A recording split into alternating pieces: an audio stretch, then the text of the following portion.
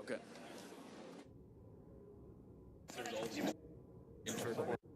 Yeas are 52, nays are 48. Nomination is confirmed.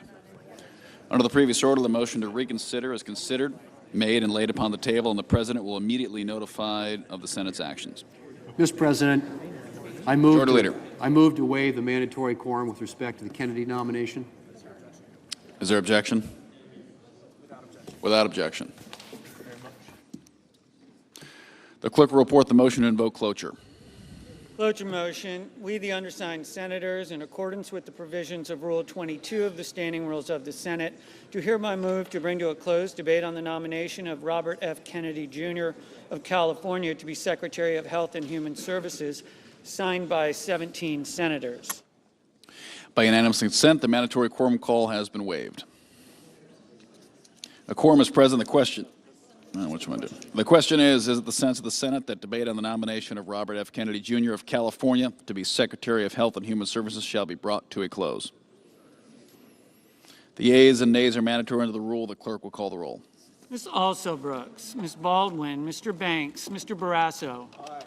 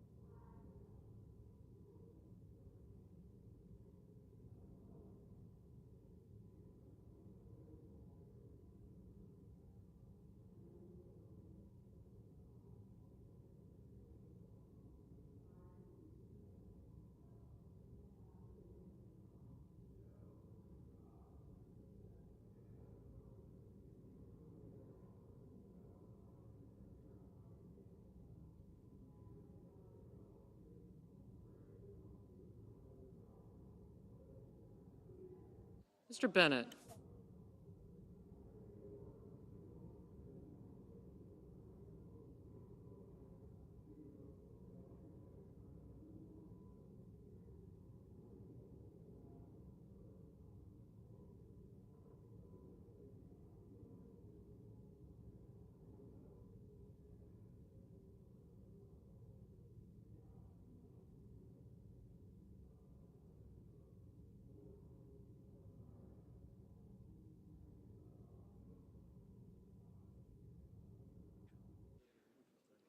Mrs. Blackburn.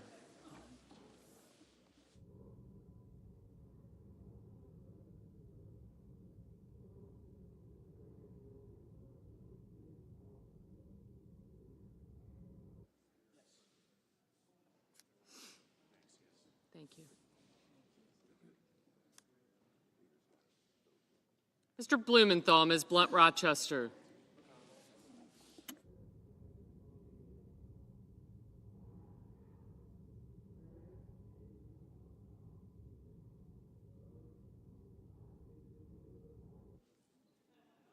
Mr. Booker, Mr. Bozeman, Mrs. Britt,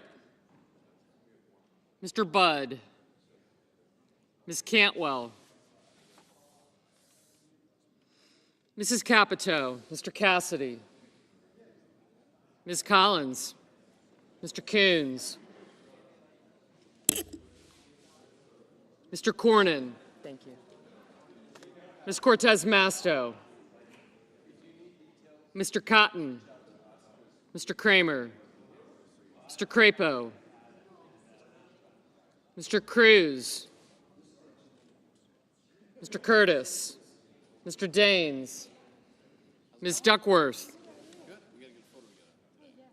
Mr. Durbin, Ms. Ernst, Mr. Fetterman, Mrs. Fisher, Mr. Gallego, Mrs. Gillibrand, Mr. Graham, Mr. Grassley,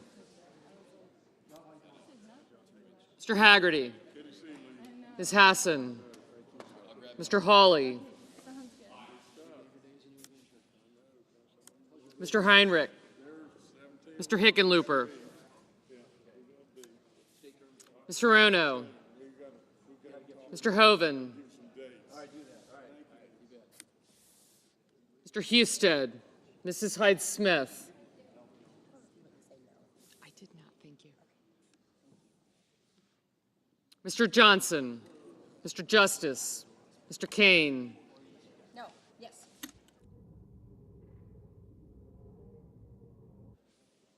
Mr. Kelly, Mr. Kennedy, Mr. Kim, Mr. King, Ms. Klobuchar, Mr. Langford. Thanks. Mr. Lee, Mr. Lujan, Ms. Lummis, Mr. Markey, Mr. Marshall, Mr. McConnell, Mr. McCormick, Mr. Merkley, Mrs. Moody, Mr. Moran, Mr. Moreno, Mr. Mullen, Ms. Murkowski, Mr. Murphy, Mrs. Murray, Mr. Ossoff, Mr. Padilla, Mr. Paul, Mr. Peters, Mr. Reed, Mr. Ricketts, Mr. Risch, Ms. Rosen, Mr. Rounds, Mr. Sanders, Mr. Schatz, Mr. Schiff, Mr. Schmidt, Mr. Schumer, Mr. Scott of Florida, Mr. Scott of South Carolina, Mrs. Shaheen, Mr. Sheehy, Ms. Slotkin, Ms. Smith, Mr. Sullivan, Mr. Thune, Mr. Tillis, Mr. Tuberville, Mr. Van Hollen, Mr. Warner, Mr. Warnock, Ms. Warren, Mr. Welch, Mr. Whitehouse, Mr. Wicker, Mr. Wyden, Mr. Young,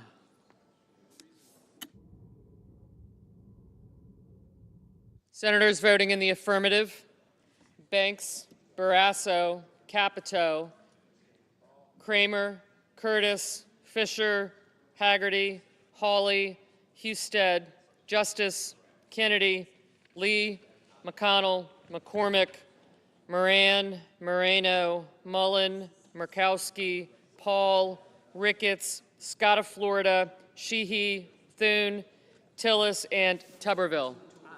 Ms. Collins, aye. Senators voting in the negative: thank you. Also Brooks, Bennett, Blunt Rochester, Booker, Coons, Durbin, Fetterman, Gallego, Hassan, Heinrich, Kane, Kim, Lujan, Reed, Rosen, Schatz, Shaheen, Slotkin, and Smith. Mr. Cornyn, aye. Mr. Cruz, aye.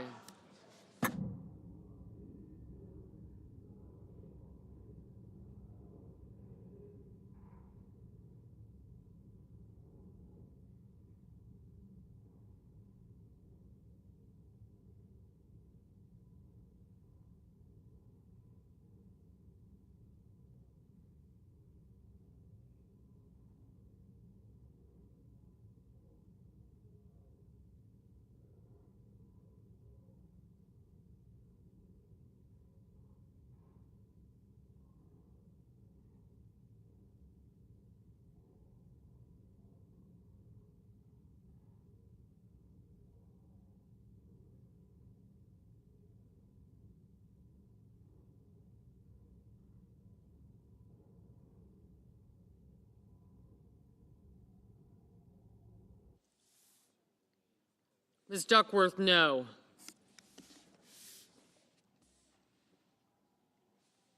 Ms. Cantwell, no.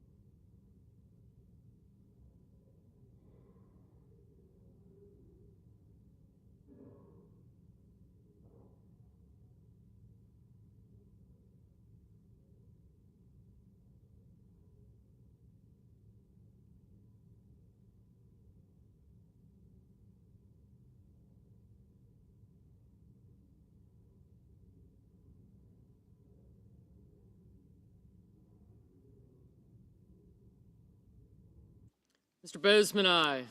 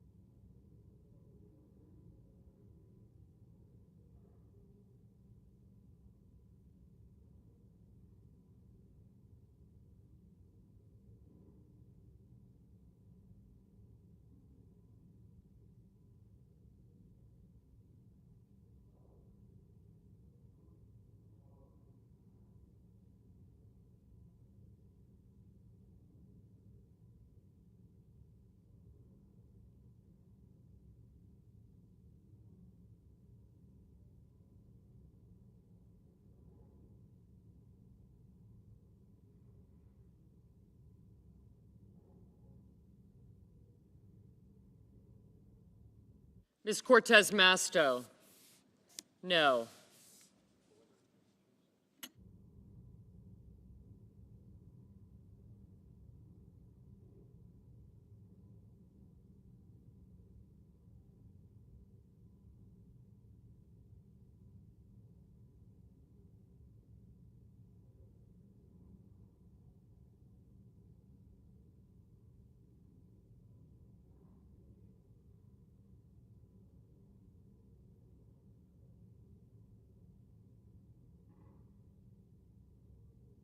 Mr. Peters, no.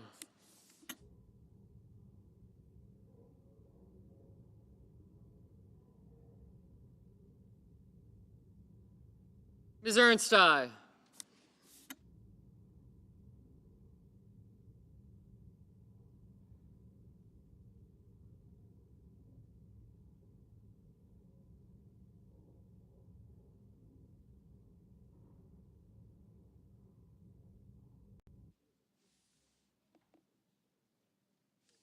Mr. Johnson, aye.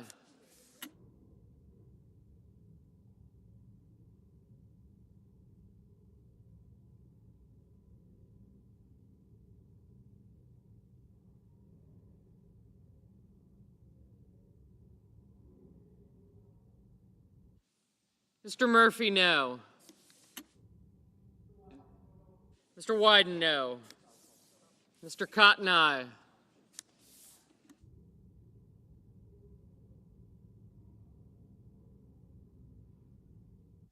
Mr. Crapo, aye.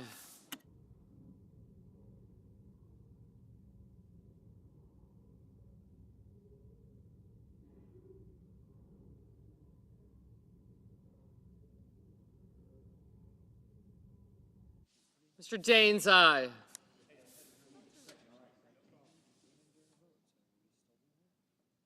Mr. King, no.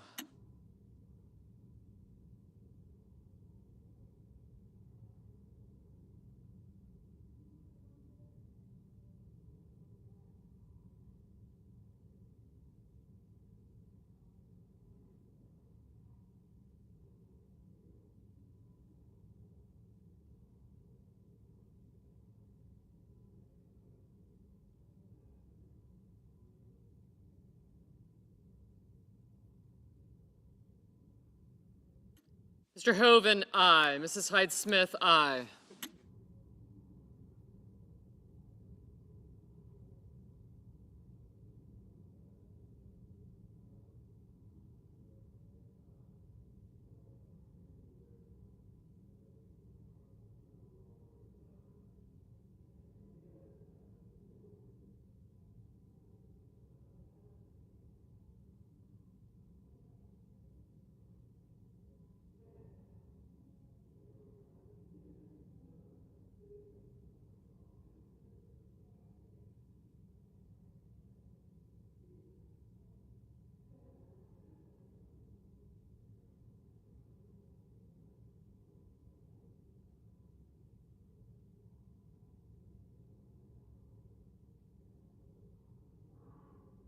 Mrs. Blackburn, aye.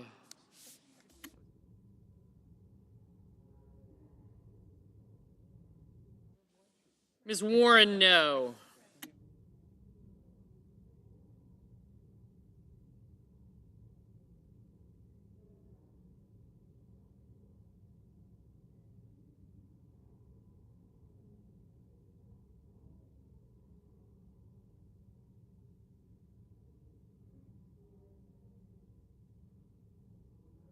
Mrs. Britt, aye.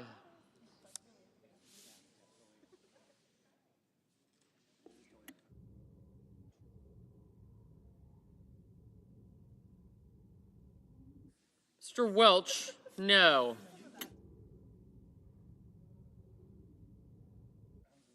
Mr. Rounds, aye.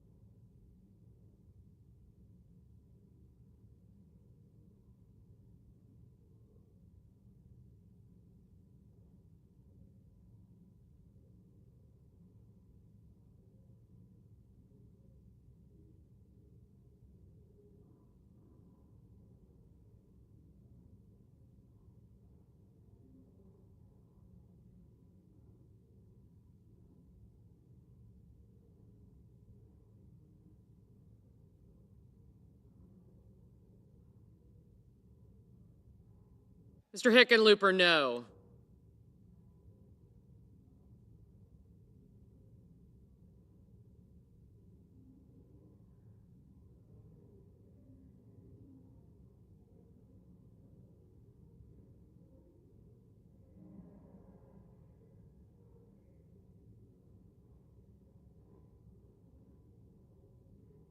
Mr. Kelly, no.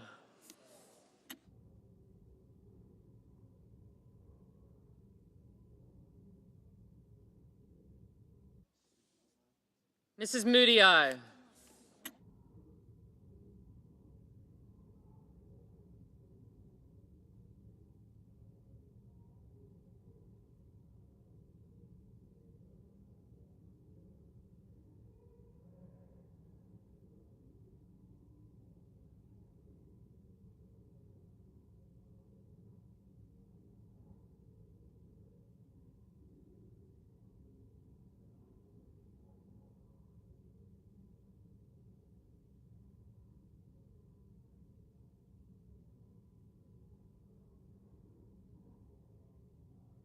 Mr. Langford, aye.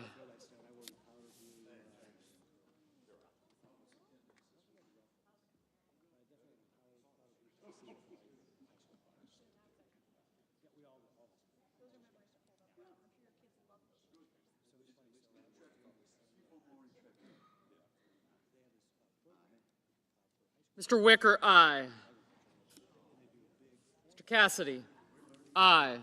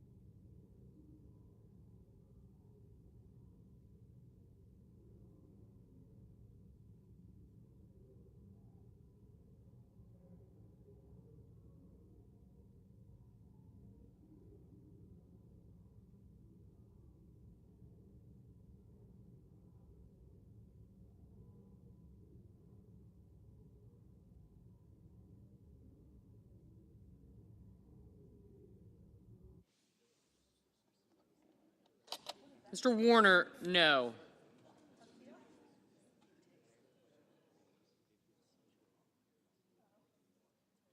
Mr. Sanders, no.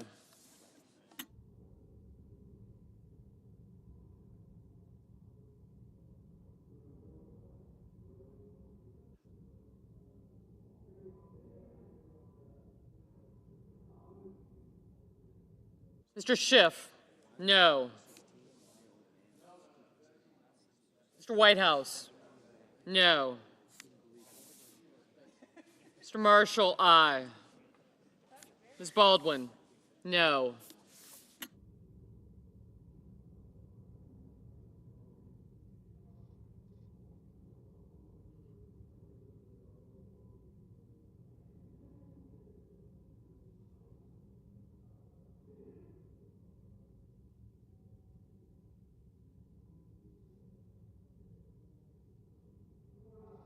Mr. Warnock, no. Thank you.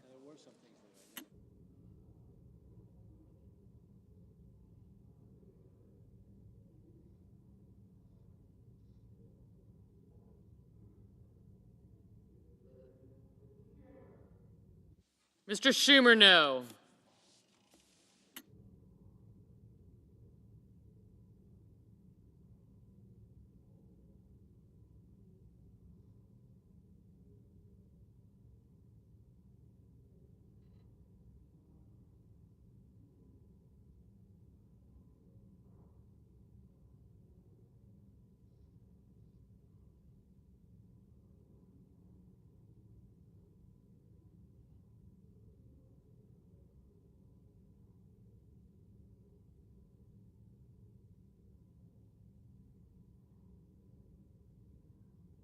Mrs. Murray, no.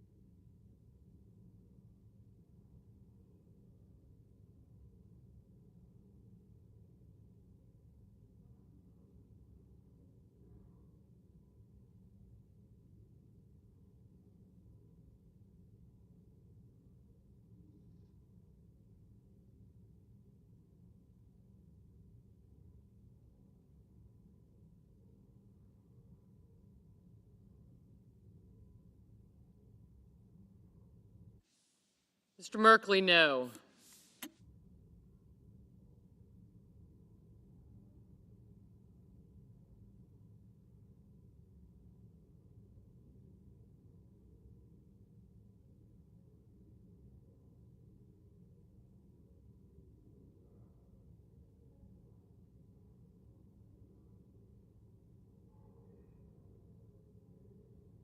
Mr. Graham, aye.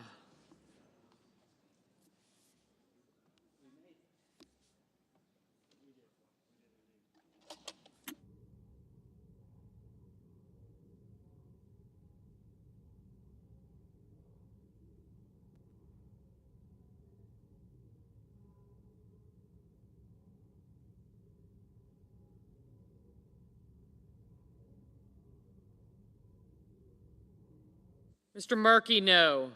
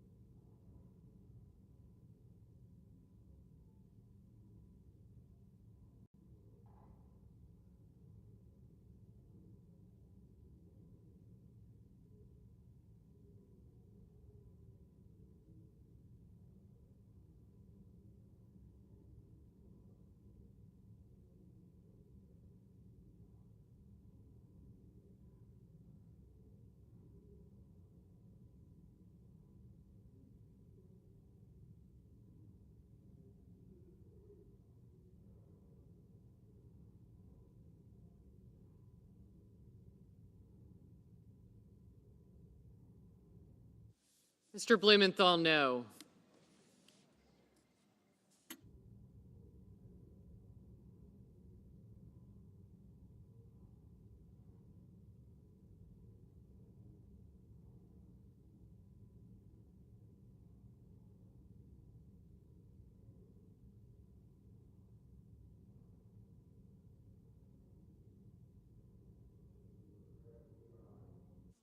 Mr. Grassley, aye.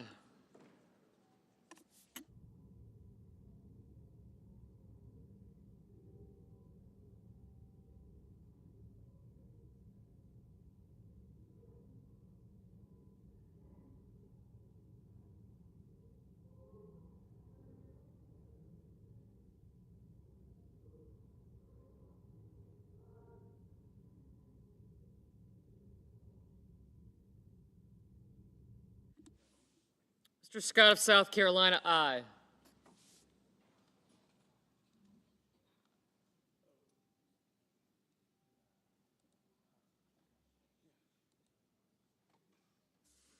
Mr. Ossoff, no.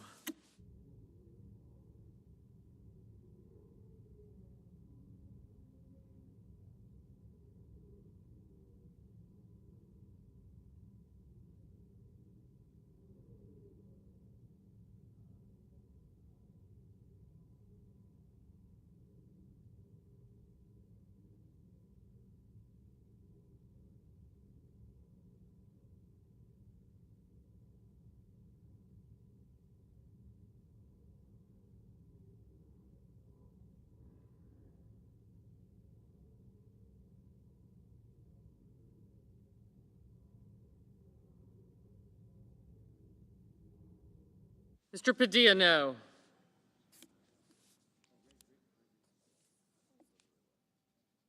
Ms. Klobuchar, no.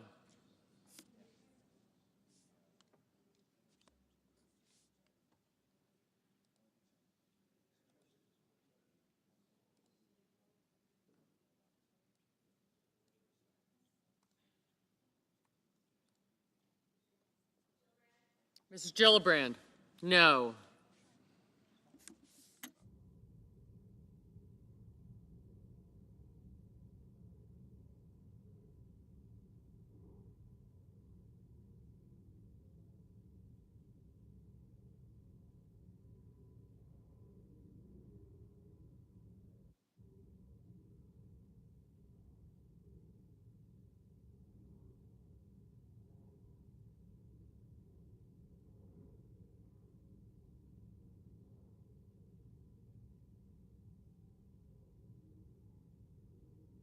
Mr. Risch, aye. Mr. Schmidt, aye.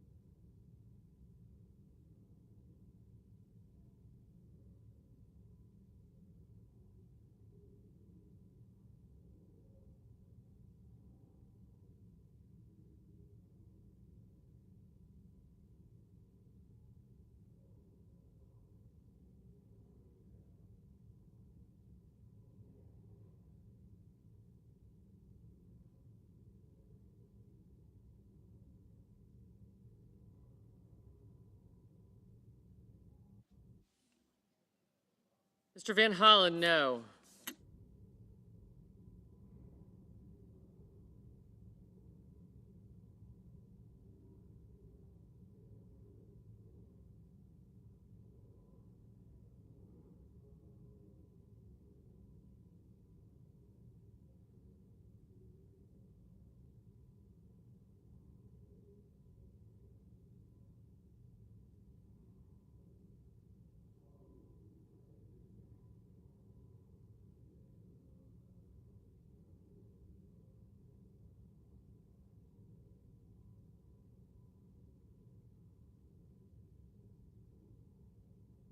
Mr. Budd, aye.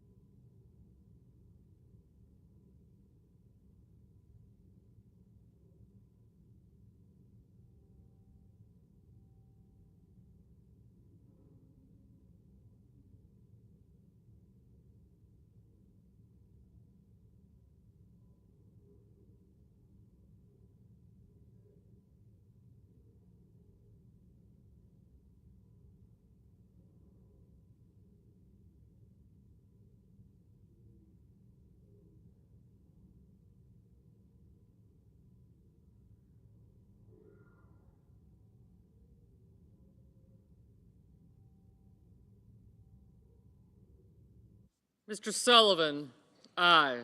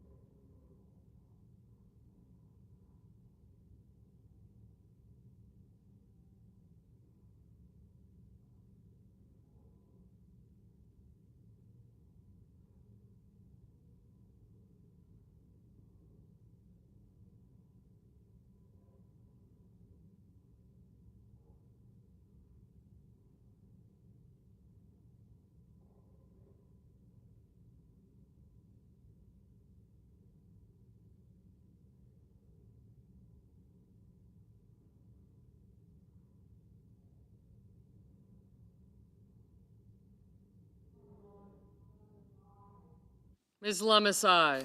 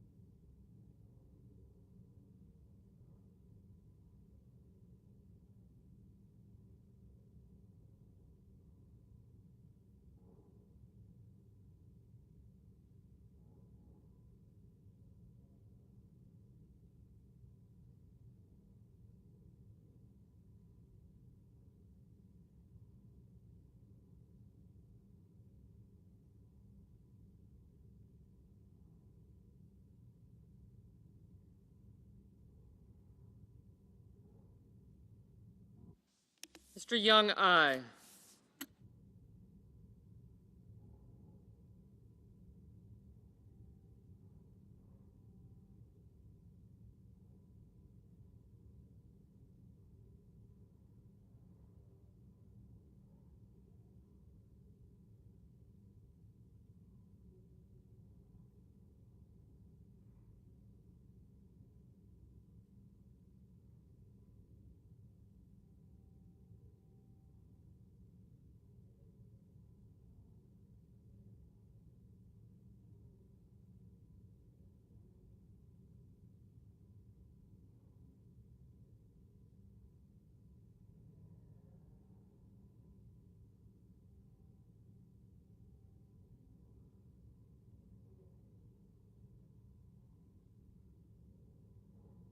Ms. Hirono, no.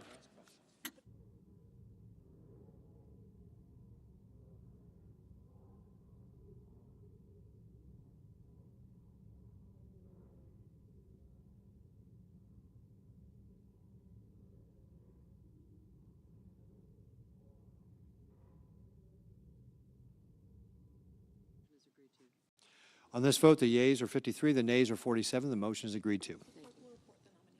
The clerk will report the nomination. Department of Health and Human Services, Robert F. Kennedy, Jr. of California to be Secretary. Mr. President.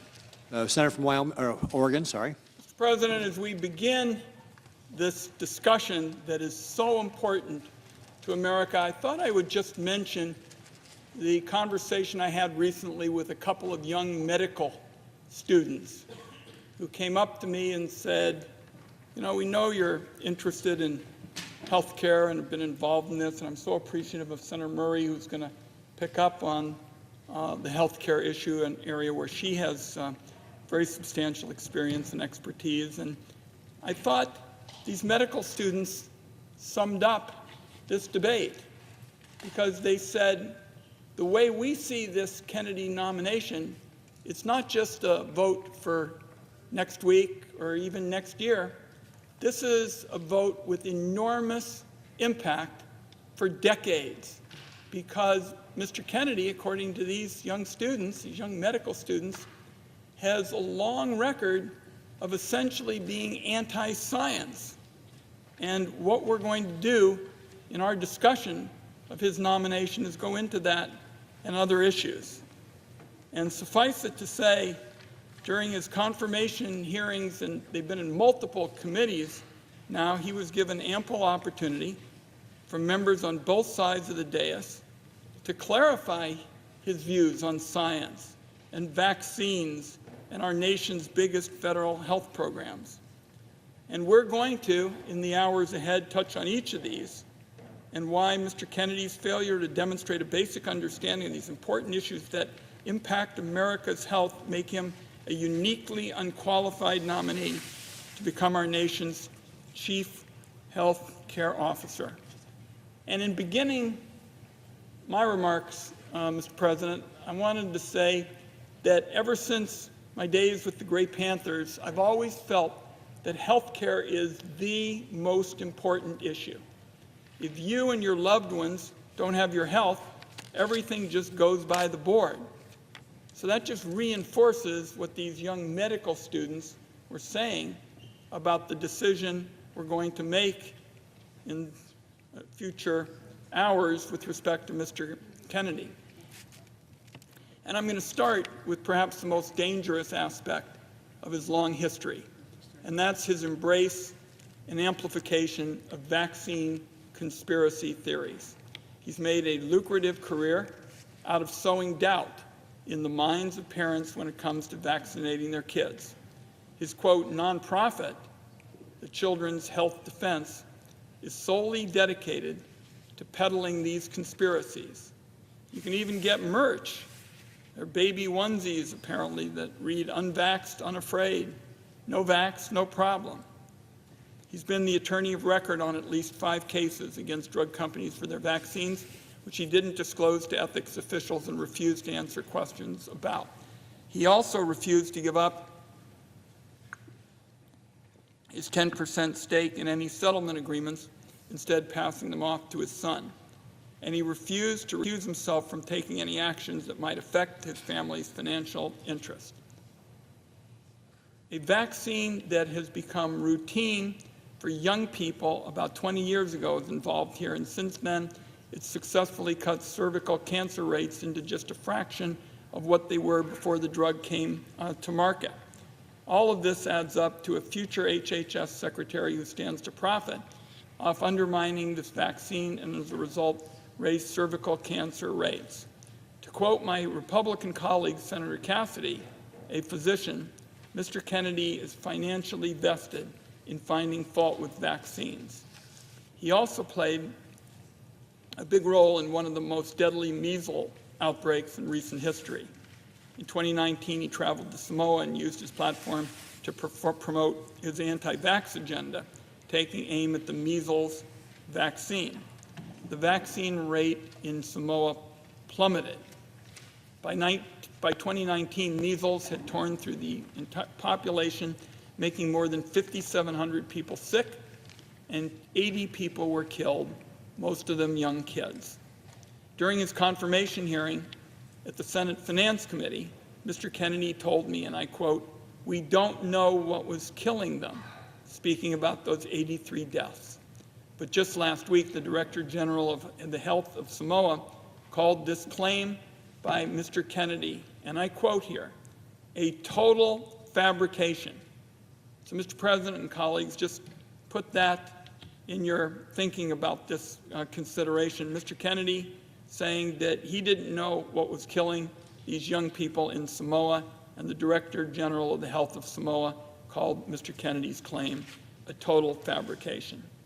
A recent analysis showed that Mr. Kennedy has made 114 separate appearances in the last 4 years where he took anti-vaccine views or spread misinformation about the efficacy of the vaccines.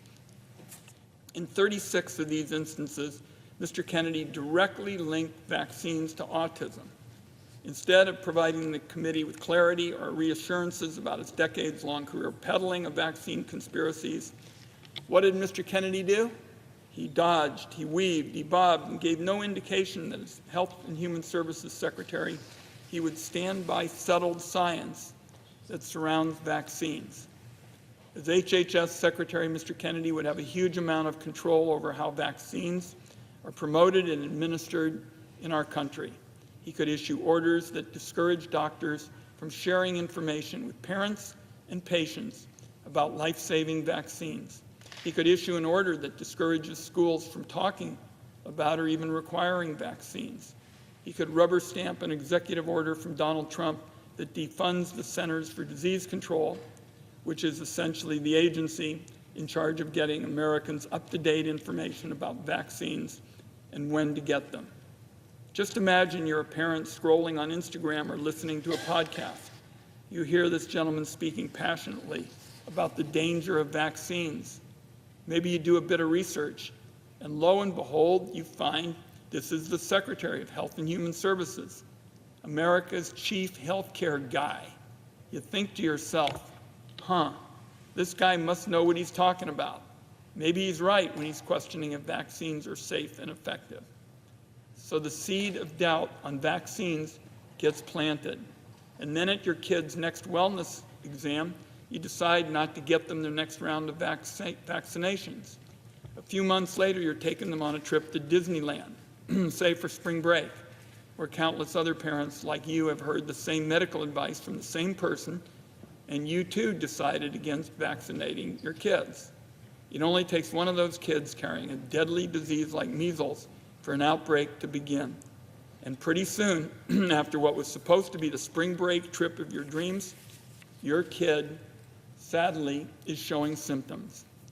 What follows then is a slew of doctor's appointments, maybe even a stay in the hospital, sleepless nights, missed days of work and school, not to mention dread and fear for your child's very well-being. Meanwhile, countless other parents around the country that went on the same trip to Disneyland are now experiencing the same exact nightmare you are. Sowing the seed of doubt in the minds of just a few people can have massive consequences for communities across the country. And it is not hypothetical. Right now, there's a measles outbreak in Texas that's sickened more than a dozen kids. The number of kindergartners showing up with an exemption for required vaccinations jumped to a record high last fall. The two facts are connected, and Mr. Kennedy and his allies can take the credit for it.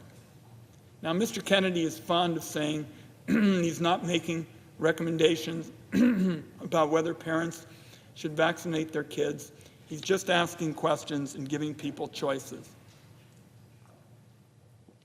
That's a slippery tactic used by conspiracy theorists to dodge any real responsibility for their words and actions, and it's absurd coming from somebody who's about to be confirmed for a job that is entirely about making recommendations. Mr. Kennedy is also fond of saying that if somebody shows him the science to prove he's wrong, well, then he'll apologize and retract his statements. But when somebody does show him the science proves him wrong, he just brushes it aside and basically will not accept it as fact. Once again, to quote my Republican colleague Bill Cassidy directly, to improve the health of Americans or undermine it, always asking for more evidence and never accepting the evidence that's there. That's why Bill Cassidy told Mr. Kennedy he was struggling with his nomination. So even Republicans like Senator Cassidy, someone I work with frequently on the Finance Committee and respect his opinion, he knows how dangerous this guy is. And it is not hyperbole to say that when Mr. Kennedy becomes Health and Human Services Secretary, if he does, and has control over how our government rolls out vaccines or make them available, I believe kids in America will die.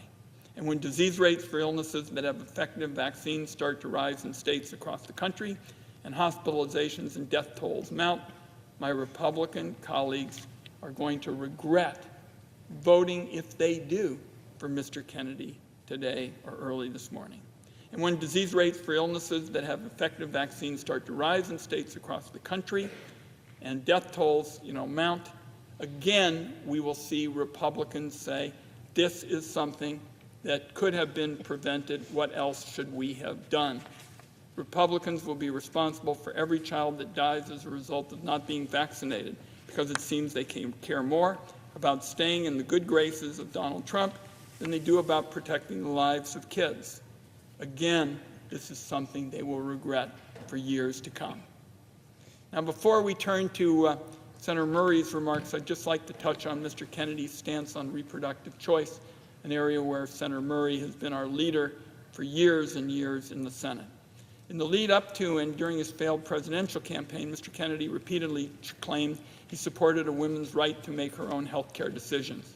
Less than a year ago, in an Instagram post on June 14th last year, he stated that he supports the emerging consensus in this country that abortion should be legal up to a certain number of weeks.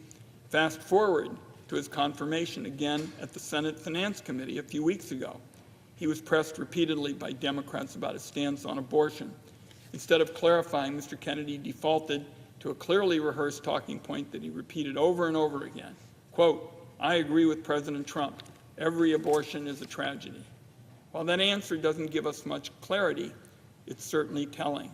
Mr. Kennedy has a long history of changing his stance on healthcare issue after healthcare issue to whatever position benefits him at the moment, as long as it earns him power or it earns him a paycheck.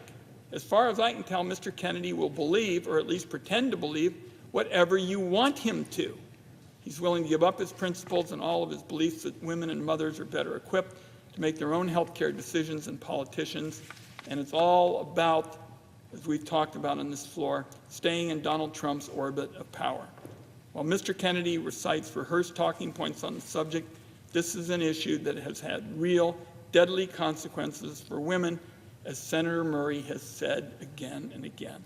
Donald Trump spent his first term packing the Supreme Court with right-wing extremists willing to rip away the reproductive freedoms guaranteed to us under Roe versus Wade.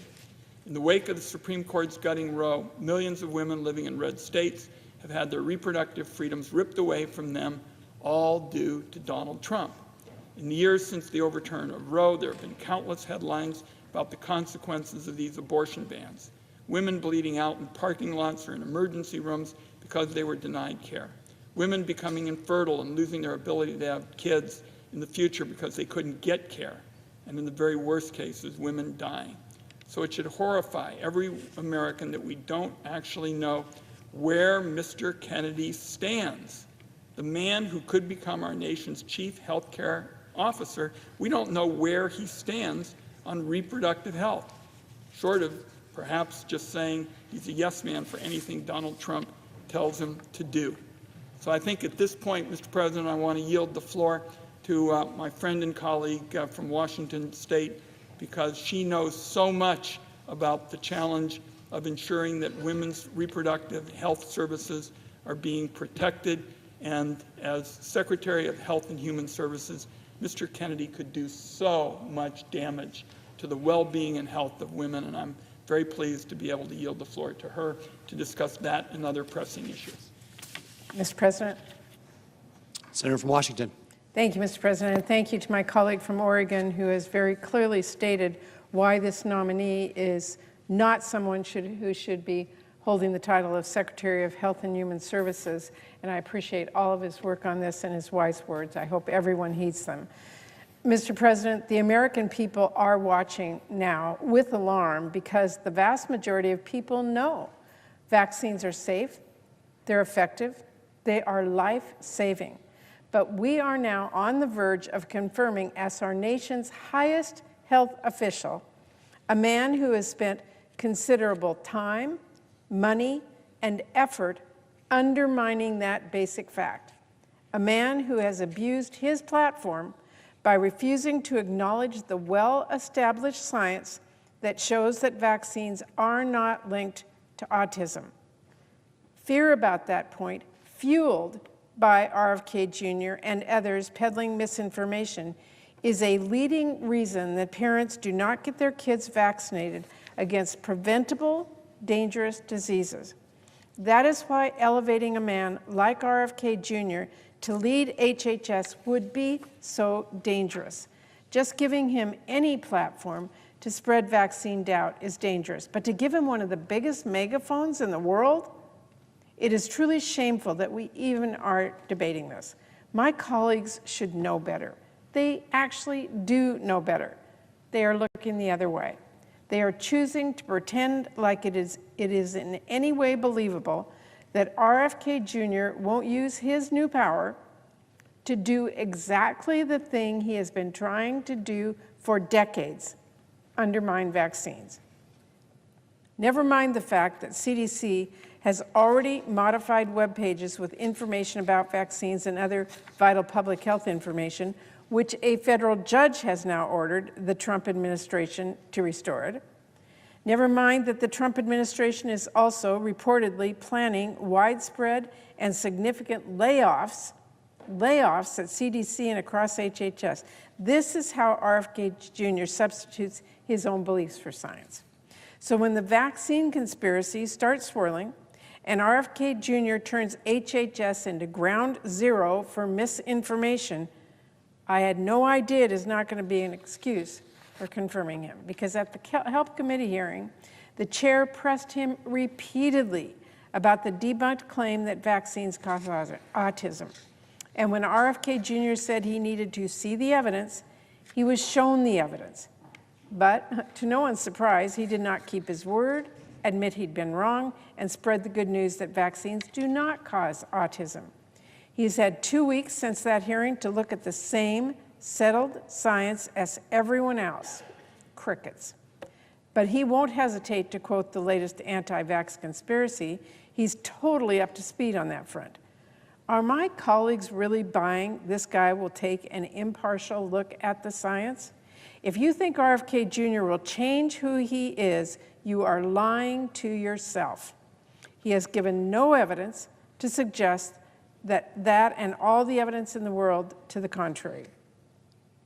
Given his long and growing track record, we cannot just pretend if RFK Jr. finally gets power to undermine vaccines, a cause he has dedicated a considerable amount of time and effort to, that he'll just give up. That is not believable. And I know I've been talking a lot about vaccines because it is so obviously alarming. But the responsibility he would have goes far beyond that. So let's break some of this down. Both the ways he could undermine vaccines as HHS Secretary and the other responsibilities that would be at stake. To start with, the CDC is under HHS. That means that the Secretary directly appoints people to CDC's Vaccine Advisory Board. That board is responsible for making recommendations about vaccines, and it is those recommendations that determine whether or not certain vaccines have to be covered by insurance. So simply put, changing those recommendations will change what vaccines millions of Americans, including kids, will be able to get from their healthcare provider. If he is confirmed, there would be nothing stopping RFK Jr. from firing the entire board and replacing them all with vaccine skeptics. After all, he has said many times and in many ways, he thinks CDC is corrupt and bought by pharma, as usual, by the way, without any evidence. RFK Jr. would also oversee the Food and Drug Administration. That is another agency he has repeatedly tried to discredit and attack, where he says he plans to fire hundreds of scientists on day one, and an agency that plays the crucial role of making sure our drugs and our treatments, including vaccines, are safe and effective when we purchase them. Not only would Mr. Kennedy have a key perch from which he would undermine vaccines on a scale like never seen before, he could also use that platform to peddle quack treatments, no basis in science. RFK Jr. would also have jurisdiction over NIH.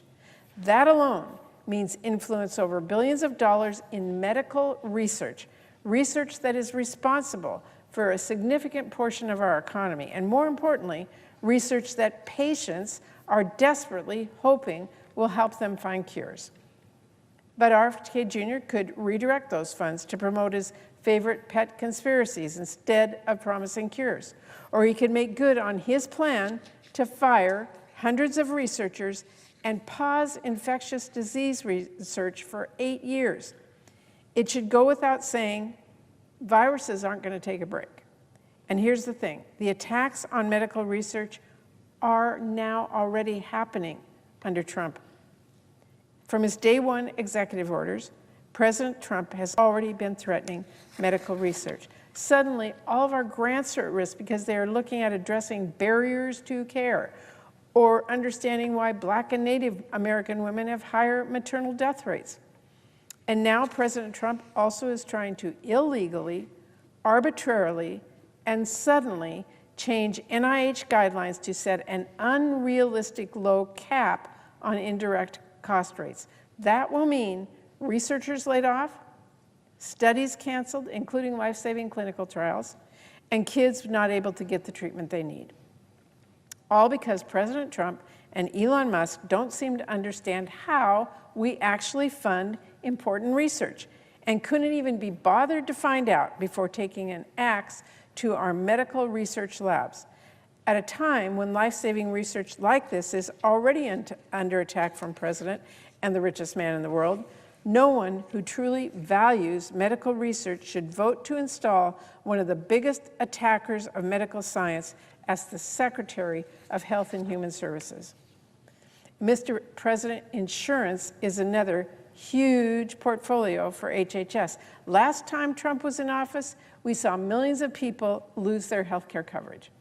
The uninsured rate went up after years of hard-won progress.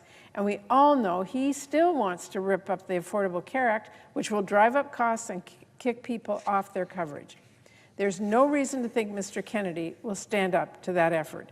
Indeed, there is no reason to think he has the experience and understanding of the system to actually do so.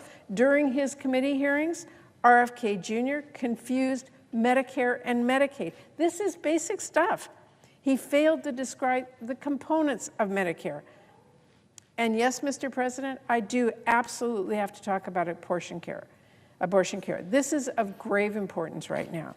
In his hearings, not only did RFK Jr. confess to having no real understanding of EMTALA, that is a law which requires patients have access to life-saving emergency care, including, in some cases, abortion care.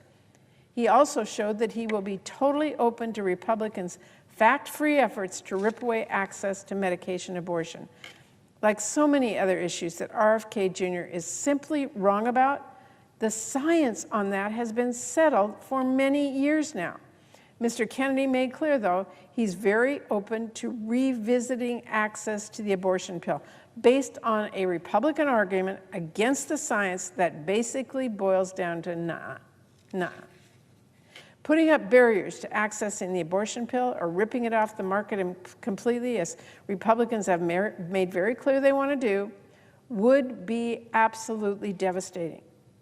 And let's not forget about pandemic threats. The lies that RFK Jr. spread during the last pandemic already make clear he is not the man to do this job. But if that weren't enough, when there was a pandemic threat response planning session for this new administration, he skipped it. He didn't go. It would be almost comical if this wasn't so serious. Mr. President, everywhere you look, everything about this nominee is so concerning. We cannot take this man at his word, something he has changed and gone back and forth on time and time again, but we can take him on his record, which is that he has consistently undermined vaccine confidence. And by the way, note, he profited from that. And we can take the threat of what he might do seriously, especially given the alarming things that are already happening. If RFK Jr. gives you his word of honor that he won't freeze research, guess what? We're already seeing the Trump administration totally upend medical research.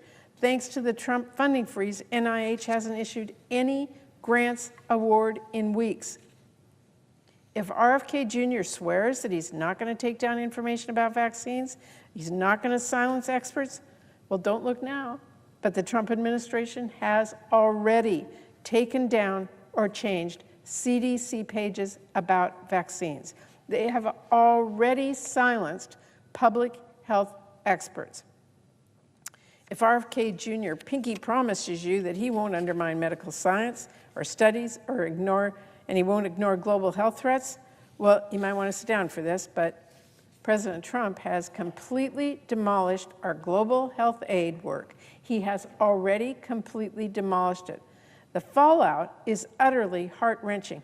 Already we know of a woman who died because the USAID-supported hospital she went to for oxygen was forced to discharge her because they got a stop work order from the Trump administration. It's not clear if she was the first death caused by Trump's complete freeze, but there is no question she will not be the last.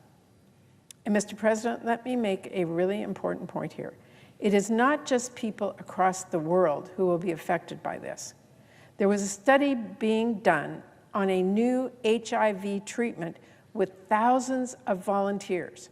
Study being done, already having 1,000 volunteers doing the treatment. But now, without their regular injections, which are cut off by Trump's move, There's going to be too little of the drug in their system to protect those people from HIV, but enough of the drug that if they contract HIV, it could mutate to become drug resistant. So for all the absolutely unhinged conspiracies we've heard about medical research from RFK Jr. and the like, where is the concern of this actual risk in this actual study happening right now, all because President Trump cut off foreign assistance? RFK Jr. has been silent about that risk, silent about how wrong that is. And so even as he is making these empty promises on one hand to some of our colleagues, he's already standing by as President Trump breaks them on the other hand. Oh, and here's one more. If RFK Jr. says he's going to consult you on healthcare personnel, please do not be fooled. Look, I don't know why my colleagues need me to tell them this. I like to think we have some pretty smart people around here. But this vote, RFK Jr.'s own nomination, this is your consultation on healthcare personnel, not some made-up promise for later. This is the point you have the most power. Whatever he might say, you don't get to choose who RFK Jr. will appoint to this or that. Heck, he doesn't get to choose who President Trump appoints. The decision you get to make, all of us on this floor get to make, is the decision before us right now. You get to choose who you vote to confirm, and you will have to live with that decision. And if you ignore the warning signs and confirm RFK Jr., then when the wheels fall off the wagon, you may try to tell yourself you were lied to, but you knew who you were dealing with. You knew who you were dealing with. You knew what he said before and what he has refused to say. You had all the knowledge you needed to do the right thing. I cannot tell my colleagues enough, this is not a game. This is not a political role without consequence. The health secretary has real power over whether Americans can get basic information and care that impacts whether they live or die. As I have tried to drive home throughout this process, vaccines save lives. That is not a question. It is not a slogan. It is a fact. If when parents look to you, worried about their newborn, wanting to do what is best for their baby, and trusting your advice as a public health leader, if you cannot tell them the same truth that centuries of science and experience tells us, which is that vaccines are safe and effective and life-saving, then you have absolutely no business leading the Department of Health and Human Services, none. And so just as I did at the hearing, I want to warn all of my colleagues, by merely voting to confirm Mr. Kennedy, we would be telling our constituents he's worth listening to on vaccines. That alone will get people killed before he even lifts a finger, because he does not even need the levers of power to get people killed. All he needs is that megaphone to affirm his views. By voting to confirm him as our highest health official, let's not mince words about what that will mean. When babies die from whooping cough because parents weren't sure if the vaccine was safe, will you be able to look them in the eye? When the flu sweeps our nursing homes, when measles sweep through our communities, will it be worth it? Mr. President, I will end on this. I'm sure there are plenty of members who know perfectly well just how dangerous it would be to confirm RFK Jr. They don't need to hear it from me. In fact, some of them even know the danger better than I do. But here's what I do know. Conscience is a muscle. Courage is a muscle. The less you use them, the more they fade away. So if my colleagues are feeling the pressure from President Trump, or if they're feeling the weight of the richest man in the world on their backs on this vote, I would warn them. This will certainly not be the last test we face here in the Senate. Giving into this pressure now won't make it go away. It won't soften the pressure you face later, and it will not strengthen your resolve when the stakes are higher. It will just show pressure works. If you do not draw a line somewhere, you will cross every line you could ever imagine. You will be pushed further and further into accepting things you thought you never would, things you thought you never could. I think most of my colleagues know what really is at stake here. I think most of my colleagues know what sort of man RFK Jr. is and what sort of damage he could do if he's confirmed. There are political realities, we all get that, but there is also right and wrong. There's fact and fiction. There's people staying healthy and people dying pointlessly, kids dying pointlessly from diseases that we can prevent because they thought Congress took its job vetting our health care secretary seriously. So, Mr. President, I urge my colleagues to show some courage. I urge them to show some conscience.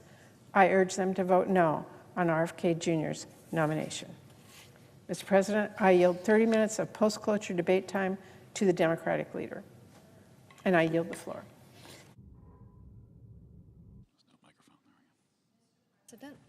Senator from Tennessee. Thank you, Mr. President. I find it so interesting how people are watching so closely to see what this administration does. And I've been so pleased to see that the polling shows by an overwhelming amount, 70% of the American people agree with how President Donald Trump is carrying out his job, getting things done for the American people, things that they voted to see done. And he is keeping those promises. Now, when we look at the issue of illegal immigration, we see that in his first weeks back in office, what he has done at the top of his to-do list has been to take action to secure this border. The numbers that we are seeing, how they have dropped with the number of encounters, with the number of gotaways. This is encouraging. The message is out there. The U.S. is going to protect and defend its sovereignty. We are going to protect and defend our people. That is important, and we are seeing it. Now, the president has taken some executive actions that have yielded results. By executive order, he restored the Remain in Mexico policy. He restarted the border wall construction, which, by the way, Mr. President, this is something the Border Patrol has told us not for just a few years, but for decades. We need a border wall. That's where the phrase, build the wall, came from. It came from people that are down there every day protecting this country from harm.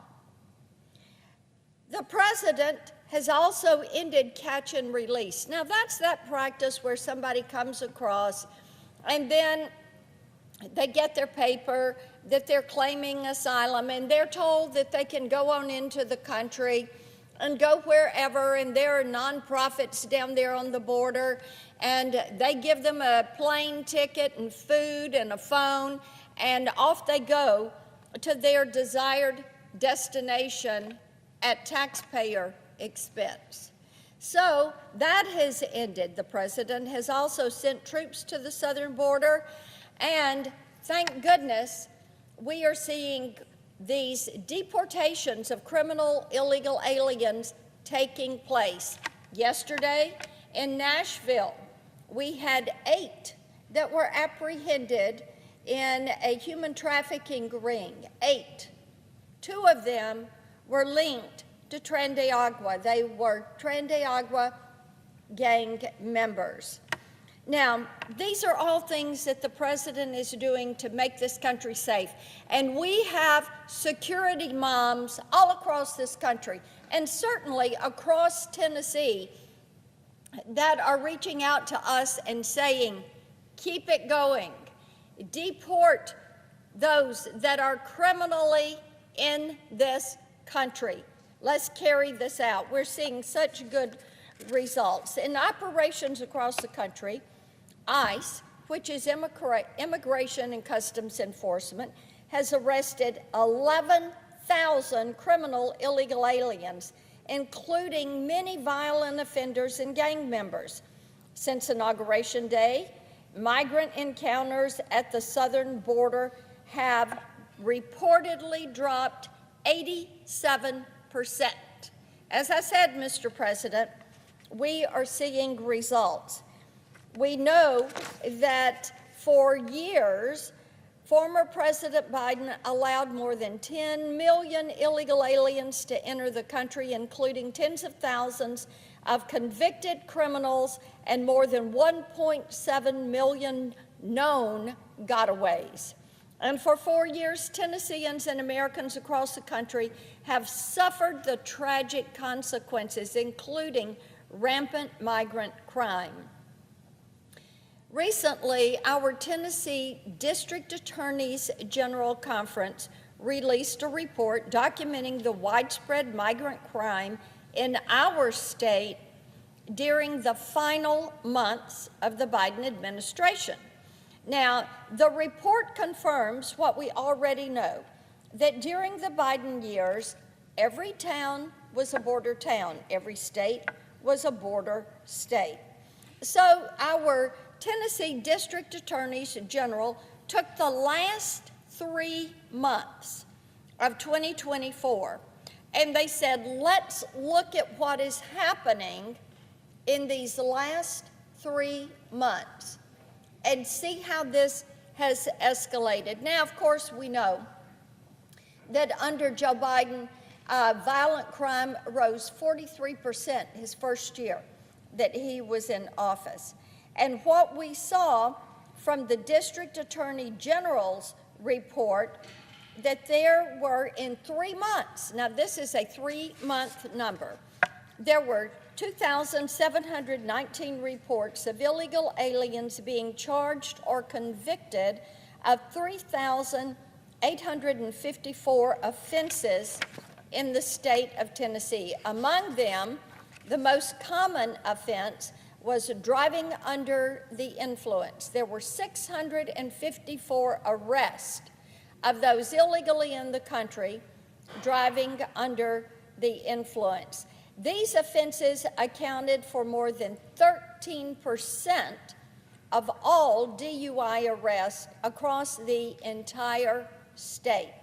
And this problem is a big reason why last year my Republican colleagues and I introduced the Protect Our Communities from DUIs Act. This bill would automatically deport any illegal alien who is charged with driving under the influence. Mr. President, as I have gone across our state, in each of our 95 counties, which I visit every year, into each of these counties, I have heard from law enforcement, from police chiefs, from sheriffs, that these DUIs are such an incredible problem, and the number that are committed by those illegally in the country. Now, over this same 3-month period, illegal aliens committed hundreds of violent, heinous crimes, 154 instances of domestic assault, 80 of aggravated assault, 21 convicted of child abuse, 9 of statutory rape, 8 of sexual exploitation of a minor, 7 of vehicular homicide, 4 of murder, 3 of rape of a child, and the list goes on and on. As I said, over 2,700 illegally in the country that were convicted of more than 3,800 crimes. Disturbingly, these numbers are likely an undercount. Only 73 of Tennessee's 95 counties reported data to the District Attorneys General Conference. Under Biden, national data showed that illegal aliens were pouring in from countries all over the world, and the Tennessee Migrant Crime Report also reflects this. There were 92 unique countries of origin from Mexico and Guatemala, Jamaica, Romania. Here's the bottom line. Because of Joe Biden's open border policy that was supported by far too many of my Democratic colleagues, Thousands of crimes were committed by thousands of criminal illegal aliens in the state of Tennessee over just a 3-month span. And this, my colleagues, is just one state. This is my state. But we know this is happening in communities all across this country. More than anything, the report underscores the importance of President Trump's mass deportations, which are underway. There are many ways that Congress can support these efforts. My CLEAR Act, which I've talked about many times on the floor, would ensure state and local law enforcement officials have the tools to help the federal government deport criminal illegal aliens. This is crucial, especially when you've got far-left leaders like the Chicago mayor refusing to turn over criminal illegal aliens to federal custody. Now, General Bondi is suing these sanctuary cities for allowing criminal illegal aliens who have no right to be in our great nation to harm Americans. And thank goodness she is being tough on crime. I've also introduced the Preventing Violence Against Women by Illegal Aliens Act, which would allow the deportation of illegal aliens convicted of sexual offenses or domestic violence. Any illegal alien who commits these heinous crimes should be removed from the country immediately, and I encourage all of my colleagues on each side of the aisle, support this. And my Container Act would ensure that border states like Texas have the legal authority to place temporary barriers on federal land to help stop the flow of traffickers, drugs, and criminals coming across the border. There are thousands of criminal illegal aliens residing in Tennessee and across the country. We should be using every resource at our disposal to remove them from our country. In many ways, the bills that I've mentioned would help President Trump to get the job done. I yield the floor.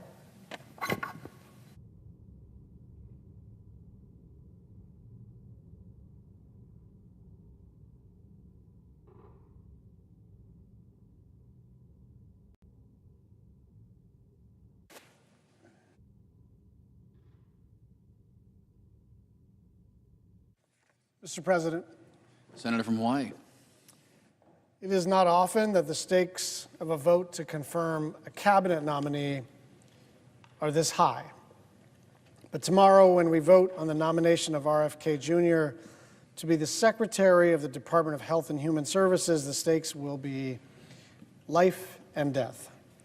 Mr. Kennedy, in his words, but more importantly in his actions, has proven over and over again that he is a unique danger to society.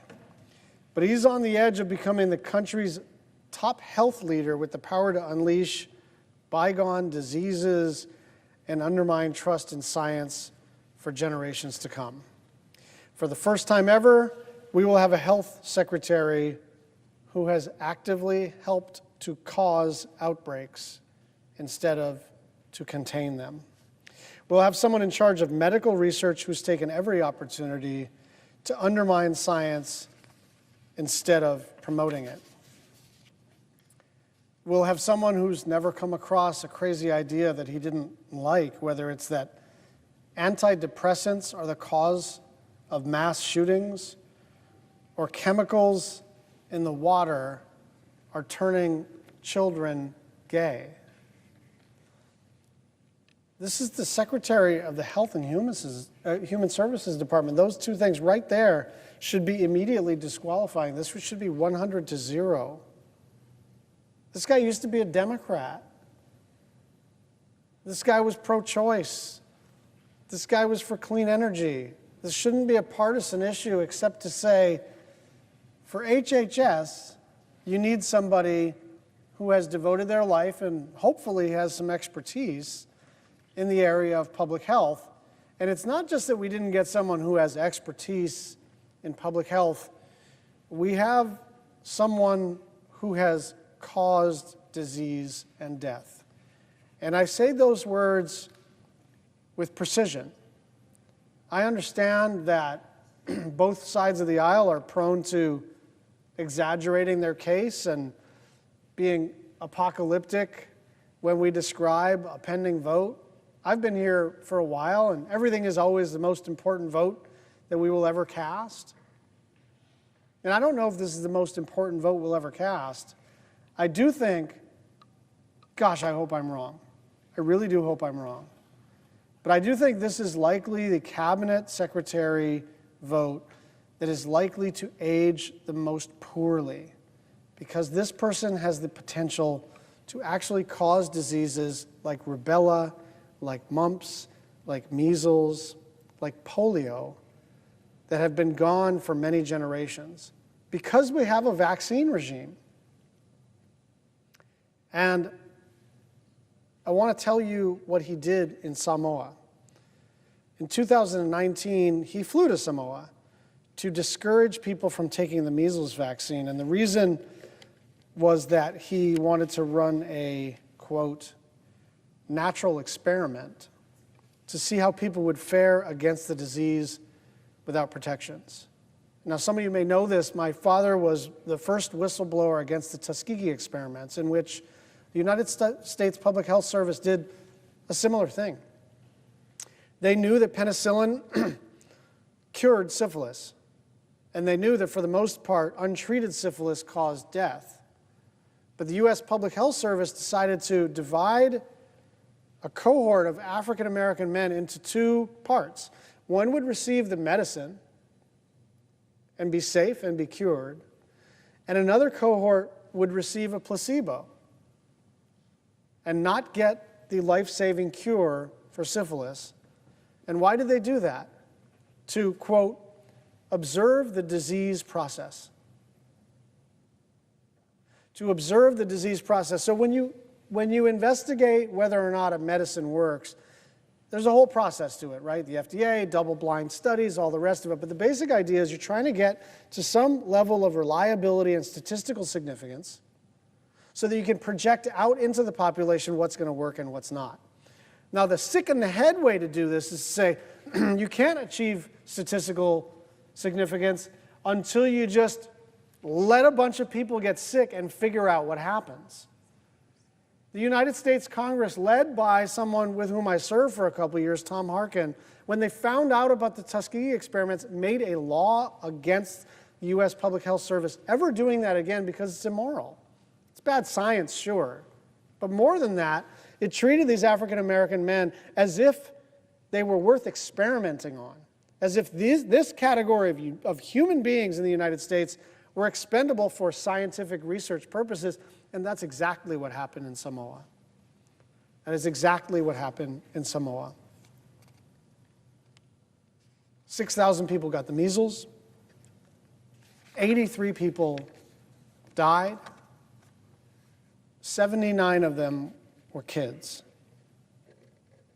It is so chilling to contemplate the idea that someone as recognizable as a Kennedy would fly across an ocean to a small developing country and basically tell everybody, be afraid of this life-saving medicine. And it's not like he did that once and said, I'm sorry, I misunderstood, or I'm being misunderstood.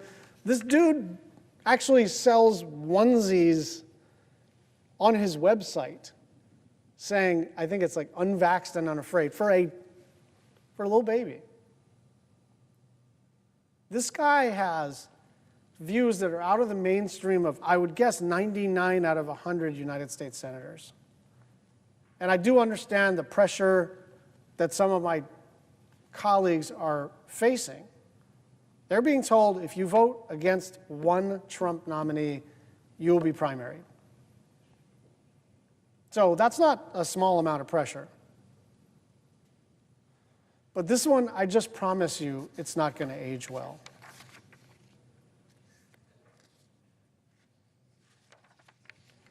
Some of my colleagues are expressing reservations in private. And I think that's better than not expressing any reservations at all. And some of them are getting private assurances from Mr. Kennedy that he does not, in fact, hate all vaccines. He just wants to answer questions and all the rest of it. I am not reassured. I think this person has demonstrated over a pretty long career that he says whatever is convenient in the moment, right? This is like an unreconstructed, he's Kennedy. He was running for president in the Democratic primary, and now he's a Trump guy like 10 months later. What does that mean? It means he's got no core values, right? Like there's just no way to go from over here to over here politically in such a short period of time, except that he was offered something, and he was offered this job. And why does he want this job? Because he's got a very specific view about public health. And I just want to make one other point. The problem of our food system, right?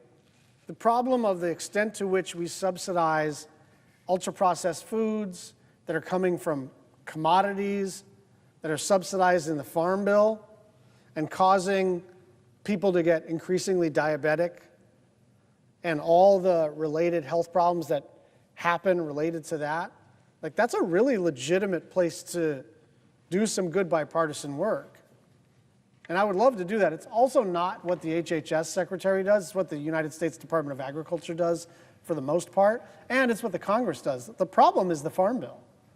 The problem is you get what you subsidize. And we are subsidizing all the corn products and all the soy products and all the sugar products that go into the lab-tested, extra delicious, extra bad for you, extra addictive stuff that is making us all, even though we're the wealthiest country in human history, a very unhealthy country. And so if that's all this guy we're working on, you could count me in. But if your idea of public health has to do with healthy food, has to do with prevention, has to do with understanding that our food system and our agricultural system and our USDA and our Farm Bill process is essentially broken, you don't actually have to purchase this kind of crazy, evil stuff. You just don't. You don't have to do it. There's lots of good people on the food system side you can work with, work for, cheer on, organize with. But this man is going around, he's not talking about the COVID vaccine. He's not talking about whether or not it's appropriate to require masks in public, where Democrats and Republicans are like still arguing about stuff like that. He's talking about stuff that, like, if you're a parent and now you don't know whether when your kid goes to school, they've reached herd immunity for stuff that is like way, way, way generations back in the rearview mirror. And so I don't know if this is going to mark one of the most important public health moments in American history, but I can't think of another time where we actually have the technology, we have the medicine, we have the science, we have the distribution system, we have the public infrastructure to keep people safe. And we just decide by a vote of 53 to 47 to make people unsafe. So Secretary of Defense, DNI, all these are important. Treasury, every cabinet position is important. It's going to be a little more challenging to know whether your vote is vindicated in the sweep of history. I think this guy is going to age very poorly in the job, because I think we are going to see bad public health outcomes very, very shortly. This really is a matter of life and death. And I understand. What I have learned over the last 10 days is if Republicans are going to display courage, it's not going to be on the cabinet. There are a few that have voted, not with their party, but for the most part, like, they're in line and Trump is going to get his cabinet. But let this be a marker for everybody. Let today be a marker for everybody. Even if you voted for Trump, if you didn't vote for Trump, if you're not a voter, it doesn't matter. If you think it's a good idea to leave all of these diseases in the rearview mirror, then this is a very, very bad person to have running the Department of Health and Human Services. I yield the floor.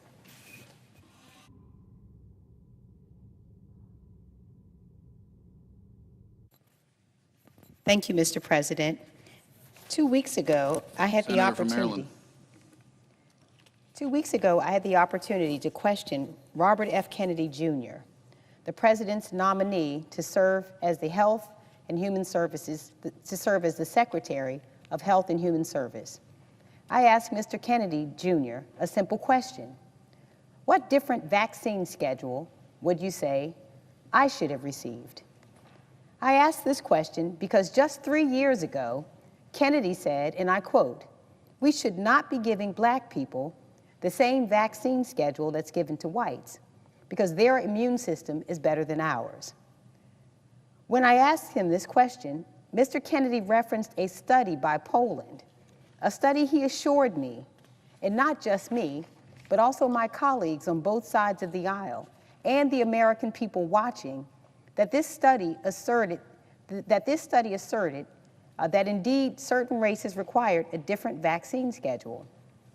That was a lie. In fact, the study's own authors stated the data doesn't support a change in vaccine schedule based on race. Mr. Kennedy's response was damning, and his response was dangerous. And so I followed up following the hearing with a letter and with questions I wrote to Mr. Kennedy.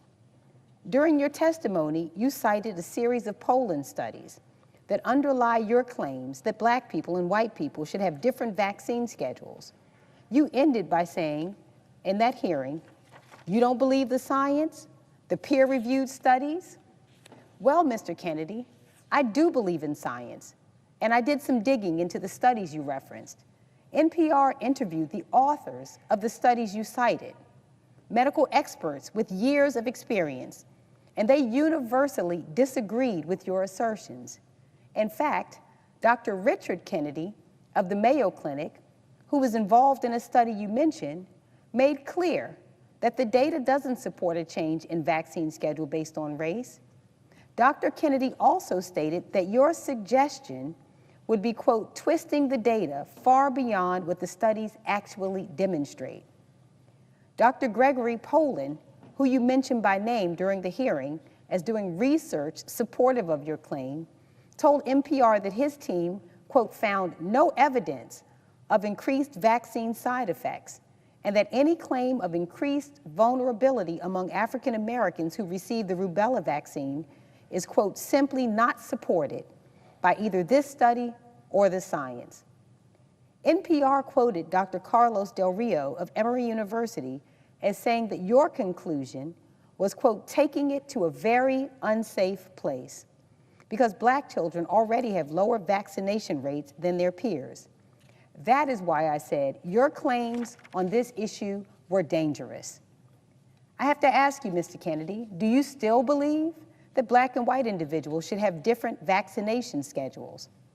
Now, you should think that the man who wants to serve as the Secretary of Health and Human Services, the man who wants to be tasked with the mission of HHS, which is improving the health, safety, and well-being of America, would provide a thoughtful and nuanced response.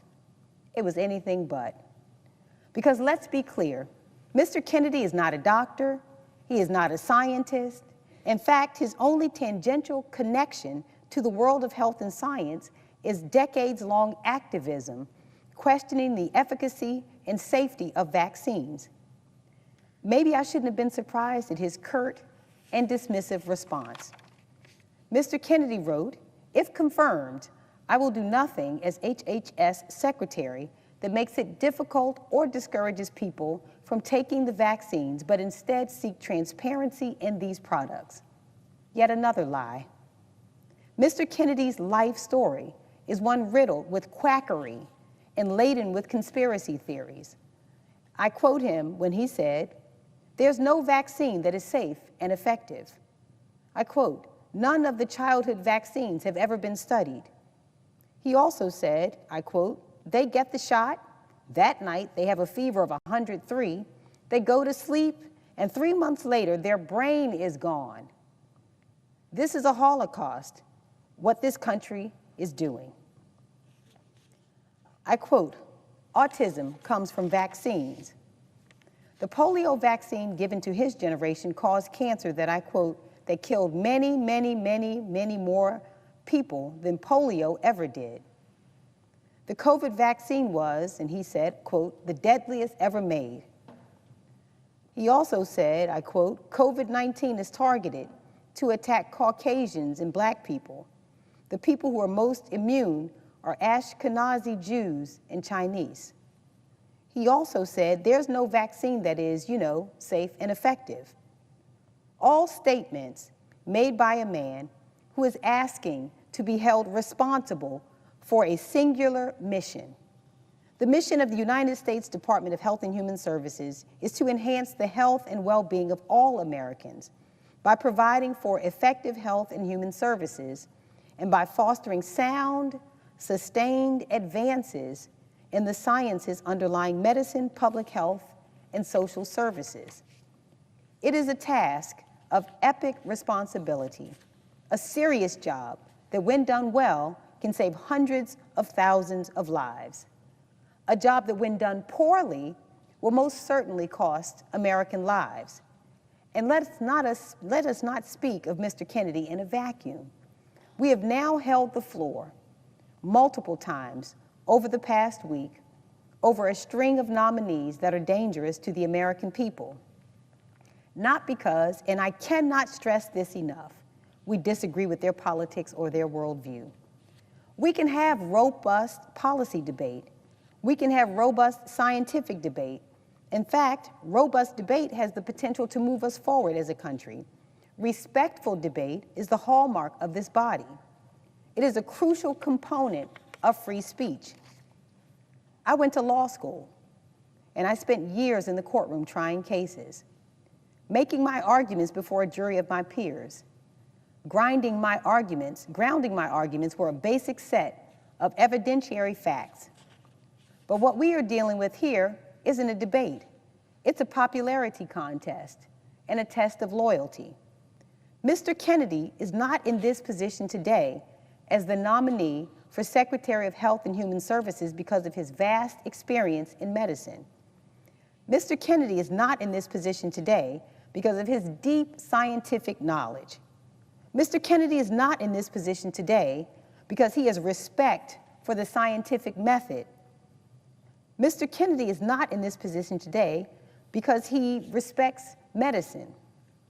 Mr. Kennedy, like many of his fellow nominees, is in this position today because of his deep loyalty to the President of the United States. What makes our job increasingly difficult as members of the U.S. Senate is that we have the duty to advise and consent, and it isn't just a privilege of this chamber, it's a responsibility to speak for the people of our state as well as the American people as we evaluate the qualifications, the experience, and the temperament of a president's cabinet nominees. What is happening on the part of my Republican colleagues is not advice and consent. The sole qualification being assessed is loyalty.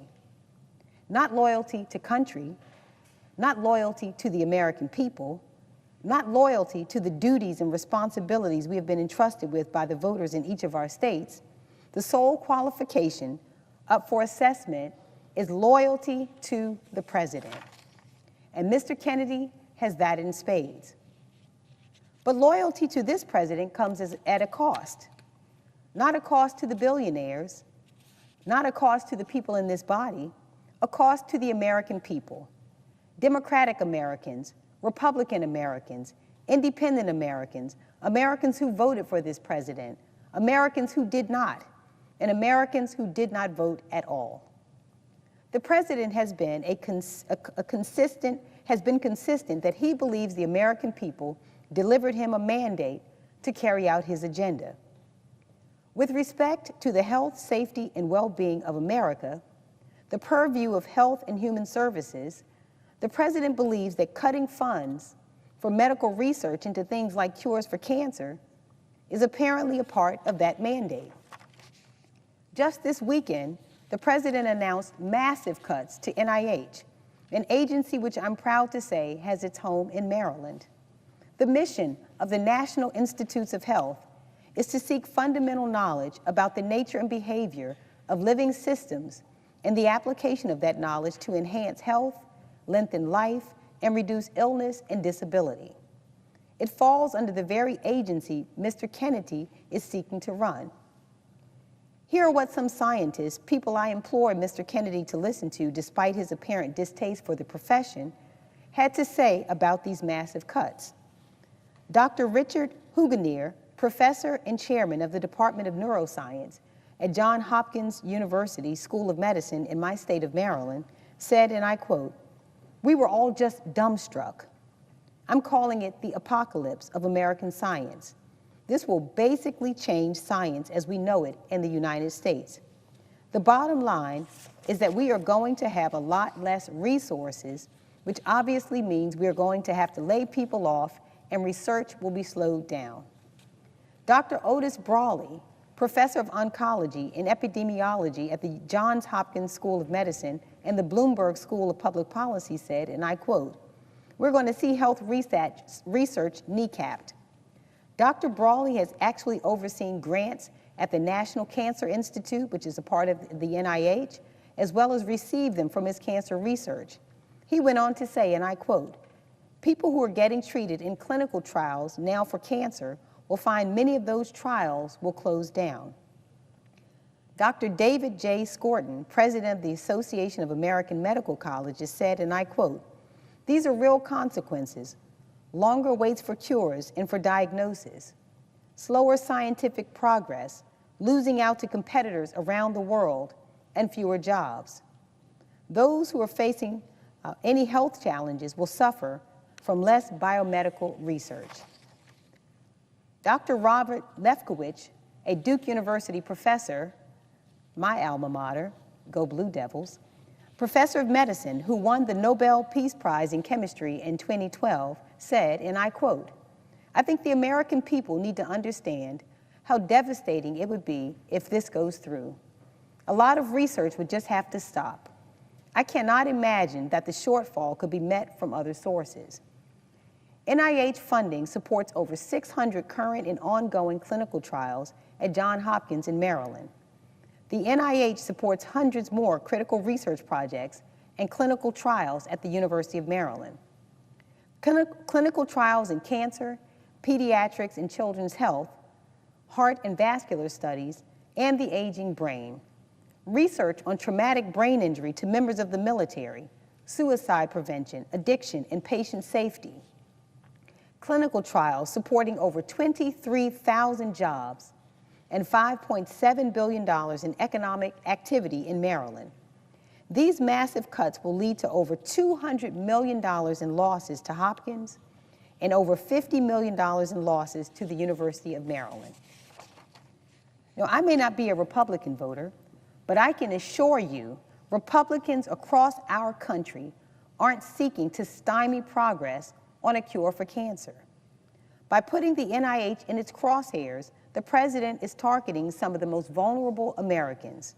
The young child suffering from sickle cell disease, the working mom who's also struggling to care for a parent with Alzheimer's, the family member suffering from an opioid addiction, the father dying of lung cancer, all diseases being actively researched by the NIH. Disease and suffering does not respect the boundary of partisan politics. It impacts each and every American family. And it falls in part to the Secretary of Health and Human Services to do everything in his power to get us closer to cures. Instead, I fear we have a nominee before us who is more interested in getting us closer to conspiracies. And with loyalty to the man in the White House, as opposed to the health and well-being of the American public, Mr. Kennedy is likely to follow his boss in supporting a tax on Medicaid. This administration and my Republican colleagues are seeking to upend federal Medicaid financing and are considering per capita caps and repealing Medicaid expansion funding. Let me make this simple. The Republican framework to cut Medicaid puts nearly 435,000 Marylanders at risk of losing coverage. It will lead to major gaps in health care coverage and undermine family economic security. It will put quality care out of reach for more families. And at the risk of sounding like a broken record, these are Democratic families. These are Republican families. That shouldn't matter to the president or the nominee for the Department of Health and Human Services. All that should matter is that these are proud American families. The administration's attacks on Medicaid would kick millions of people off their health coverage and force states to make deep cuts to benefits, eligibility, and reimbursement rates. My state can't afford these cuts. Maryland's families can't afford these cuts. 96% of eligible children in Maryland are supported by Medicaid and/or CHIP. Cuts would disproportionately hurt children with the lowest incomes and the highest health care needs. At a time when Americans are struggling under the weight of inflation, scraping to pay for food, gas, and housing, we cannot strip away or cut their health coverage. That's a cruel move that will certainly bankrupt many individuals and families. Many Americans are one catastrophe away from financial ruin. And if you take away their coverage and access to affordable care, it will be realized.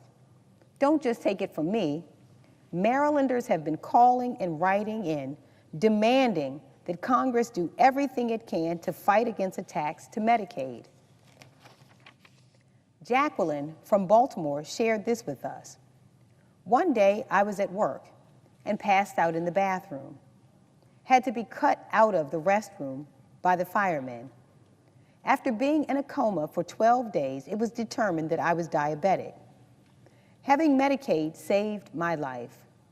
If I did not have Medicaid or any insurance, I would have been sent home and who knows what would have happened. Another constituent from Ellicott City shared this. My 22-year-old son has autism and a significant cognitive disability. He is a happy, affectionate person who loves being around people and being physically active. Due to behavioral challenges at home, he lives in a group home. This environment is one in which he can be safe and thrive. He also attends a program licensed by the state's Developmental Disability Administration Monday through Fridays, 9 to 3.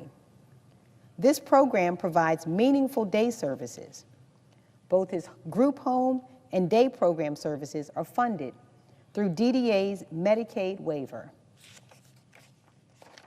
Given the cost of my son's services and the services of many other individuals with developmental disabilities, a limit on federal Medicaid dollars would no doubt force Maryland to reduce services. If my son was not able to continue living in his group home, he would have become homeless. Another impact of Medicaid cuts could be his health care, as he is fully reliant upon Medicaid for his health insurance. He will never be able to work enough hours to draw health insurance benefits due to his disability. Such an anecdote should stir all of us to action. It should stir the members of this body to take more seriously our duty to advise and consent, to push back against a nominee who sees his role as a loyal foot soldier to one American who sits in the White House and not the millions of Americans whose health and health care are on the line. Last week, I looked Mr. Kennedy in the eye and said I would not be supporting his nomination. I said that his views are so dangerous to our state and to our country that his voice would be a voice that parents would listen to. I honored my constitutional duty of advice and consent. On behalf of every single Marylander who's lost a loved one to disease, every single Marylander who works at NIH or is actively researching cures, every single Marylander who has been led astray by a snake oil salesman peddling quackery instead of science, I will be voting no on Mr. Kennedy for them. And to my colleagues on the other side of the aisle, I urge you to think long and hard about the phrase that you believe encapsulates your mandate, America First. If we are not putting the people of this country first, then we are most certainly not putting this country first. America First cannot exist if the people in this country are too sick to be strong. And when you have someone like Mr. Kennedy responsible for the health of our citizenry, I fear that it is where we are headed, dead last, literally and figuratively. I may not be able to stop this nominee from being confirmed, but I want every Marylander to know that I will never stop fighting for your health and for the health of your loved ones. Thank you, Mr. President. I yield the floor.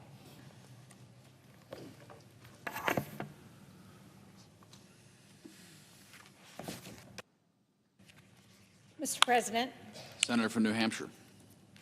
Mr. President, I come to the floor to join my colleagues with a great deal of concern to discuss the Trump administration's nomination of Robert F. Kennedy, Jr. to be the next Secretary of the Department of Health and Human Services. To put it very simply at the outset, Robert F. Kennedy, RFK, Jr., is unfit to lead the highest health office in our nation. First of all, RFK has no, let me repeat, no health or medical experience. That in and of itself should be a red flag on this nominee, who is supposed to be tasked with leading our nation's health agency. But sadly, that's not where the red flags end. From his radical and dangerous opinions on vaccines and other public health, to his promises to cut medical research, to his ever-changing position on women's rights to access reproductive health care, he has proven that he lacks the credibility, the knowledge, and the capability to be the Secretary of Health and Human Services. So let's take a step back. When President Trump ran his campaign, he ran a campaign on lowering costs for working Americans. Well, where has that promise gone? We saw today that inflation has gone up in the last quarter. It's over 3% now. And we've seen nothing from President Trump's first weeks in office that addresses the high costs of health care, of food, of housing, of child care.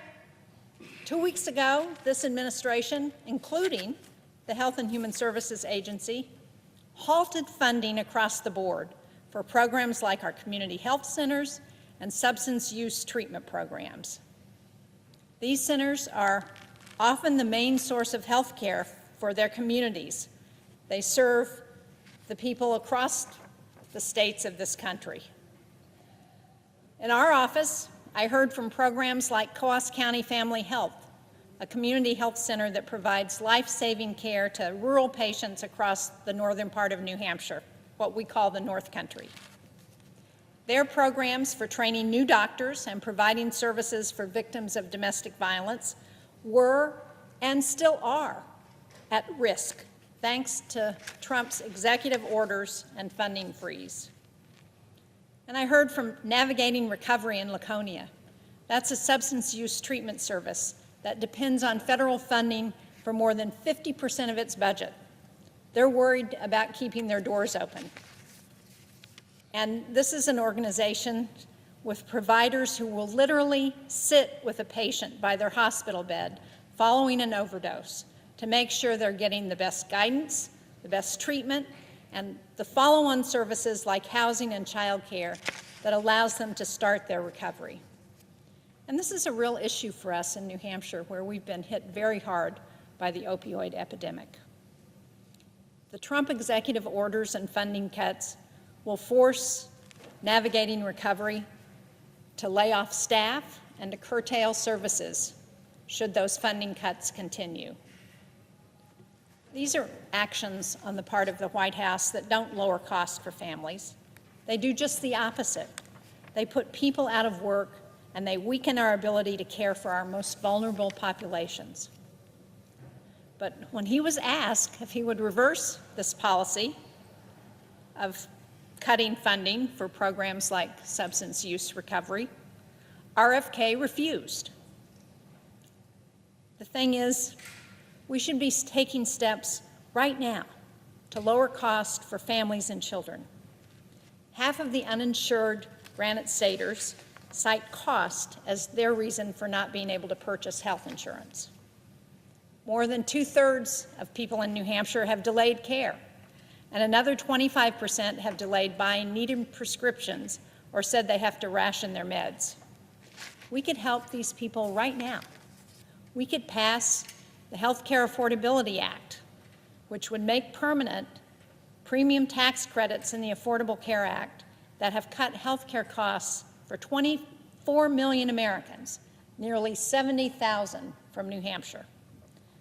Passing that bill would directly help constituents like the man in Newmarket who contacted our office.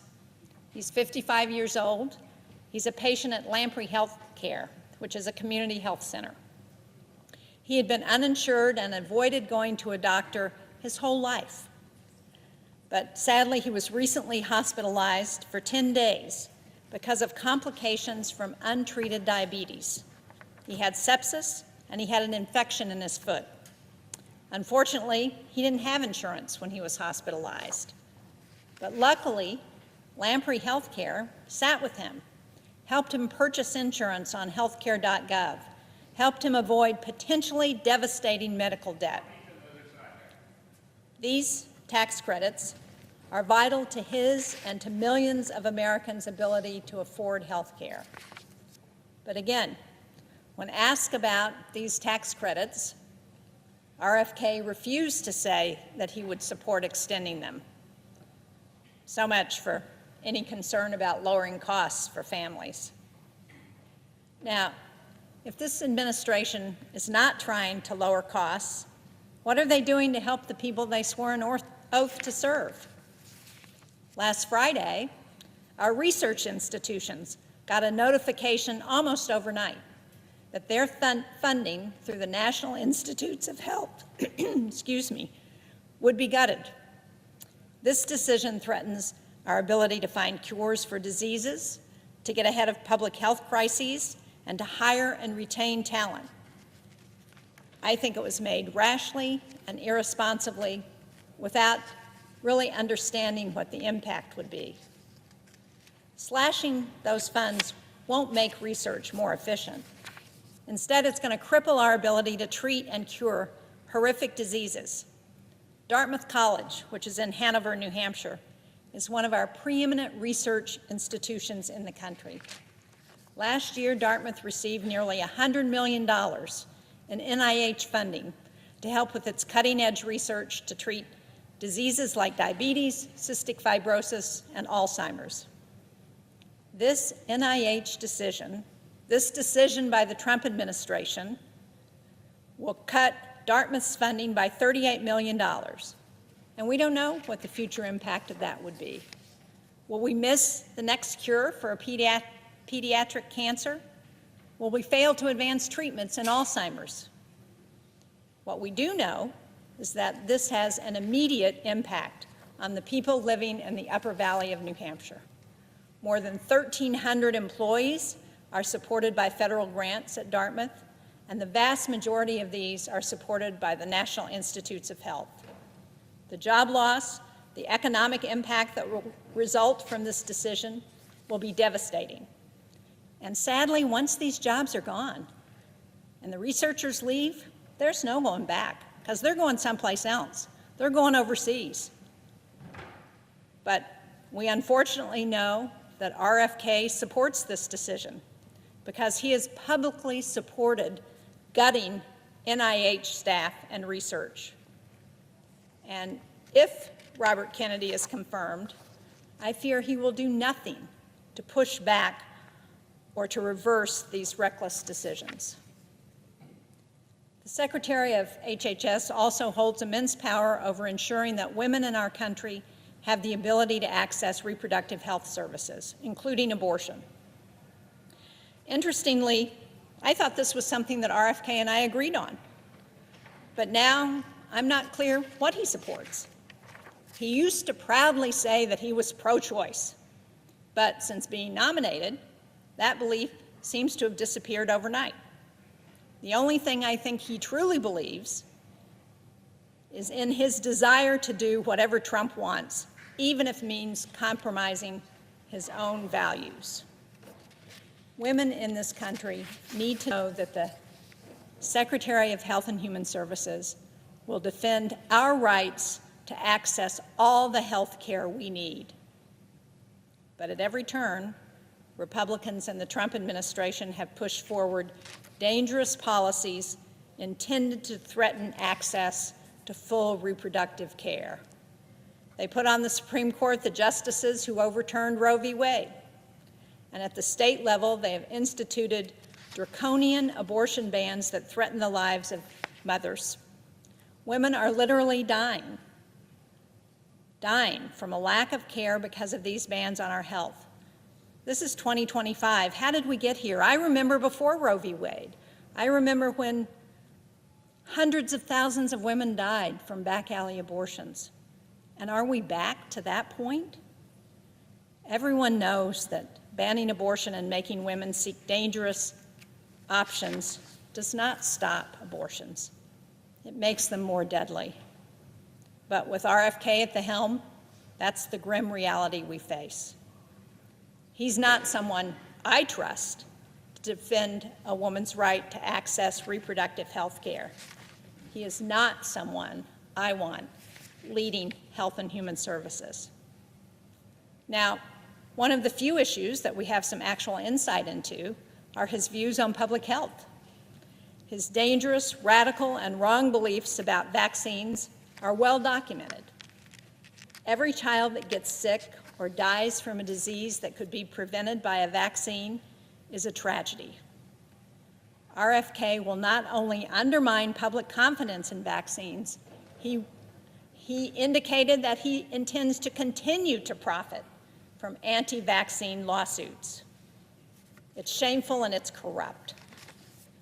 Now, we've also heard reports that the Trump administration plans to cut as much as 50% of Health and Human Services staff and decimate the work of the Centers for Disease Control and Prevention.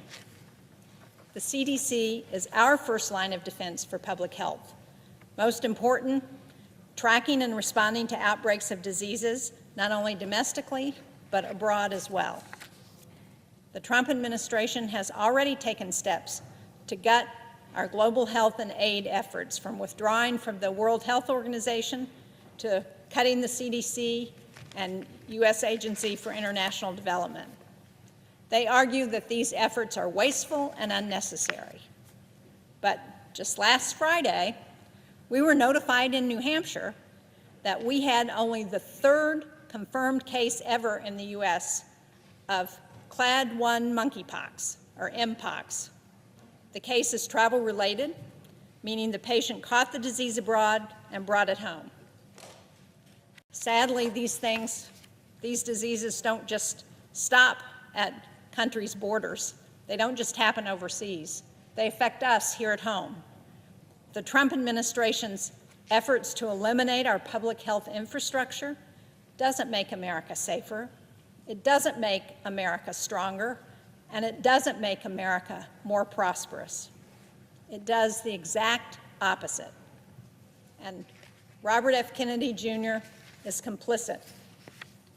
He's complicit in these efforts, and he will only continue them should he be confirmed. America deserves a leader at HHS who values science, who protects public health, who defends women's rights to reproductive care, to the full range of reproductive care, and who upholds the integrity of our country's core health systems. RFK Jr. has shown time and again that he is not that leader. His dangerous rhetoric on vaccines, his reckless plans to gut critical agencies, and lack of understanding of basic health care make him uniquely unqualified to advance the well-being of all Americans. I urge my colleagues to reject his nomination for Secretary of Health and Human Services. I yield back. Thank you, Mr. President.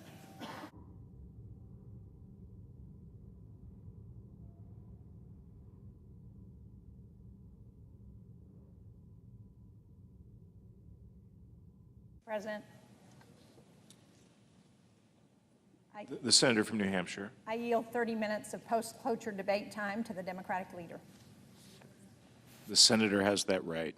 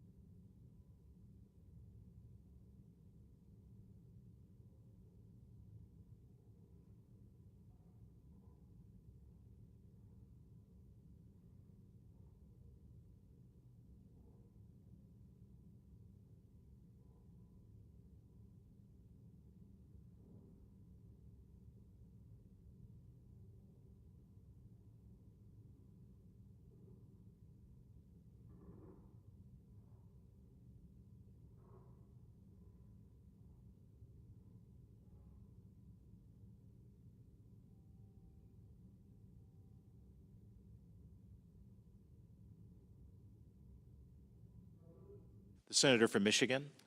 Mr. President, I rise today in opposition to Robert F. Kennedy Jr.'s nomination to serve as Secretary of the Department of Health and Human Services, also known as HHS.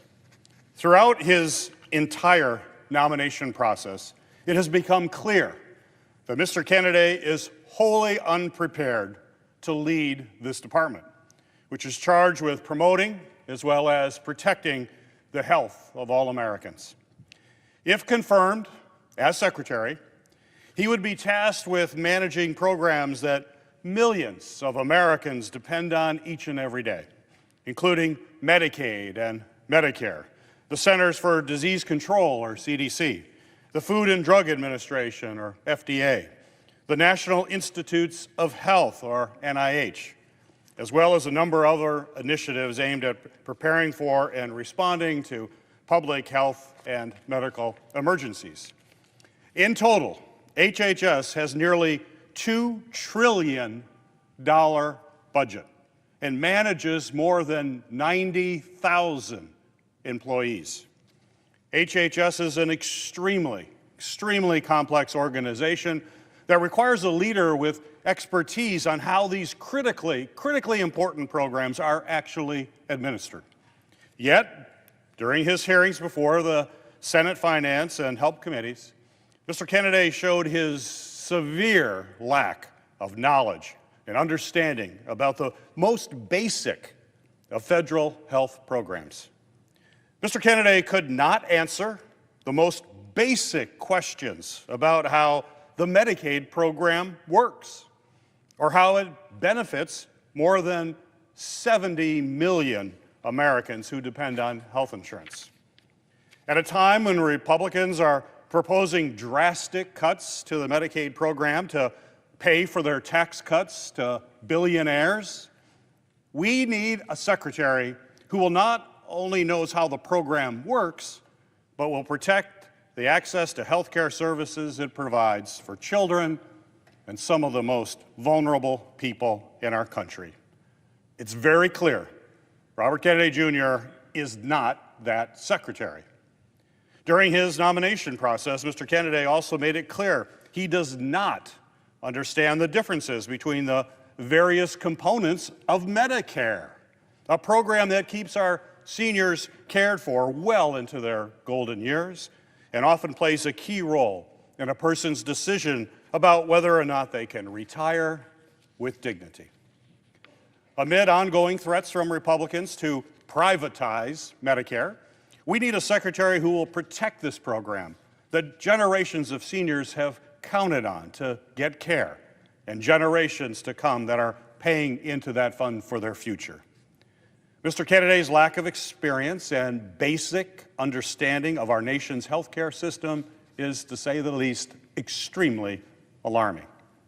We cannot confirm a nominee who doesn't even know the most basic answers about programs that he's actually in charge of administering. Since Mr. Kennedy was nominated to lead HHS, I've heard from thousands of my constituents from every corner of Michigan, from densely populated cities to some of the most rural areas in our state, who are deeply concerned about his plans for the department would impact families. For example, I've heard from countless folks about the rising cost of health care that is squeezing Michigan families' budgets. Health care prices are rising faster than inflation, making it even harder for people to get the care that they need. I've heard from a constituent who has operated a food pantry in her community for 13 years. She worries about what will happen to the people that she serves if they do not have access to the food security programs made possible by HHS. In her letter, she shared that most of her people in her pantry services are literally one ER visit or one car breakdown away from being able to feed themselves or their families. Public health initiatives are a lifeline for so many in Michigan as well as across our country. When our neighbors have access to basic health resources, it allows them to focus on improving their lives, whether that's gaining meaningful employment or getting an education. So we need an HHS secretary who is focused on improving access to Medicaid and expanding the premium tax credits for the Affordable Care Act that allows millions of Americans to access affordable health care. That clearly is not Robert Kennedy. He would not be that secretary. Instead, he believes that Americans would rather be privatized for-profit care. HHS is also in charge of providing mental health services and support to communities all across our country. Unfortunately, we have a mental health crisis impacting Americans today, with record high levels of mental illness and suicides, especially among our youth. I received a letter from a social worker in Michigan who helps students who were traumatized by the horrific shootings at Oxford High School in Michigan and at Michigan State University. She is worried that without proper mental health resources, Americans who have been impacted by senseless gun violence, whether at school, at their places of worship, at nightclubs, or at shopping malls, they will grieve and struggle alone. Unfortunately, Mr. Kennedy has only further stigmatized these important resources, even making comments during his confirmation hearing linking an increase in school shootings to an increased use of antidepressants. Mr. Kennedy's ideas would only worsen the mental health crisis that we're seeing today. Instead, we need a secretary who will invest in SAMHSA, the Substance Abuse and Mental Health Services Administration. We need a secretary who will ensure that everyone has access to the programs and health professionals needed to address this mental health crisis. Robert Kennedy Jr. is not that secretary. HHS oversees our nation's major medical research, helping to advance breakthroughs in science and development of new treatments for deadly diseases from childhood cancers to Alzheimer's. Research institutions across my home state of Michigan are conducting critically important research to improve health outcomes for Americans who suffer from these diseases. A Michigan scientist who specializes in CDC research contacted my office. They fear that if Mr. Kennedy is confirmed, it could impact their ability and the ability of thousands of researchers all across our country to conduct medical research that is literally saving lives. In a matter of weeks, we have already seen the Trump administration freeze funding and halt critical work at the National Institute of Health and its research partners across the country. We need a secretary who will fight to do this important research moving forward. Research to cure cancer, to treat deadly viruses, and to address cardiovascular disease. Mr. Kennedy is not that secretary. Advancing medical research is especially important today as we face increased cases of vaccine-preventable infectious diseases like measles. And despite this, Mr. Kennedy has time and time again sown doubt and promoted dangerous lies about the safety of vaccines. And my constituents are alarmed at what that will mean for their families. A concerned mother wrote me in my office that when she was 38 weeks pregnant and told me that Mr. Kennedy's long history of spreading dangerous medical disinformation and undermining public health initiatives is directly at odds with how she plans to keep her future child from infectious disease. I also heard from a constituent who was born before the polio vaccine was approved. She said that to this day, she can still remember the relief on her mother's face when the polio vaccine became available. This moment has stuck with her throughout her 30-year career as a registered nurse, where she has made it her life's work to study and safely administer vaccines in her community. And let's be clear, let's be absolutely clear. Vaccines are scientifically proven to protect against diseases like chickenpox, polio, influenza, and yes, COVID-19. We have eradicated deadly diseases and protected our children due to incredible scientific advances in vaccine research. But now, vaccine skeptics like Mr. Kennedy have risen to prominence, discouraging people from getting safe, proven vaccines and putting every American's health at risk when it comes to infectious diseases. We need a secretary who understands the effectiveness of vaccines and will do more to prevent these diseases through routine childhood immunizations. Mr. Kennedy is not that secretary. And if confirmed, Mr. Kennedy has made it perfectly clear that he will stand in direct opposition to this evidence-based medicine. Mr. Kennedy's falsehood about basic public health practices have impacts that stretch far beyond our physical health. Another constituent, a clinical therapist, said she is seeing firsthand the devastating impacts that misinformation can have on mental health, adherence to treatment, and overall patient well-being. Specifically, she mentioned that the spread of falsehoods about vaccines, psychiatric care, and medical service fuels distrust in life-saving interventions. It exacerbates existing mental health crises and hinders efforts to connect patients with effective, evidence-based treatments. I've even heard from parents who are concerned about Mr. Kennedy's narrative suggesting vaccines cause autism. Because he has given credibility to these lies and questioned facts from scientists and doctors, these parents worry that their children will not receive the most basic routine care that they deserve. And in the midst of so many healthcare challenges, from prescription drugs to mental health to various public health threats, we cannot afford to have someone as unprepared as Robert F. Kennedy Jr. in charge of all these public health agencies. Even well-respected organizations know that Mr. Kennedy would be an absolute disaster for our public health. Take the American Public Health Association, for example. And in a letter, they said, quote, "To effectively lead our nation's top health agency, a candidate should ideally be trained in health administration, clinical care, or a related field, and must believe in and follow the scientific evidence that serves as the basics of our nation's system to protect and to promote the public health from all the threats that we face," end of quote. We simply cannot afford to have someone as unqualified as Robert Kennedy Jr. to be in charge of our top public health agency.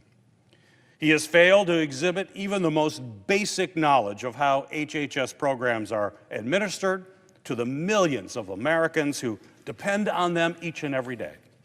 He has misrepresented scientific evidence that is at the foundation of what HHS sets out to accomplish, which is keeping Americans healthy and protected from disease. He has demonized doctors, scientists, researchers, and medical professionals who, unlike him, have actually done the important work to keep our communities safe. I urge my colleagues to judge Mr. Kennedy on his lack of qualifications. It is clear he simply does not have the expertise, the training, or even the leadership skills necessary to lead a department as important as HHS. We need a secretary who will protect the health of Americans. Robert Kennedy is not that secretary. And if he is confirmed to lead the Department of Health and Human Services, the American people will ultimately pay the price with their health. I urge my colleagues to join me in voting no.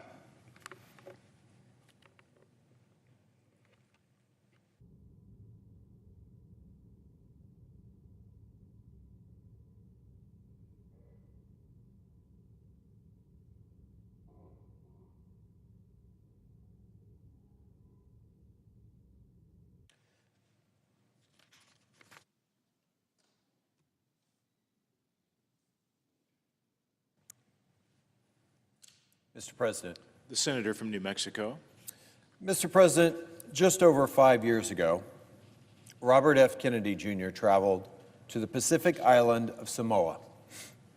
Mr. Kennedy was on a mission to spread baseless and debunked conspiracy theories about the safety and efficacy of children's vaccines. Trading in his esteemed family name and peddling himself as some sort of expert, Mr. Kennedy discouraged parents in Samoa from vaccinating their children. The impact of Mr. Kennedy's visit was undeniable. Health providers in Samoa reported that anti-vaccine voices got louder after his visit, and the rate of measles vaccinations for eligible 1-year-olds in Samoa fell to under 33%, well below herd immunity. 5 months after Mr. Kennedy's visit, Samoa had a massive measles outbreak, with 5,000 of its citizens contracting the disease and 83 Samoans dying, the vast majority of which were children under the age of 5. During his recent Senate confirmation hearings, Mr. Kennedy doubled down on his denialism, claiming that, quote, "We don't know what was killing those children in Samoa." Mr. Kennedy also claimed in written responses to Senate questions that my words had nothing to do with vaccine uptake in Samoa or with the 2019 epidemic.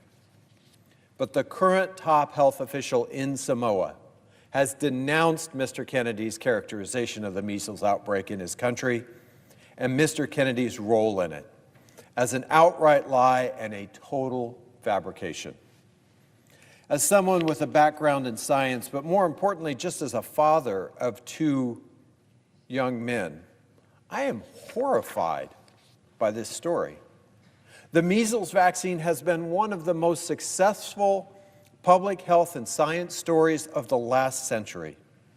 One vaccine, administered in 2 doses, now provides protection against 4 devastating diseases: measles, mumps, rubella, chickenpox. In the late 1950s and early 60s, nearly twice as many young people died from measles as from polio.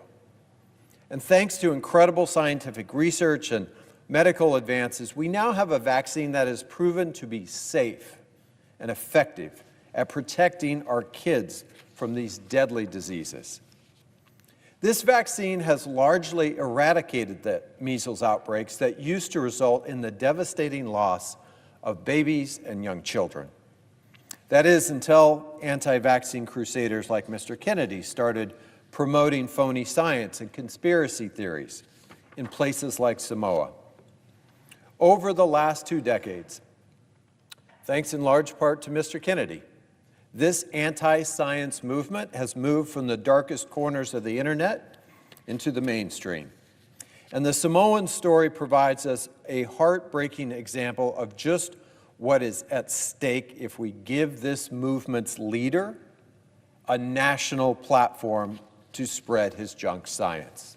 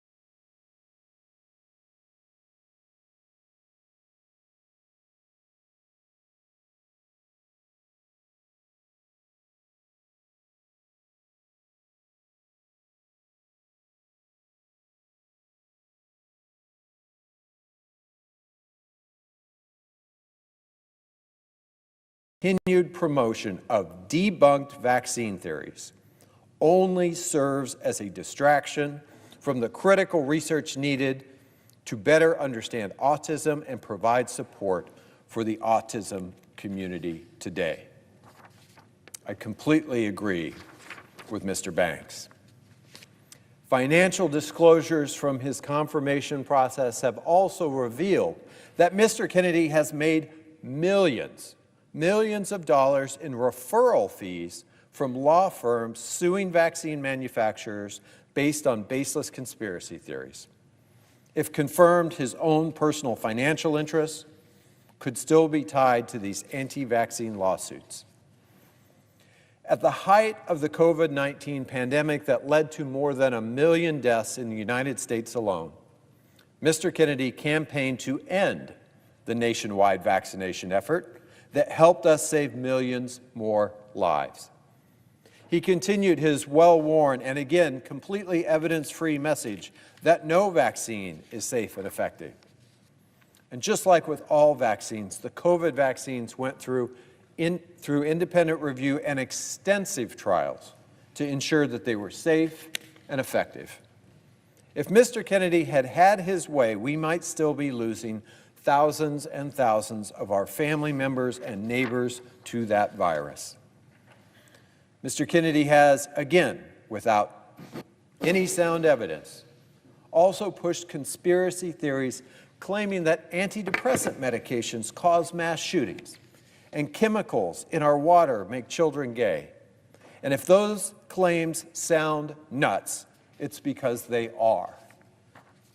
Mr. Kennedy has said that he is opposed to promoting prescription medications to treat chronic diseases, including anti-obesity medications like Ozempic that are currently used by millions of Americans.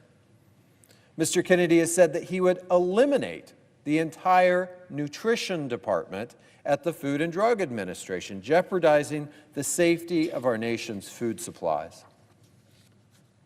Mr. Kennedy has said that he supports gutting the National Institutes of Health, which supports the development of medicines to treat diseases and delivers untold resources to healthcare institutions in New Mexico and every other state in this country.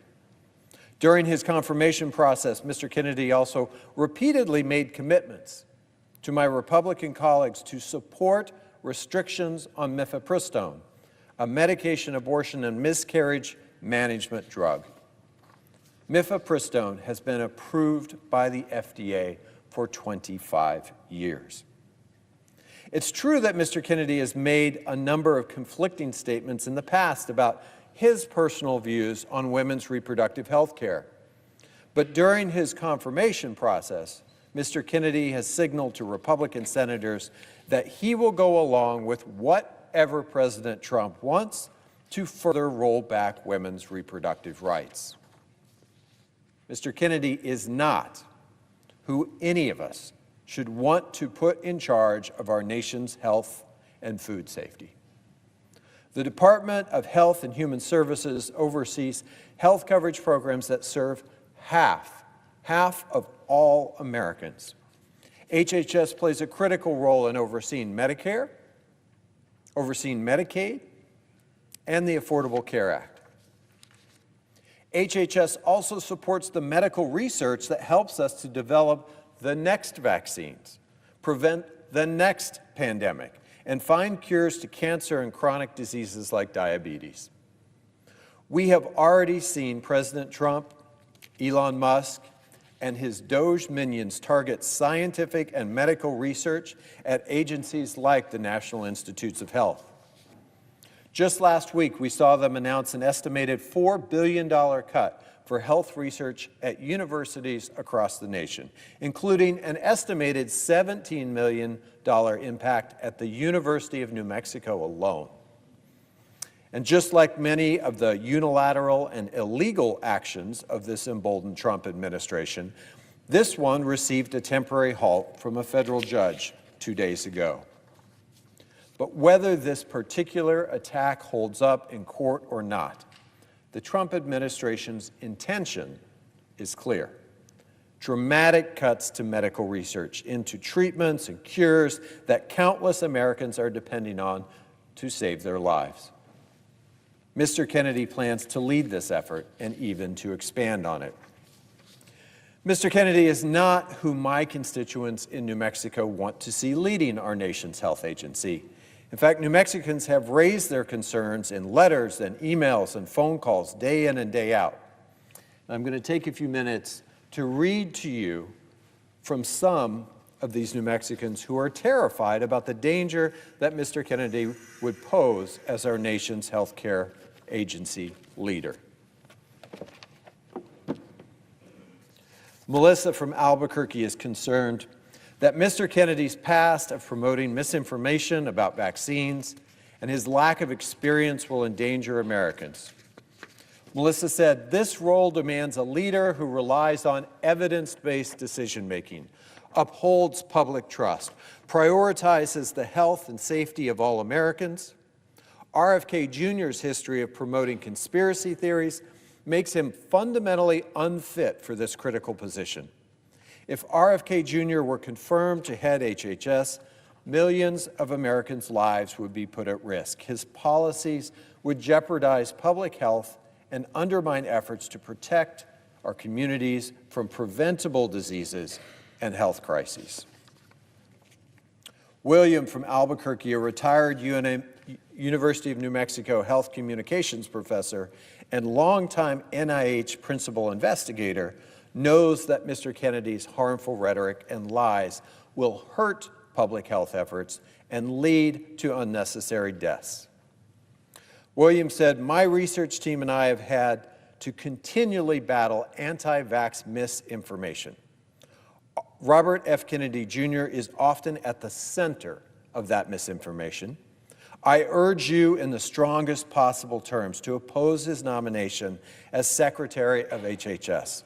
The damage he would do will take decades to undo and will lead undoubtedly to U.S. morbidity and mortality increasing due to infectious diseases. Jane from Albuquerque is concerned that Mr. Kennedy's lack of experience will negatively impact the health of New Mexicans. She said, "The administration has nominated manifestly unqualified individuals and those openly hostile to evidence to head the Department of Health and Human Services and the individual agencies that are charged with protecting the health of everyone in the United States. This abdication of responsibility will undoubtedly impact vulnerable populations most profoundly, including those living in New Mexico." Mark from Albuquerque, a survivor of polio, knows that the polio vaccine effectively eradicated this relentless and deadly disease, and he is worried that Mr. Kennedy's confirmation could stifle future vaccinations like the one that saved his life. Mark said, "I am a polio survivor. I know that I was very fortunate in my recovery, and I also know that the vaccines effectively eradicated this relentless and deadly disease. So I ask that you do whatever you can to prevent RFK Jr. from overseeing the health care of all Americans."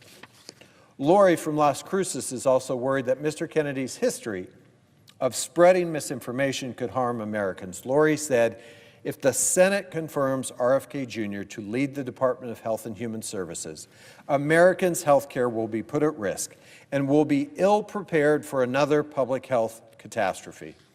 We need to push for a qualified, trustworthy nominee to lead America's health policy."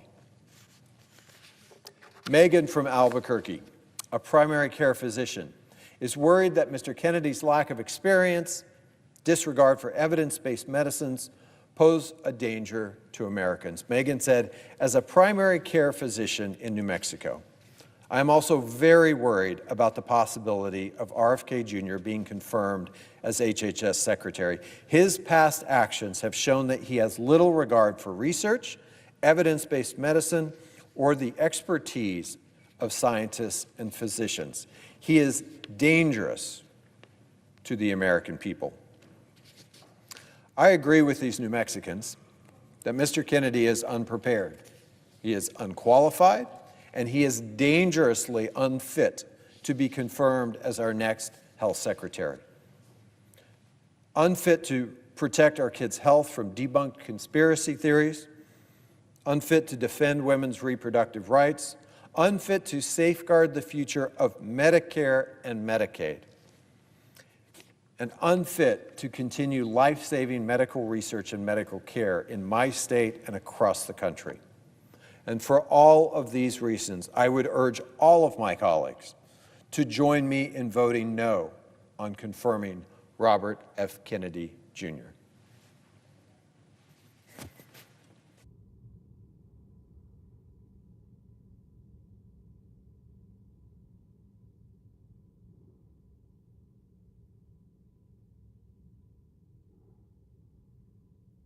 President. The senator from Arizona. Mr. President, I really care about science. I spent my career as an engineer, as a Navy pilot and a test pilot, and as an astronaut. 3 jobs where facts matter, where you make decisions based on science, not superstition. Because when you're launching off of an aircraft carrier or orbiting the Earth at 17,500 miles an hour, there's no room for conspiracy theories. You have to deal in reality. In my career, relying on science literally meant the difference between life and death. And the same is true for the person who is responsible for our nation's health. The Secretary of Health and Human Services is responsible for making sure that the best science guides our healthcare from developing life-saving medicines to preventing deadly diseases. This job requires a commitment to science, facts, and to public health. But the nominee before us today, Robert F. Kennedy Jr., has spent much of his career doing the exact opposite, rejecting science, spreading conspiracy theories, and putting public health at risk. That's not someone that I want in charge of keeping Arizonans healthy. And that would be his job, by the way, responding to disease outbreaks, approving new medicines and treatments, overseeing health care coverage for millions of Arizonans and millions more of Americans. So this isn't just some bureaucratic decision that we're about to make. This is about whether the next HHS secretary will protect public health or undermine it with dangerous misinformation. Let's be clear about Mr. Kennedy's record. This is not someone who is simply asking questions about vaccines. Healthy skepticism is one thing, and I always told my space shuttle crew members to tell me when they thought I was wrong, to constantly question the way that we were doing things. We should be doing the same thing here in the Senate. But what Mr. Kennedy has engaged in goes far beyond that, far beyond. Even when presented with definitive science, he's doubled down on conspiracy theories. Because for him, that is what paid the bills. He was the chairman of the most well-funded anti-vaccine organization in the country. The group he led has spread false claims that vaccines cause autism, that vaccines cause cancer, and they cause autoimmune disease. This organization, they filed lawsuits to block children from getting vaccinated. And what happens when people believe that? We get outbreaks of disease that we thought was long gone in the rearview mirror.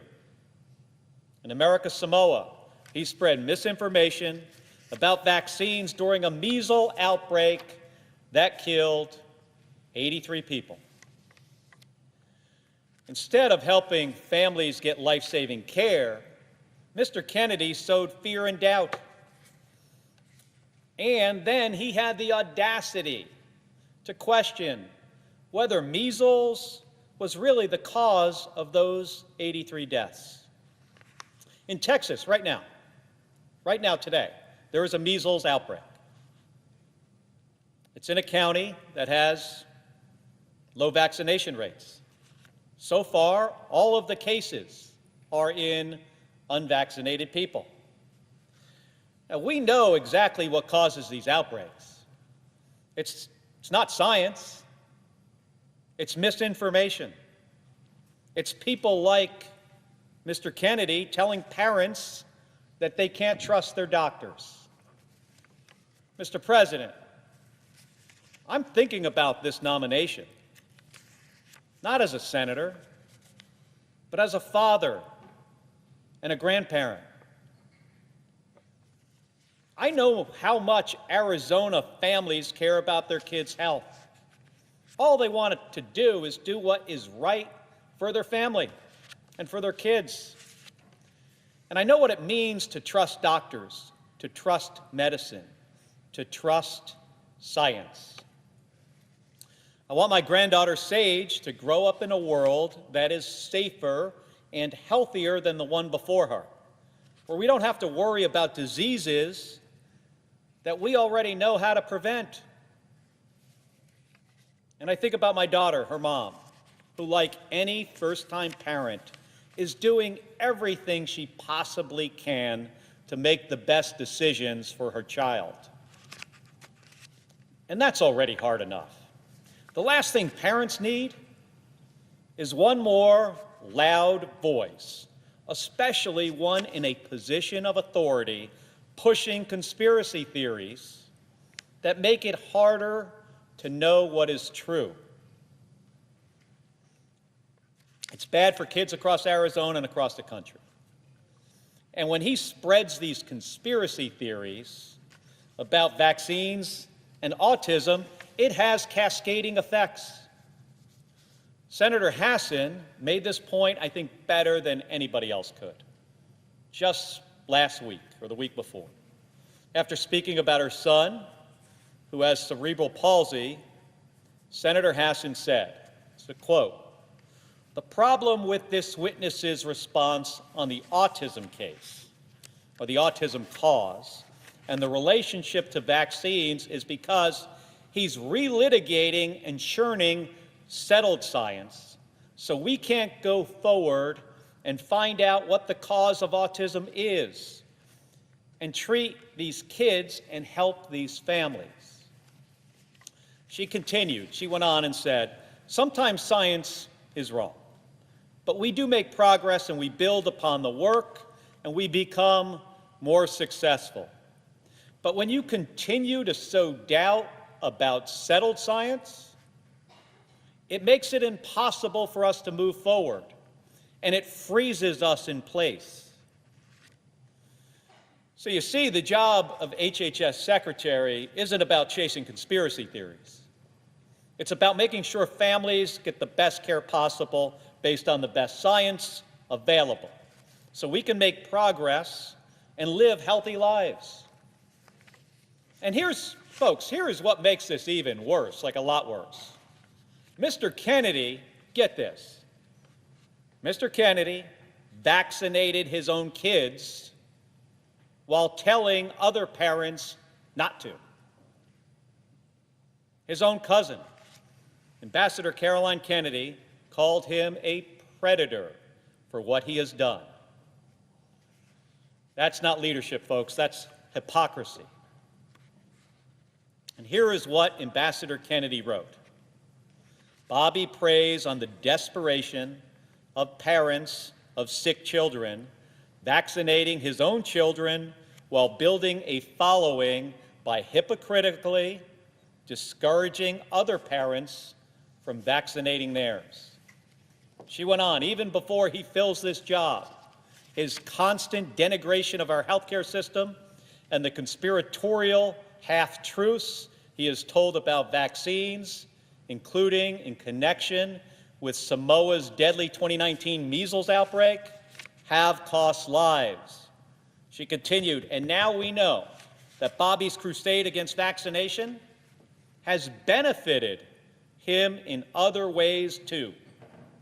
His ethics report makes clear that he will keep his financial stake in a lawsuit against the HPV vaccine." In other words, this is Ambassador Kennedy's words. In other words, he is willing to enrich himself by denying access to a vaccine that can prevent almost all forms of cervical cancer and which has been safely administered to millions of boys and girls. That was a quote from his own cousin. The Senate, Mr. President, the Senate cannot ignore this massive conflict of interest. Mr. Kennedy has personally made millions of dollars from lawsuits attacking vaccines, including the HPV vaccine, which prevents cervical cancer.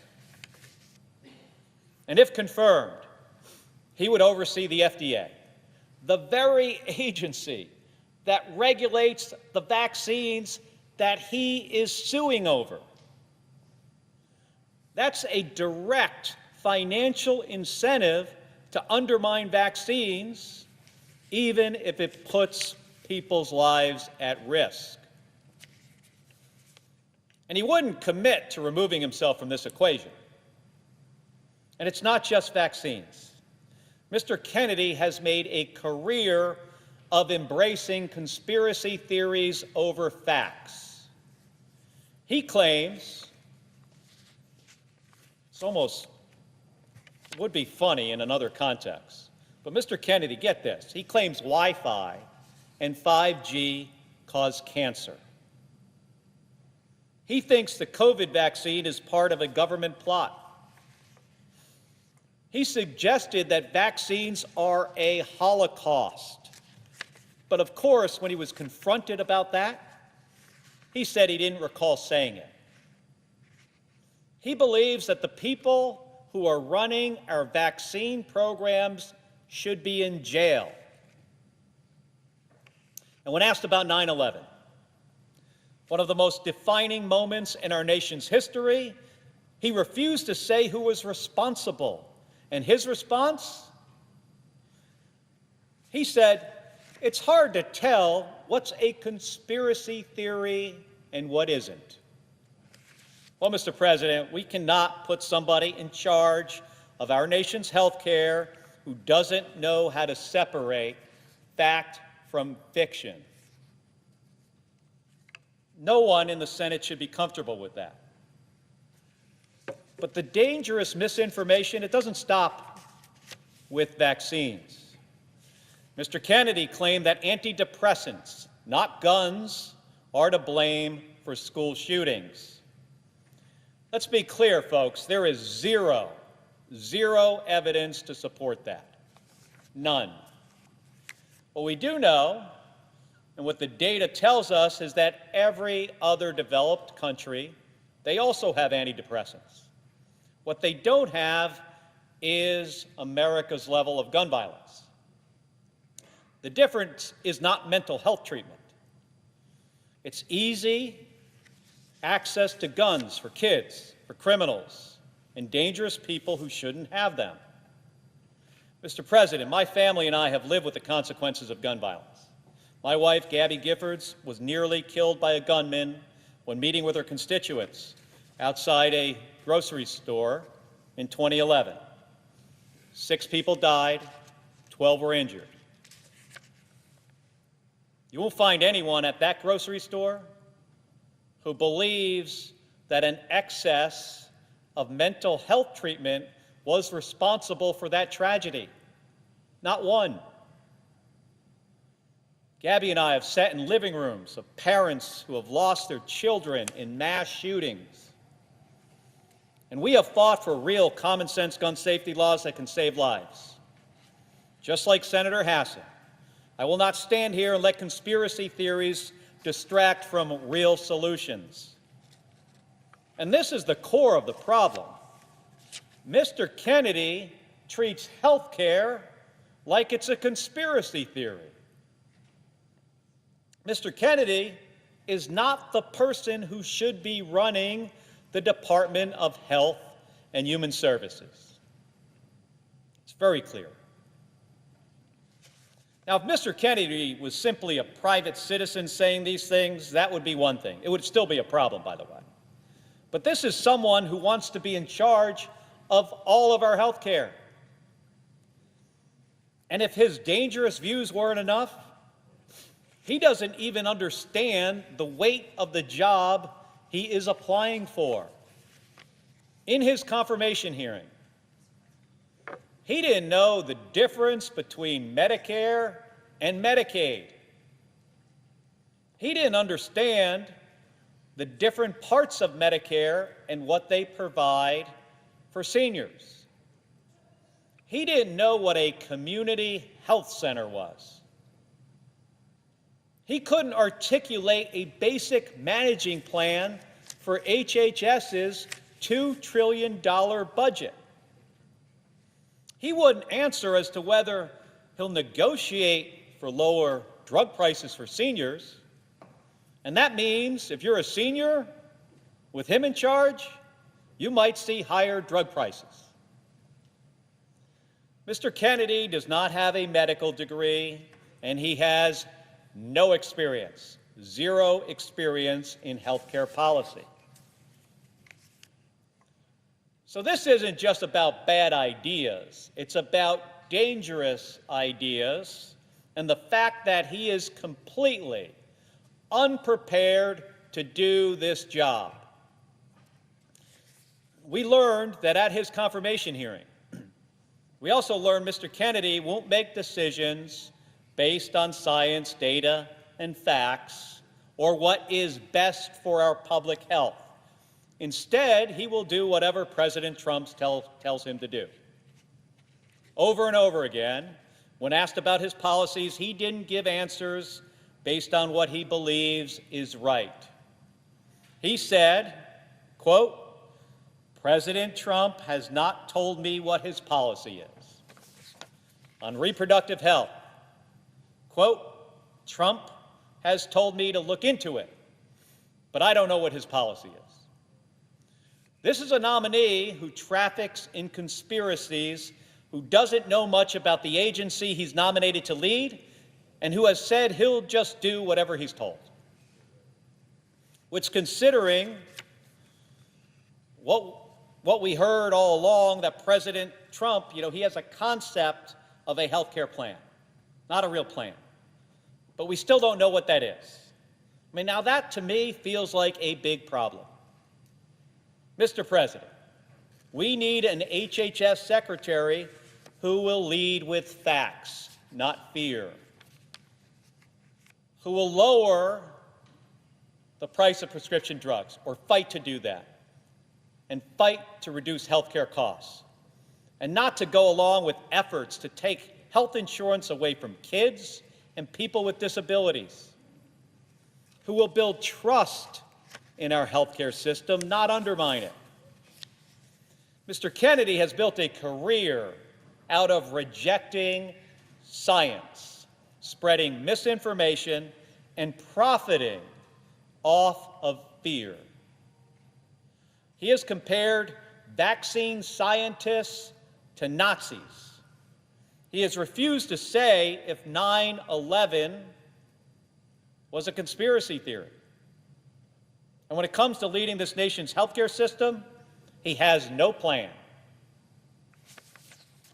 no knowledge, and no independence.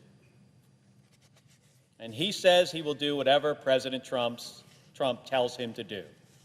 So, my colleagues, we all have to ask ourselves, are we really willing to put the health of American families in his hands? Are we? Mr. President, I know my answer, and I urge everyone in this chamber to think very hard about theirs. And Mr. President, I yield 30 minutes of post-cloture debate time to the Democratic leader. The senator has that right. Mr. President. The senator from Illinois. Mr. President, if you go back exactly 20 years ago today, I could tell you exactly where I was. I was a patient at Walter Reed Army Medical Center.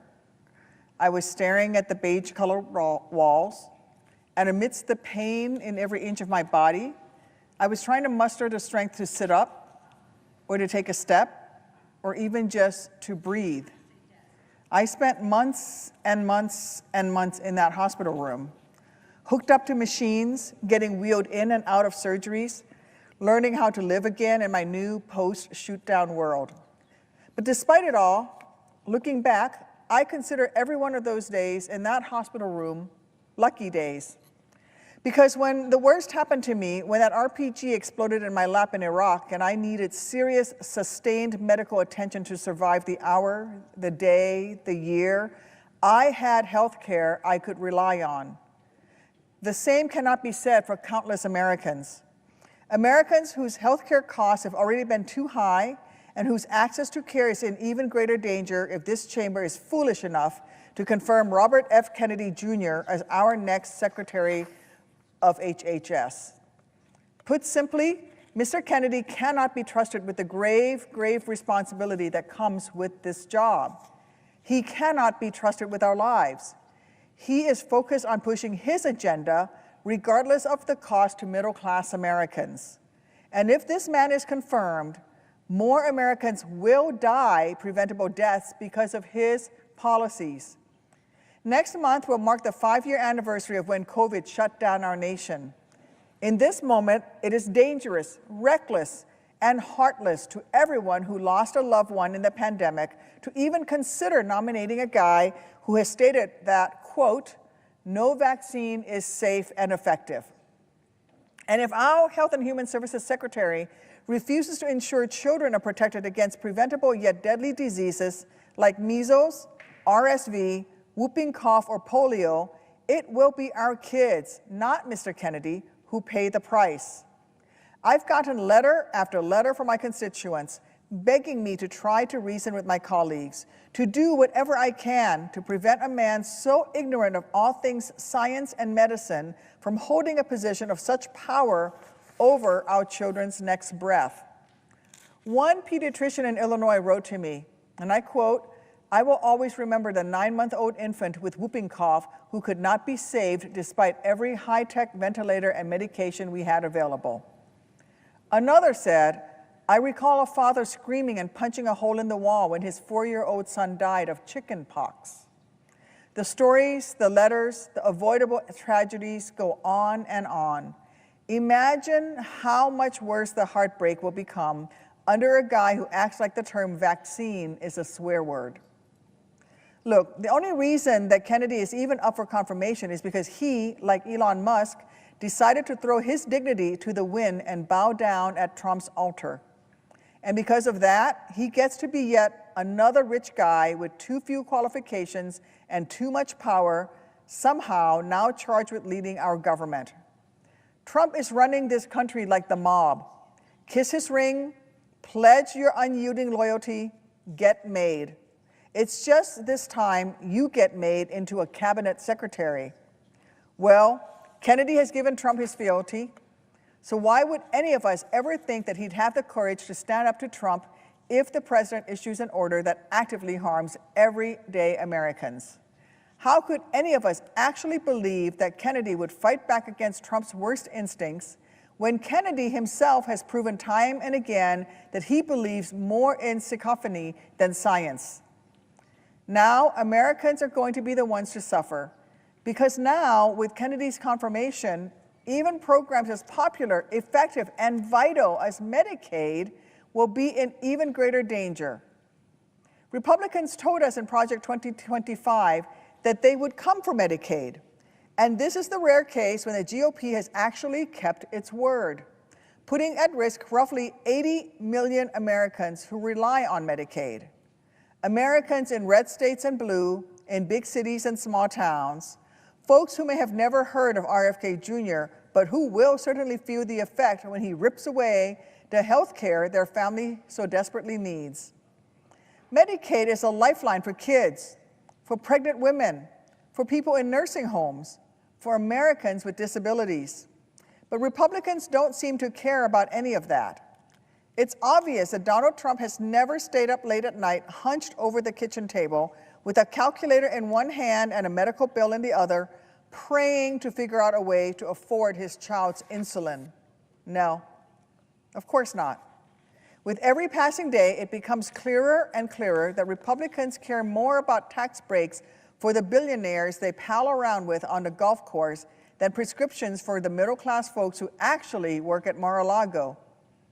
And while that teacher in Peoria lays awake at night trying to work out how she can afford her father's home care now that he can no longer get those services through Medicaid, while that new mom in Chicago who's just learned she has stage 3 cancer is trying to find a second job so she can afford both diapers for her newborn and her own chemotherapy, Donald Trump and Elon Musk will be too busy lining their already full pockets to care.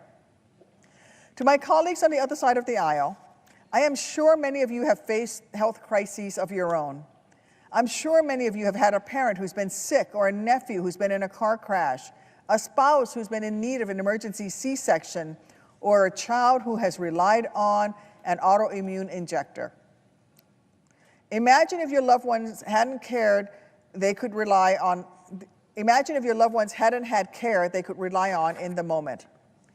Then ask yourself how you can sleep soundly tonight if you vote to further the agenda of a couple rich guys who so clearly don't care about making America healthy. They only care about tipping it even more in favor of the wealthy. They're not bringing back the good old days of Reagan. They're just bringing back the days of dying from the measles. And they're certainly not making America great again. They're making America sick again. That's the Trump-Kennedy promise. I care about my constituents' ability to afford their prescription medications, their ability to get the vaccines that will keep them alive through the next pandemic, their ability to survive those worst-case scenario health moments without going broke in the process. So for all those reasons and 1,000 more, I will be voting no on Robert F. Kennedy Jr.'s nomination. If my Republican colleagues care about any one of those things too, then they will have no choice but to do the same. Thank you.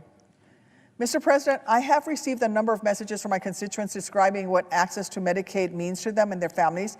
I would like to close by asking unanimous consent that they be printed in the congressional record. And I yield 30 minutes of post-cloture debate time to the Democratic leader. The senator has that right.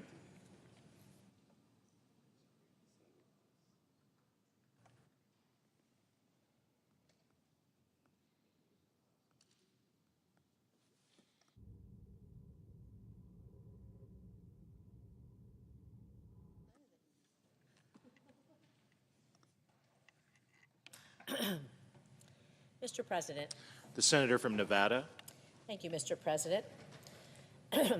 Today, we're here to discuss President Trump's nominee to lead the Department of Health and Human Services, Robert F. Kennedy, Jr. It confirmed Mr. Kennedy would be in charge of a department with power to, well, regulate the food we eat, the medicines we take, and the vaccinations we depend upon. He would oversee agencies that provide health care to almost 170 million Americans, including hundreds of thousands of Nevadans who are on Medicare, Medicaid, and the Children's Health Insurance Program. I'm here today to oppose Robert F. Kennedy, Jr. as our next Secretary of Health and Human Services. Confirming him would have disastrous consequences for our public health, for our seniors who rely on Medicare, for our families who get their health care through Medicaid. Well, let's start out with his lack of qualifications.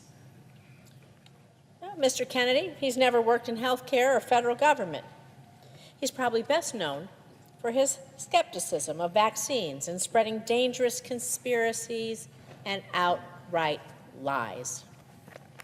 Mr. Kennedy's history of promoting anti-vaccine misinformation, it's well documented and deeply troubling.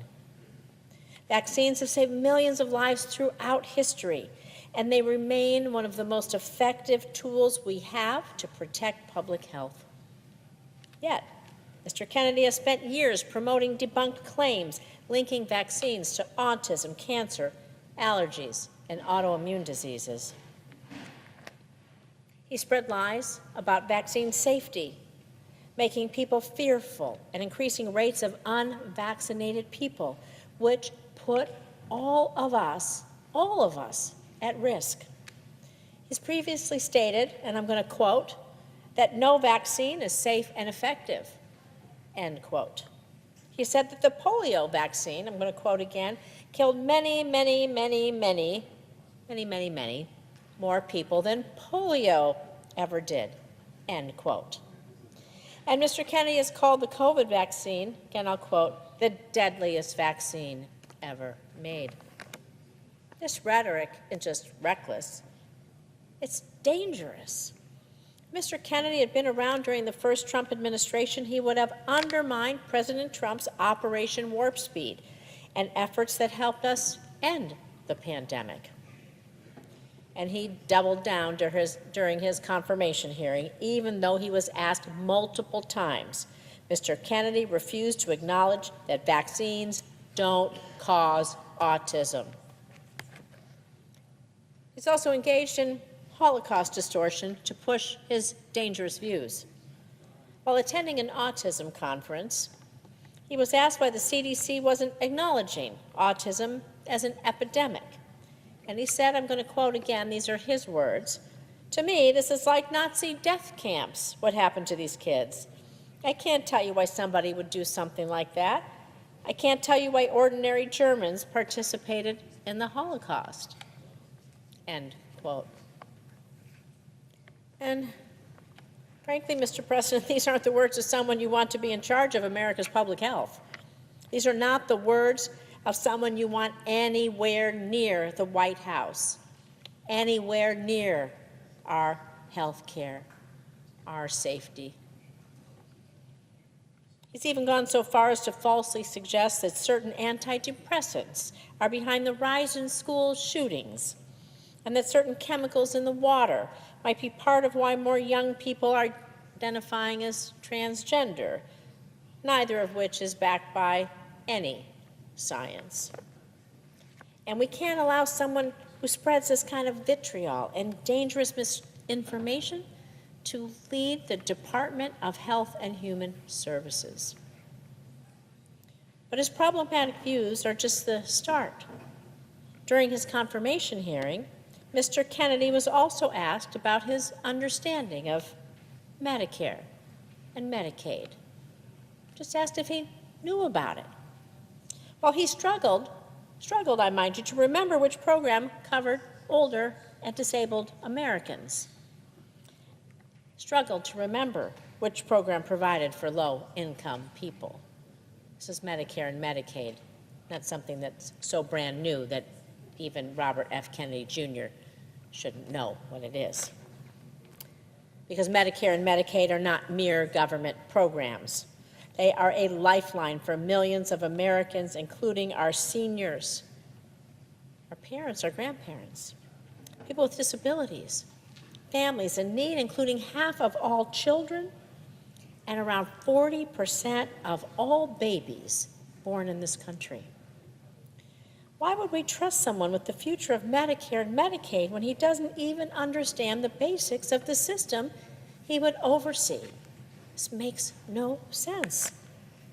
And we can't overlook the broader impact of Mr. Kennedy and President Trump's proposals on medical research, safety, and innovation.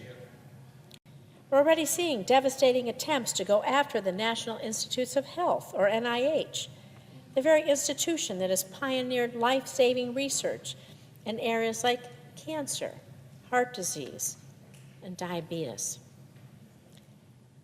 And this is not just any research, this is life-saving research. We're talking about research and clinical trials, well, in my home state at the University of Nevada, Las Vegas, and the University of Nevada, Reno, to better understand Alzheimer's disease and improve care for patients. We're talking about advancing breast cancer therapy at the University of Nevada, Reno, and clinical trials on treating and preventing cancers at the Southern Nevada Cancer Research Center. You know, I lost my mother to cancer. I lost my brother to leukemia. I think it's shameful that this administration, enabled by RFK Jr., would target research into these deadly diseases, which cost lives in my family. I don't want anyone to go through what I went through. I want other people's families, their parents, their siblings, their friends, to be able to live. And we know lives are saved every day because of investments in research, and those clinical trials, and what the NIH does. I want people to live because of the research. It matters. You know, Mr. Kennedy has also proposed radical changes to the Food and Drug Administration, the agency in charge of, well, the food we all eat and keeping it safe. And just like many of the other reforms proposed by Mr. Kennedy, his suggested changes to the FDA, well, they're based largely on the many conspiracy theories he peddles.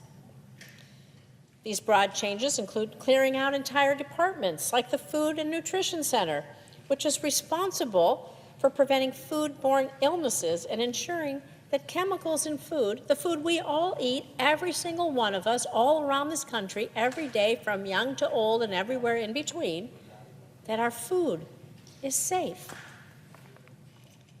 How does dismantling this keep any of us Safe? How does it keep any of us healthy? Mr. Kennedy has an overarching plan to gut the funding for FDA, which will severely limit regulation and safe implementation, also of new drug trials, medications. And this could lead to dangerous drugs flooding the market, putting countless lives at risk. You know, Mr. President, the role of the Health and Human Services Secretary, it is one of profound responsibility. And Robert F. Kennedy Jr. has undermined the very foundations of our public health system. Mr. Kennedy's vision for the future of our healthcare system, well, he wants to undermine Medicare and Medicaid. He wants to slash cancer research funding. He wants to push dangerous public health conspiracies. These are visions and these are things I cannot support. No one should support. We all want a healthier future for America, one that both prevents diseases and where we can think about curing diseases, where we can do preventative medicine, curative medicine, where we can have that hope for folks whose mother gets lung cancer in the future, that she might live, or leukemia in the future, that their brother might live. Mine didn't, but I hope that they didn't die in vain, because research goes on and will help others. And I want us to be able to cure diseases for the ones that we love. And so that is why I cannot in good conscience support Mr. Kennedy's nomination, and I urge my colleagues to do the same. The stakes couldn't be higher. Our very lives, the lives of our loved ones, they may just depend on it. Thank you. Yes. Post-cloture debate time to the senior senator of Oregon.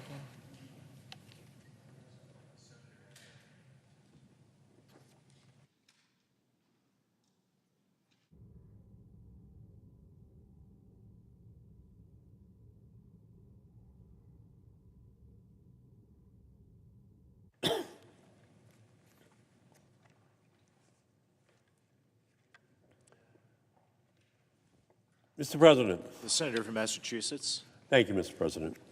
Mr. President, I stand here in strong opposition to the nomination of Robert F. Kennedy Jr. to serve as the Secretary of Health and Human Resources for the United States of America. The American people know that our health care system is broken. Families have to work through too much health insurance red tape, only to be denied care or forced to pay out of pocket. Medical debt is the leading cause of bankruptcy in the United States. Families are saddled with medical debt from prices that are too high and burdened by quality of care that is too low. When they need to get an appointment, they have to wait months, drive hours, or simply go without the care which they need. Pharmacies, hospitals, community health centers struggle to keep their doors open, and communities are watching health providers and workers burn out under the strain of a healthcare system that is increasingly being sold out to greedy investors and the billionaire class. The American people deserve a real healthcare system, not the current sick care system. And they deserve leadership which will recognize all of these problems and commit to solving them. Instead, Donald Trump and Elon Musk are only making things worse. To Elon Musk, move fast and break things is not in the United States Constitution. That's why these federal district court judges are stopping your actions. In Trump's first 3 weeks in office, he has taken illegal and unconstitutional action that disrupted life-saving health research, sent Musk and his Doge acolytes to make cuts in Medicare and Medicaid, cut off federal funding for community health centers, use discriminatory fear-mongering to threaten federal funding for hospitals and health providers just trying to provide care for their patients. Every chaotic decision, every cut, every illegal action are all to make it easier for this administration to work alongside congressional Republicans to slash and burn our core health care programs. They're not doing this to make things better for everyday Americans. It's Robin Hood in reverse. They are working to take from those who need it the most just to give billions more in handouts for defense contractors and their billionaire donors. They want hundreds of billions of dollars in tax breaks for billionaires. They want to increase defense spending by $150 billion, more nuclear weapons, more. But then it turns and says, where are we going to get the money? And they say, oh, we're going to Medicaid. We're going to the Affordable Care Act. We're going to community health centers. We're going to go to the programs that actually do protect people. More nuclear weapons aren't going to protect people. It's having access to the health care system that can help protect their families. Now, Trump and Musk and Republicans, they're going to call it efficiency, or they'll call it transparency, or they'll say it's just adding basic requirements to Medicaid. This is all code, the code for cuts. Efficiency, transparency, or just be honest about it, Elon. Just be honest about it, President Trump. Cuts to programs. They keep saying there's all kinds of waste in the system. Well, point it out to us. We'll cut it out for you. Give us the list of the programs you want to have cut because they're waste, and we'll do it. But you want to know what they don't want to say? They don't want to say that they want to cut Medicaid. They don't want to say they want to cut clean air, clean water, the programs to protect ordinary people. They want to call it waste, and we're going to call it out for what it is, where they're going. They're going to the programs that help provide the health care for ordinary Americans. Cuts to health care that Americans rely upon. And when Americans have to wait longer for care, when they have to pay more, or watch the only hospital in their community shut down, the blame for what will happen will lay at the feet of the politicians who put self-interest above the interests of the American people. And rather than consider a nominee who would seriously protect and preserve the health of the American people, Donald Trump nominated yet another enabler to his cabinet, Robert F. Kennedy Jr., who instead of standing up to the Trump-Musk chaos, will only add fuel to Donald Trump's Make America Sick Again campaign. Because that's what it is. Make America sick again. Ralph Waldo Emerson from Massachusetts, he said, health is the first wealth.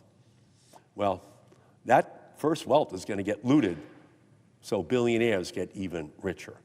And serving as Secretary of the Department of Health and Human Services is an immense responsibility. The agency oversees the Centers for Disease Control and Prevention, the Food and Drug Administration, the National Institutes of Health, which is made up of 27 institutes and centers, and each decision that an HHS secretary makes will have a huge impact on our healthcare system. Run well, HHS ensures medications are safe and effective, keeps workers and students and seniors safe, protects the public from global pandemics or disease outbreaks, guarantees hospitals, doctors, and community health centers provide safe, quality care, and funds research that will build the foundation to accurately diagnose patients, better treat cancer, cure Alzheimer's, heart disease, diabetes, cancer. That's what it's supposed to be all about. Not freezing that funding, not cutting that funding, but ensuring that the researchers have the funding they need. Because research is medicine's field of dreams from which we harvest the findings that gives hope to families that we will find the cures for those diseases that have run through their family's medical history. And we know that HHS has Health and Human Services. But it also stands for human health security. And the stakes of leadership are life and death. But instead of nominating a serious and qualified candidate, Trump selected a candidate who questioned the well-proven conclusion that HIV causes AIDS, made millions by spreading lies about vaccines, compared vaccine mandates to Nazi Germany, said Wi-Fi and cell phones cause leaky brains, threatened to remove fluoride from drinking water, and made baseless claims about medication for depression that it would lead to mass shootings. Well, Mr. Kennedy's track record shows that he is a danger to the health of America. He would make America sick again. In June of 2019, he went to Samoa on a trip arranged by anti-vaccine activists. He used that trip to spread lies about the measles vaccine in the Samoan Prime Minister and Director General of Health. He and the organization he led amplified activists who spread false information about the measles vaccine. And after a measles outbreak broke out in Samoa and 16 people died, rather than intervene and help, Mr. Kennedy sent a letter to the Prime Minister to blame these deaths on the vaccine rather than the absence of vaccines. The death count in Samoa grew to 83. Volunteers in New Zealand sent tiny coffins to help bury the dozens of children who died. A New Zealand vaccinologist later said, the impact of Mr. Kennedy's role in the outbreak was devastating. In a moment, when Robert F. Kennedy Jr. could have used his influence for good, he fueled disinformation that cost lives. When Robert F. Kennedy Jr. was asked about Medicare and Medicaid, he could not answer questions in his confirmation hearing about the most basic questions, demonstrating that he would be at HHS only to make whatever cuts that Trump and Musk and Doge dictate at the expense of the health care of the American people. Now he's in line to be the #1 health care official in the United States. That would be a disaster. Mr. Kennedy has reportedly given reassurances on his position on vaccines or on his position on food and chronic disease. To my colleagues, I would say this. We cannot address chronic disease if we are slashing Medicare and Medicaid and the Affordable Care Act or recklessly cutting off funding from hospitals and community health centers. If we are battling vaccine misinformation, it will make it much more difficult to take on chronic disease like heart disease or diabetes. The long-term impact of food on children's health doesn't matter if children are dying from preventable infectious diseases because their families believe misinformation spread by the nominee for Secretary of Health and Human Services. And even with the promises he has made on the vaccine misinformation, Robert F. Kennedy Jr. has not demonstrated that he will fulfill his promises. He has used his position to lead people down the dangerous path of vaccine misinformation, and when asked about his role in the Samoa measles outbreak, he lied. The stakes are too high to take a risk on this nominee. I hear from people in Massachusetts who rely on our health care system, single mothers of disabled children relying on Medicaid, also called Mass Health in Massachusetts, to make sure their child gets care. I hear from people living with cystic fibrosis, or parents of children on the autism spectrum or with Down syndrome who could only afford their medication or coverage with Mass Health Medicaid coverage. For them, Medicaid is the lifeline. And when that lifeline is cut, their lives get harder. And that's what this administration is aiming to do with Robert F. Kennedy Jr. in the lead. The American people deserve more than what they have now. They should be able to get health care when they need it, and they should not have to worry that it's available. They should be able to go to their doctor or to their pharmacy without running up their debt or being forced to choose between paying their rent or a medical bill. They should have health providers that aren't too overworked and burned out to provide them quality care. They should have primary care, mental health care, addiction care, dental care, cancer treatment, and more available to them without waiting months or traveling for hours or being left to hope for an available clinical trial. Americans should have unquestioned health care access and quality, and I want to deliver on that for every single American. But Robert F. Kennedy Jr. will only make this harder by embracing Donald Trump, Elon Musk, and the spread of vaccine disinformation. I'm not alone in my concern. I've received over 1,000 calls and emails to my office opposing his nomination. I have also received letters from over 20,000 physicians, including thousands of pediatricians, internal medicine, emergency medicine, doctors representing all 50 states and Puerto Rico, over 800 public health officials, 75 Nobel laureates oppose his confirmation, chairs of pediatric departments across the country, and statements from the Massachusetts Teachers Association representing over 11,000 educators, and from the National Nurses Union representing 225,000 nurses, all opposing Robert F. Kennedy Jr. Every single one of them expressed concern and dismay about having a Secretary of Health and Human Service that doesn't believe in vaccines that save lives. We need to listen to the people on the front lines, the health providers, who have dedicated their lives to serving their patients, the researchers who have committed to finding life-saving treatments and cures, and the educators who care for our nation's children each and every day. They are all saying no to Robert F. Kennedy Jr. He is unqualified, and his confirmation would be dangerous to the health of our nation. And with that, Mr. President, I yield back.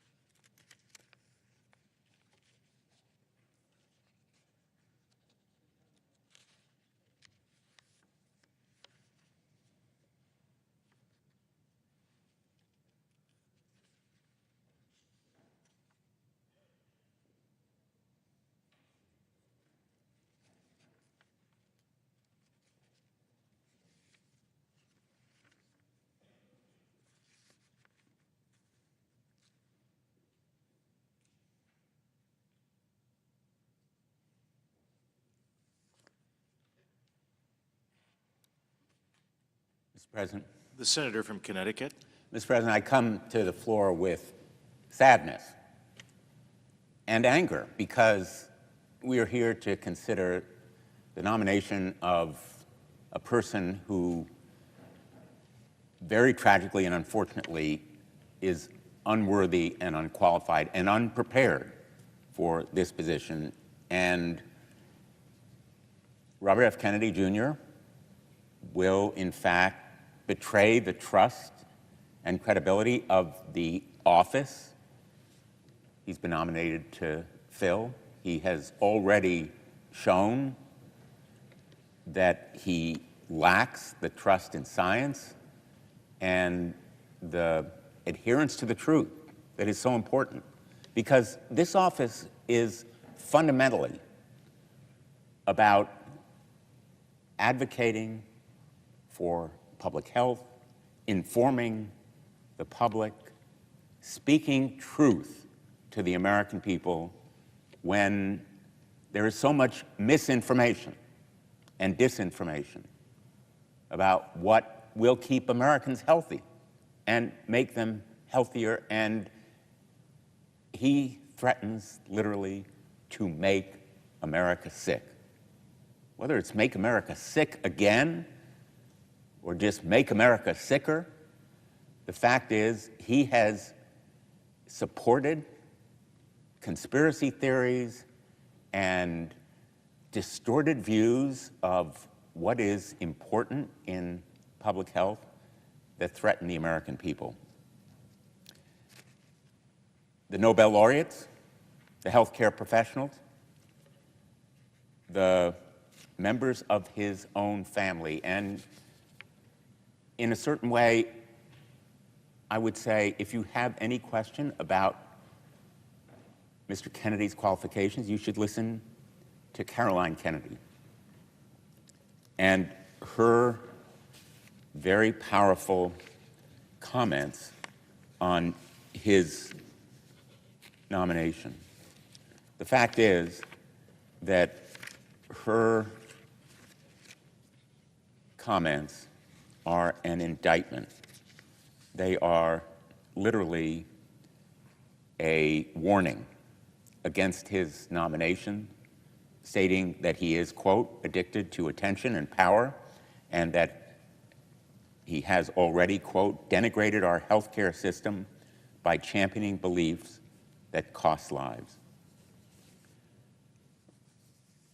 Ultimately, the confirmation process so far has confirmed what we already know, that as a source of information, advocacy, and truth, he is less than Americans deserve.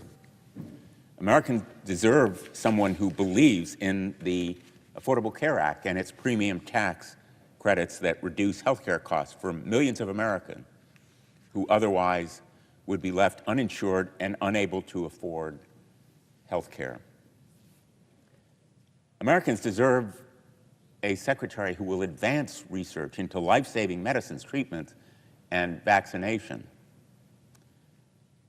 He's not that person. Americans deserve a secretary who will protect Medicaid, which provides health care to nearly 1 million Connecticut residents, including 350,000 people. At the very least, someone who knows the difference between Medicaid and Medicare. He is not that person. And Americans deserve a secretary who will protect the sensitive health data of millions of people across the country. When the Department of Government Efficiency, which is an unregulated and potentially unsanctioned organization, gained access to millions of seniors' records at Medicare, Mr. Kennedy purposefully said nothing. And at the very least, we need someone who will stand up to President Trump when he spreads misinformation from the White House, someone who will stand up to him when he asks that his Secretary of Health and Human Services do something illegal or immoral. And clearly, Mr. Kennedy is not that person. There's a reason that he lacks support from all these professional organizations and is actively opposed by them, by healthcare professionals, Nobel laureates, and his own family. And that is that he fails the basic test of what Americans deserve, a secretary that believes in science and advances in modern medicine, a secretary who won't profit off the lies he tells about vaccines and science, a secretary who will not instigate fears of life-saving vaccinations, while at the same time ensuring that his own children are vaccinated and protected.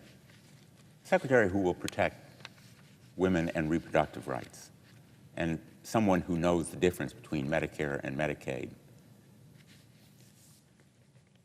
The kind of leadership that is required from the Secretary of Health and Human Services has never been more important. And that truth-telling, advocacy, informing of the public is more vital than ever. Now, HHS is a massive department. The management challenges alone are fierce. He has no qualifications or experience that would justify his appointment. He would oversee health insurance for millions of people through Medicare, Medicaid, the Children's Health Insurance Program, and the Affordable Care Act. He's responsible for promoting the economic and social well-being of children and families, combating the opioid epidemic, and supporting people with disabilities and strengthening the nation's public health system and emergency response. The HHS Secretary is responsible for advancing innovative medical research through the National Institutes of Health, the Food and Drug Administration, responsible for ensuring our food and drugs and medical devices are safe and effective, and the Center for Disease Control and Prevention, which strengthens our public health system and responds to disease outbreaks. This agency is a sprawling, massive, challenging management task. And his nomination has spotlighted not only his lack of experience in management, but also his long history of dangerous, delusional, and misguided beliefs that would be detrimental to the public, and in fact, a betrayal of public health. The focus has been on Mr. Kennedy's views on vaccinations and his public denial of well-recognized science. His really frightening views, which he has used to make money and have endangered the lives of countless children and families, ought to be disqualifying on their own. He admits to vaccinating his own children. Vaccines are safe and effective enough for his family, but not others, it seems. Fact is, vaccines are safe and effective. To be clear, over the last 50 years, vaccines have prevented 154 million deaths, including 146 million among children younger than 5 years old. They undergo exhaustive tests and trials and independent review to determine whether they are safe and effective. And they continue to undergo rigorous review even after they approve. This system works, but Mr. Kennedy has a long history of weakening and weaponizing parental instincts to protect their children and to spread disingenuous and life-threatening misinformation. These lies are attributable to his bad judgment as well as self-enrichment, exactly the opposite of what a Secretary of HHS should exemplify. He supported the dangerous, unproven lie that African Americans can use weaker vaccine schedules because Black people have stronger immune systems.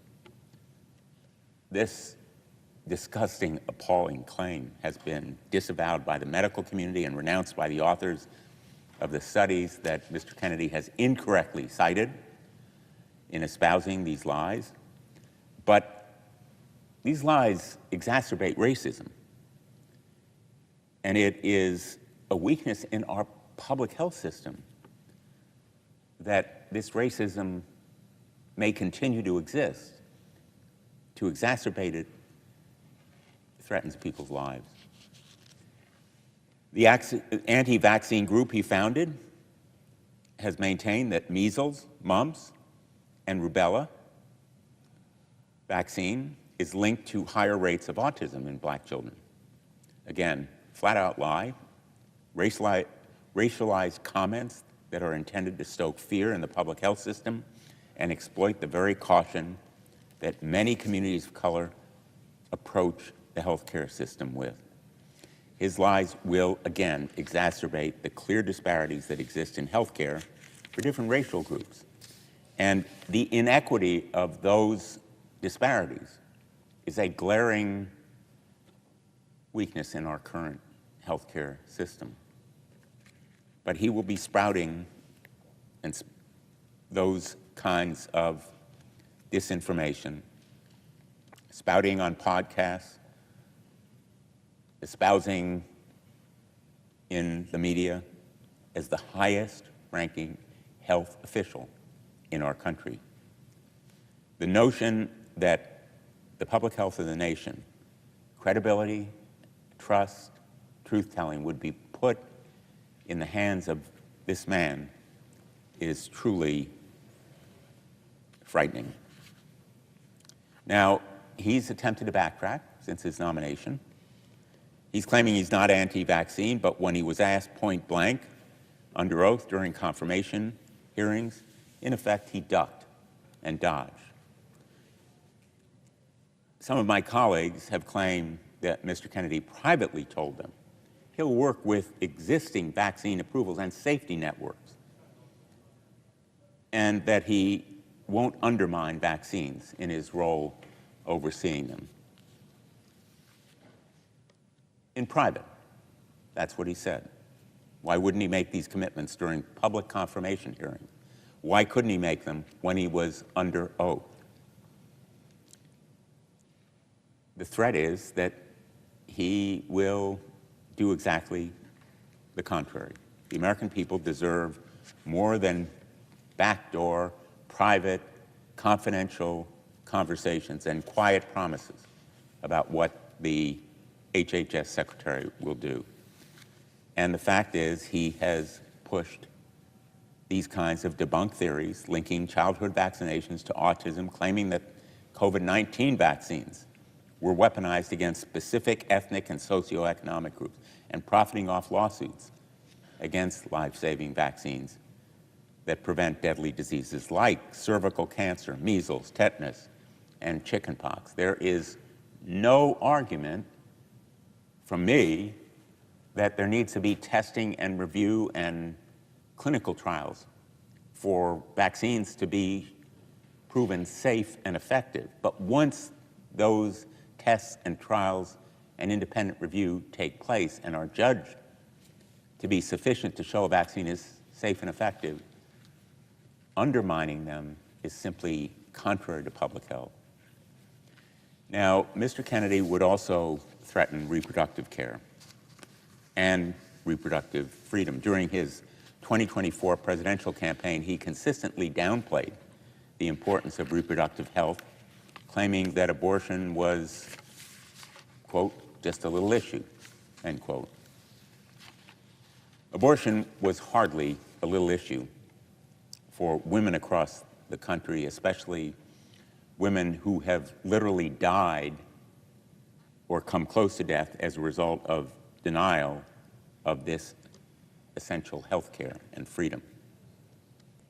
The Americans deserve a Secretary of Health and Human Services who respects women and who works against politicians telling women what they can do with their bodies and trusts women to make decisions about what is right for them. The HHS Secretary, as a matter of fact, oversees the Emergency Medical Treatment and Labor Act, a federal law that mandates that women who need emergency care are entitled to it, whether that emergency care be an abortion or some other treatment. When he was asked if a woman bleeding out in an emergency room is entitled to emergency care under this law, Mr. Kennedy responded, quote, "I don't know," end quote. He should know, whether sheer incompetence, utter confusion, or just an unwillingness to agree to uphold federal laws protecting women. That comment and response alone should be disqualifying. It's dangerous, and confirming him in this position could be deadly to women who depend on that program. He's refused to say that he'll protect access to medication abortion. Instead, he has said he would reevaluate the drug. Now, this drug has been safely and effectively used by millions of women for decades. His response is code for making it harder to access or ban it altogether. He won't commit to protecting women who need emergency medical care. He will not commit to keeping safe and effective abortion medication available. He will limit access to abortion services, and his confirmation poses the danger of catastrophic consequences for women. How can women trust him to protect their interests and safeguard their health? The women of America deserve better. Mr. Kennedy has a long history of making baseless and damaging claims about the LGBTQ+ community, including the absurd lie that environmental chemical exposure somehow causes children to become gay or transgender. Boggles the mind. Incredibly dangerous to the health and safety of LGBTQ+ youth. But it is his stated belief, or it has been at various times in the past, and adding to those harmful ideas is his belief that HIV does not cause AIDS. He has supported bans on gender-affirming health care for transgender individuals and spread information about what gender-affirming care actually looks like in the real world. And if he continues to spread this unscientific rhetoric as Secretary of HHS, he will cost people's lives. Members of the LGBTQ community already experience significant health disparities, and Mr. Kennedy's false views on health, sexual orientation, and gender identity would make these disparities, like racial disparities, even worse. To serve in this position, Mr. Kennedy need not be the world's greatest scientist or the most erudite professor or the most astute researcher, but he needs to have a respect for science and medical professionals. He lacks it. He made abundantly clear during his confirmation hearing he has none of those qualities, and in fact demonstrated an inadequate understanding of the very programs that he is supposed to be administering if he's confirmed, like Medicare and Medicaid. You know, we have reviewed a lot of nominees as senators, and we know that they're prepared, they're extensively murder-boarded, as they say, ask questions in preparation. You would expect that the nominee to be HHS Secretary would understand the difference between two of the most important and largest health insurance programs in the country that serve millions of Americans every day. He didn't. The American people deserve better. His decisions, if he is confirmed, will have long-lasting impacts, and he lacks the expertise to lead this agency and lead Americans as an advocate, as an informer, as a truth teller. And lest you think that he will rely on good people who will help him in administering this agency, he's pledged to fire hundreds of National Institutes health employees. He told the Food and Drug Administration workers to, quote, pack their bags, end quote, and he'd like to clear entire departments of the federal government, including the nutrition department at the FDA. He is in no way going to rely on career professionals who truly understand the policy behind the programs that he knows so little about. Mr. Kennedy has claims to support improving nutrition and combating chronic diseases. And many of us support those programs to eliminate additives, for example, or provide better nutritional information, front of package labels showing nutritional content, and enabling Americans to be healthier by eating better and by being better informed. But instead of surrounding himself with experts, his potential top advisors include people who want to change or abolish the nutrition guidelines, like the dietary guidelines for Americans, which will bolster industry profits, not health. The dietary guidelines for Americans provide science-based advice on what to drink and eat to meet nutrient needs. They promote health. They reduce the risk of chronic disease. This dietary guidance is critically important because 3 in 5 adults live with chronic disease. Let me repeat, 3 in 5 adults live with chronic disease that could be improved with better nutrition. And it informs all federal nutrition programs, meaning that these dietary guidelines impact 1 in 4 Americans through programs like the National School Lunch Program, the Supplemental Nutrition Assistance Program, known as SNAP, the Child and Adult Care Food Program. These programs follow those dietary guidelines because they are based on science. But Mr. Kennedy lacks respect for science. The fact that he espouses better nutrition isn't translated into real-world support for action that benefits Americans. His opposition to those guidelines benefits the food industry. Having a science denier surrounded by potentially lobbyists at the helm of this agency is not going to make Americans healthy. Again, it is going to make them sicker. It is going to potentially sell them out for profit. I'm disappointed that we are here, as I said at the outset, to be considering someone who is so deeply unqualified and unprepared for a position that is an enormous potential opportunity to improve the health of America.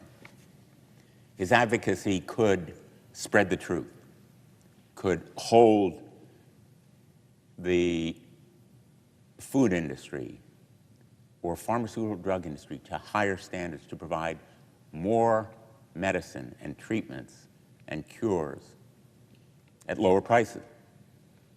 He could support research through the NIH instead of advocating that it be cut. He could enable women to have reproductive care instead of dodging or diminishing its importance. He could help eliminate racism and bias against LGBTQ plus people in our healthcare system.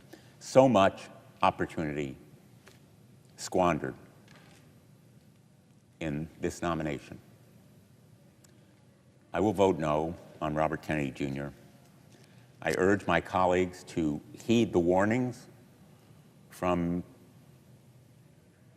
Americans, much better qualified than I am to make this judgment. Those Nobel laureates, the professional organizations, the healthcare experts, and of course, his family, who know him best. Caroline Kennedy, who spoke with such eloquence and insight. Her incisive and heartbreaking video should be watched by everyone who is about to vote on this nomination. Thank you, Mr. President. I yield the floor.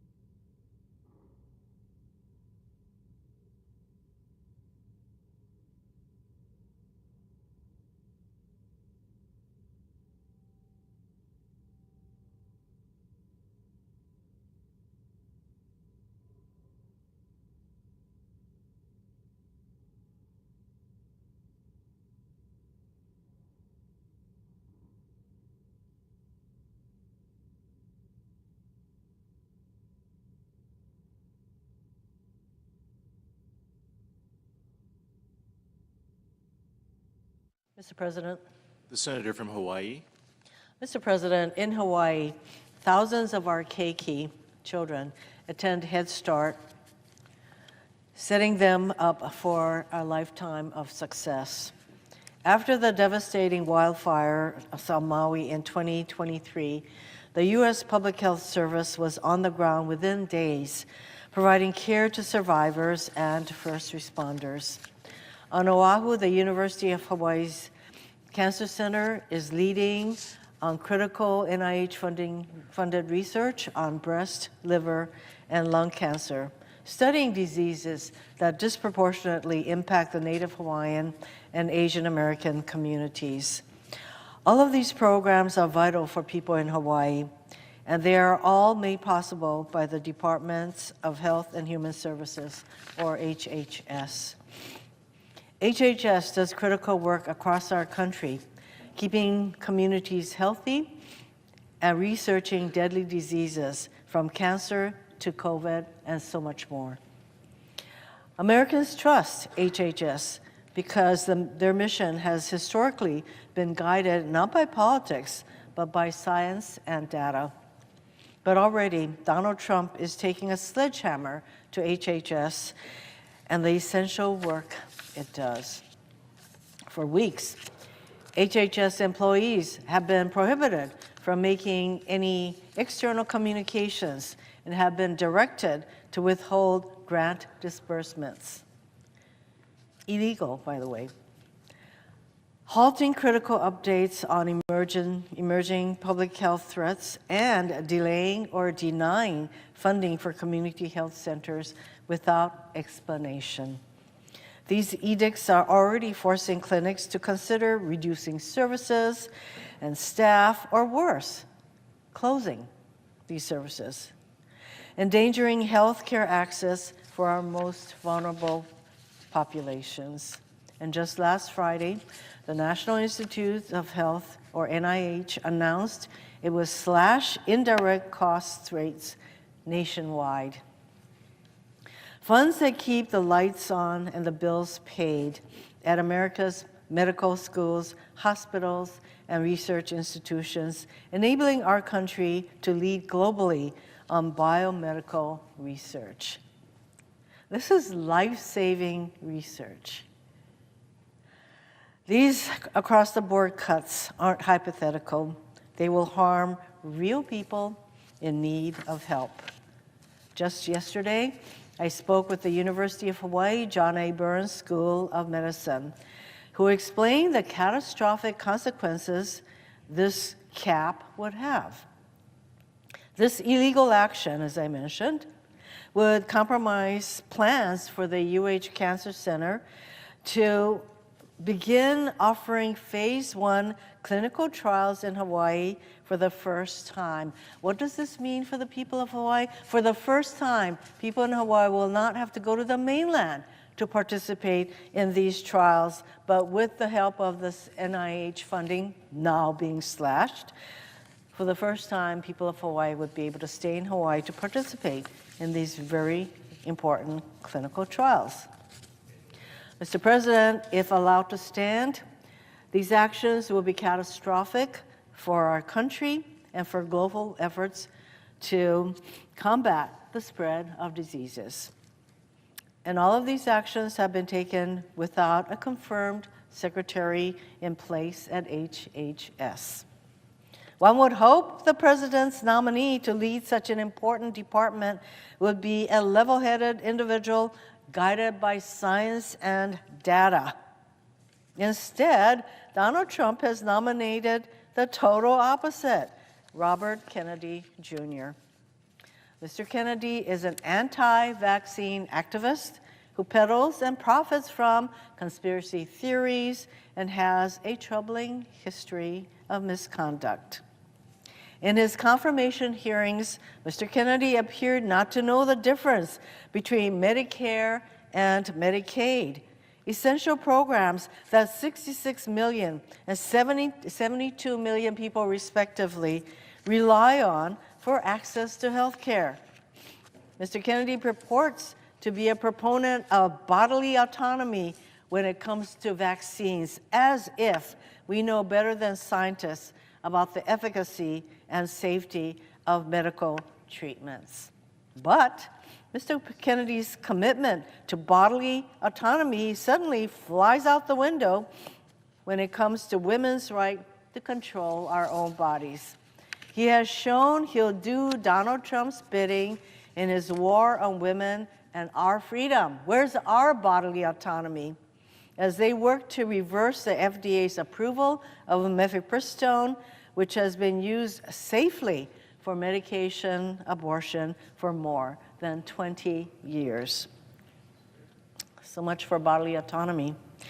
And it's clear Mr. Kennedy will be guided not by science, but by the conspiracy theories he's pursued for decades on vaccines, raw milk, stem cell treatment, and much more. Vaccines are a modern miracle that have saved an estimated 154 million lives and enabled us to all but eradicate diseases like polio and smallpox. But due to the activism of conspiracy theorists like Mr. Kennedy, public trust in vaccines have eroded, endangering countless lives and threatening the herd immunity that protects us all. Mr. President, I grew up in rural Japan where we didn't have widespread access to most vaccines. As a child, I remember getting measles, mumps, whooping cough. When one kid in our village got sick, it just spread like wildfire in our village, and all the kids got sick. I know what it means to be vaccinated. To willingly submit our children to such a fate, like what happened to us and me in Japan, would be cruel, counterproductive, and deadly. But Mr. Kennedy seems not to care about those impacts. Mr. President, we all agree there are things we can do to make our country healthier. And I stand ready to work with my colleagues to do that important work. But eliminating access to health care, promoting conspiracy theories, firing researchers, and undermining evidence-based policymaking will do nothing to make us healthier. It will instead unleash chaos on patients, providers, and countless other Americans who rely on the services, funding, and research emanating from HHS. Mr. Kennedy will not make America healthy again, yet another empty slogan. He will, in fact, instead, make us less healthy, less safe, and less prosperous. We know this because it's exactly what happened in Samoa after misinformation about vaccines, pushed in part by Mr. Kennedy, led to a deadly measles outbreak there. Hawaii's Governor, Josh Green, is also a physician, and he traveled to Samoa at the invitation of the country's health minister to help stem the consequences of this deadly misinformation. He recently wrote about his experiences in an op-ed in the New York Times, and I'd like to read portions of that op-ed now. Our governor wrote, quote, "When vaccination rates fall, preventable diseases can gain a foothold and pose a new danger. And that's precisely what happened in Samoa after misinformation spread by anti-vaccine activists eroded trust in vaccines and led to the 2019 outbreak. Thousands of preventable cases of measles sprang up, leading to the deaths of 83 people, mostly children. One of the most prominent voices behind the anti-vaccine campaign was Robert F. Kennedy, Jr. Governor Green goes on to say that we witnessed the deadly consequences of the anti-vaccine campaign. We arrived at one home just minutes after a toddler girl had died from measles, her mother bursting into tears as we approached. The child was lying on a makeshift bed in the middle of the family's one-room house, her face still red from fever. I put my hands on her face and could feel the warmth in her skin, but her eyes were fixed and glazed over. My stethoscope confirmed she was no longer breathing. Governor Green went on to write, Mr. Kennedy and others fanned the flames of fear with misinformation. The people of Samoa shared with me that they got very little news from outside their community, but that in the months before the 2019 epidemic, they were bombarded with social media posts claiming that vaccinations were unsafe and would harm or even kill their children. Activists from other countries, including Mr. Kennedy, claimed vaccines were dangerous. Many Samoans were afraid to vaccinate their children, and by late 2019, the epidemic was raging, overwhelming Samoa's national healthcare system. Governor Green concluded by saying, as we look to the future, the possibility of his being confirmed, he's talking about Robert Kennedy, being confirmed as the Secretary of Health and Human Services is cause for grave concern. I worry he would jeopardize half a century of progress and success gained by the United States as a result of vaccination programs. Too much depends on our commitment to truth and the life-saving power of vaccines to entrust Mr. Kennedy with the direction of these programs. Our children's lives depend on it. I thank the governor for his service to the people of Samoa, for so eloquently describing what's at stake with Mr. Kennedy's nomination. Our governor was so concerned that he recently traveled all the way from Hawaii to Washington, D.C. to speak to as many senators that he could directly about what's at stake. Governor Green was that concerned about what this nominee could do to HHS. During his confirmation hearing, Mr. Kennedy had the opportunity to take responsibility for his role in Samoa's measles outbreak. Instead, he stuck to his old tricks, blaming vaccines and spreading misinformation. Governor Green is correct.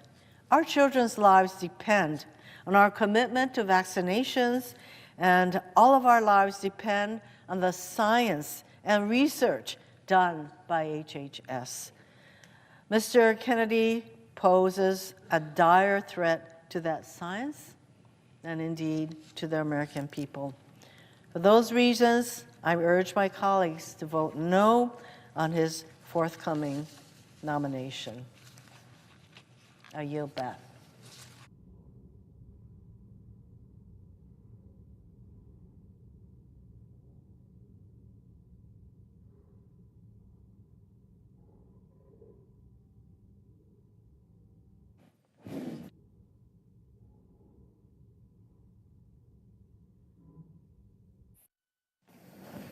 Mr. President, Senator from Hawaii. I yield 30 minutes of post-cloture debate time to the senior senator of Oregon. The senator has that right. Mr. President? Senator from New Hampshire. Thank you, Mr. President. I rise today to join my colleagues, to join the many Granite Staters who have written my office and expressed their grave alarm in opposing the nomination of Mr. Kennedy as the next Secretary of Health and Human Services. Robert F. Kennedy Jr. is without experience or qualification for this post. He is uninformed about and apparently uninterested in the most basic elements of healthcare policy. He entertains and spreads conspiracy theories that virtually everyone in this body knows to be dishonest and dangerous. In a different time, in a different political moment, with a different president, members of this chamber would have joined together to resoundingly reject Mr. Kennedy's nomination. In fact, in a different time, where qualifications and character mattered, Mr. Kennedy's nomination would never have made it to the floor. But here we are. Today, it appears that Mr. Kennedy will be confirmed and that members of the United States Senate, the so-called world's greatest deliberative body, will sacrifice the health of our fellow Americans by failing to stand up for science and for the truth. For even the most skilled and experienced person, running the Department of Health and Human Services is a really daunting task. We expect and trust the HHS Secretary to direct the administration of critical programs like Medicare or Medicaid, to direct research so that we can find cures for cancer, Alzheimer's, and other diseases, to help bring new life-saving medications to market, and to find ways to make medicine and care more affordable, to help ensure that our children grow up healthy and that our parents age with dignity. When a crisis hits, we look to the Secretary of Health and Human Services for leadership to help lead the fight against fentanyl or to protect our communities from a pandemic. There is perhaps no aspect of public policy as complicated as healthcare, and there are few aspects of life as fundamental as being healthy. And to be sure, there are grave healthcare challenges facing our country. The cost of healthcare is too high, the cost of prescriptions too steep. While we've made extraordinary progress in recent generations, we know that too many diseases still cry out to be cured, and too many people struggle to get the care that they need, where and when they need it. The challenges are real, but progress is possible. When I was governor of New Hampshire, I worked with Republicans and Democrats in the legislature to help our state adopt Medicaid expansion. And during the first Trump administration, we came together to end surprise medical billing with a new bipartisan law. Of course, there is much more work to do. The point is that when we work together, embrace common sense solutions, and have the right leadership, we can forge progress. But it takes hard work. It takes seriousness to tackle a challenge as daunting as healthcare. It takes experience, talent, and ability. We're talking about the health of our country and of our children.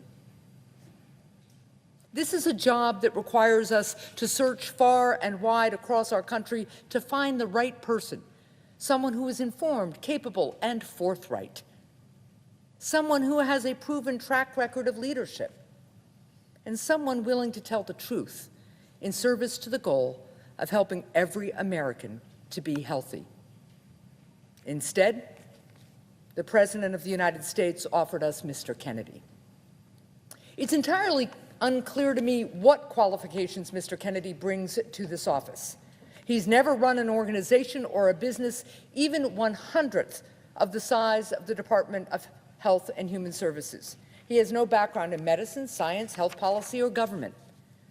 Most concerning, though, is his complete and utter lack of even the most basic knowledge of the department he is supposed to lead, or the health policy debates and challenges that our country has been grappling with over the last several decades. It's not simply that we have been asked to hope that Mr. Kennedy learns on the job. It's not simply that we're being asked to grade Mr. Kennedy on a curve. It's worse than that, because even for his confirmation hearings, Mr. Kennedy couldn't be bothered to even do his homework. During his confirmation hearing, I asked Mr. Kennedy some fairly basic questions about Medicare and Medicaid, the most well-known health programs overseen by the department he seeks to lead, programs which tens of millions of Americans count on for their care. He couldn't accurately identify a single part of Medicare. He got every question I asked wrong. When it comes to Medicaid, which among other things provides coverage for about half of the births in the United States, he wrongly said it was fully federally funded, which it isn't. Let me be clear, the administration is asking the American people to place these critical health programs in the hands of a man who has no idea what they even are. That's a big ask. And it's an ask we wouldn't make of our own constituents. No one in this body would hire even an entry-level healthcare staffer who did not understand the basics of Medicaid and Medicare. Why should we exercise a different, weaker standard for the person who's supposed to be in charge of both? Why, with this administration, does the bar go even lower when the office becomes even higher? If Mr. Kennedy cannot be bothered to learn the basics about Medicare and Medicaid, he will certainly not bother to stand up for them. This administration has made clear that it is willing to gut Medicaid in order to pay for tax breaks for billionaires. The President's new director of the Office of Management and Budget has in fact proposed that the administration cut Medicaid, a program that provides health insurance coverage for approximately 80 million Americans, by more than 1/3. Does anyone think that Mr. Kennedy will be a voice of reason, that he will speak out on behalf of American families and make the case for saving Medicare or Medicaid? He can't even describe what they are. Mr. Kennedy is an intelligent and educated man, but education and intelligence aren't a substitute for taking the job seriously. If Mr. Kennedy were in the running for a different post, his failure to understand the basics of our healthcare system might not be relevant. But it so happens to be the American people's great misfortune that he is in fact being called to serve as the highest public health official in our land. Mr. Kennedy's lack of qualifications and knowledge about healthcare have real consequences. If confirmed, his lack of preparation, experience, and interest in America's healthcare will leave our country worse off. Our people will be less healthy. And nobody will feel Mr. Kennedy's careless disregard for the magnitude of his position more than America's women. When I was initially considering Mr. Kennedy's nomination, one mark in his favor was his long record of advocacy on behalf of a woman's fundamental freedom to make her own health decisions. When Mr. Kennedy was in New Hampshire campaigning for president, he told Granite Staters, quote, "I'm pro-choice. I don't think the government has any business telling people what to do with their bodies," close quote. But since he came out in support of President Trump, Mr. Kennedy has made a remarkable discovery. He decided at the age of 71 that his long-held belief in reproductive freedom for women was wrong. All of his principles about women making their own choices were suddenly no longer true. Instead, as the nation's leading public health official, he has said that he will faithfully and enthusiastically carry out the anti-choice policies of an administration that continues to dedicate itself to undermining and taking away a woman's fundamental freedom. This isn't a hypothetical issue. In his confirmation hearing, Mr. Kennedy said that he and the Trump administration would be examining the safety of the drug mifepristone, which is used for abortions and in miscarriage care. During the hearing, I showed Mr. Kennedy study after study, stacks, hundreds of pages of research done over the course of decades, all of which demonstrate the safety of this medication. Let me be clear, the safety has been proven. If Mr. Kennedy and the Trump administration continue to persist in studying a drug that is proven to be safe, it's clear that their objection is not with a lack of research. Their objection is to the result of that research. So they want to sow doubt about it. They want to sow confusion. And once they do, they will hide behind the very doubt that they've created as a reason for denying women the most basic of human freedoms, bodily autonomy. And Mr. Kennedy, having sold out his pro-choice principles, will surely help in that effort. He certainly will not stand in the way of it. The debate about reproductive freedom is fundamentally a debate about whether one believes in the basic promise of our Declaration of Independence, that all of us are free and equal. The question for Mr. Kennedy and all those who would deny women this basic freedom is whether they believe that women have the capacity and judgment to make their own health care and reproductive decisions just as men do. Make no mistake, Mr. Kennedy did not have a miraculous conversion, something like the Apostle Paul's on the road to Damascus, on this issue.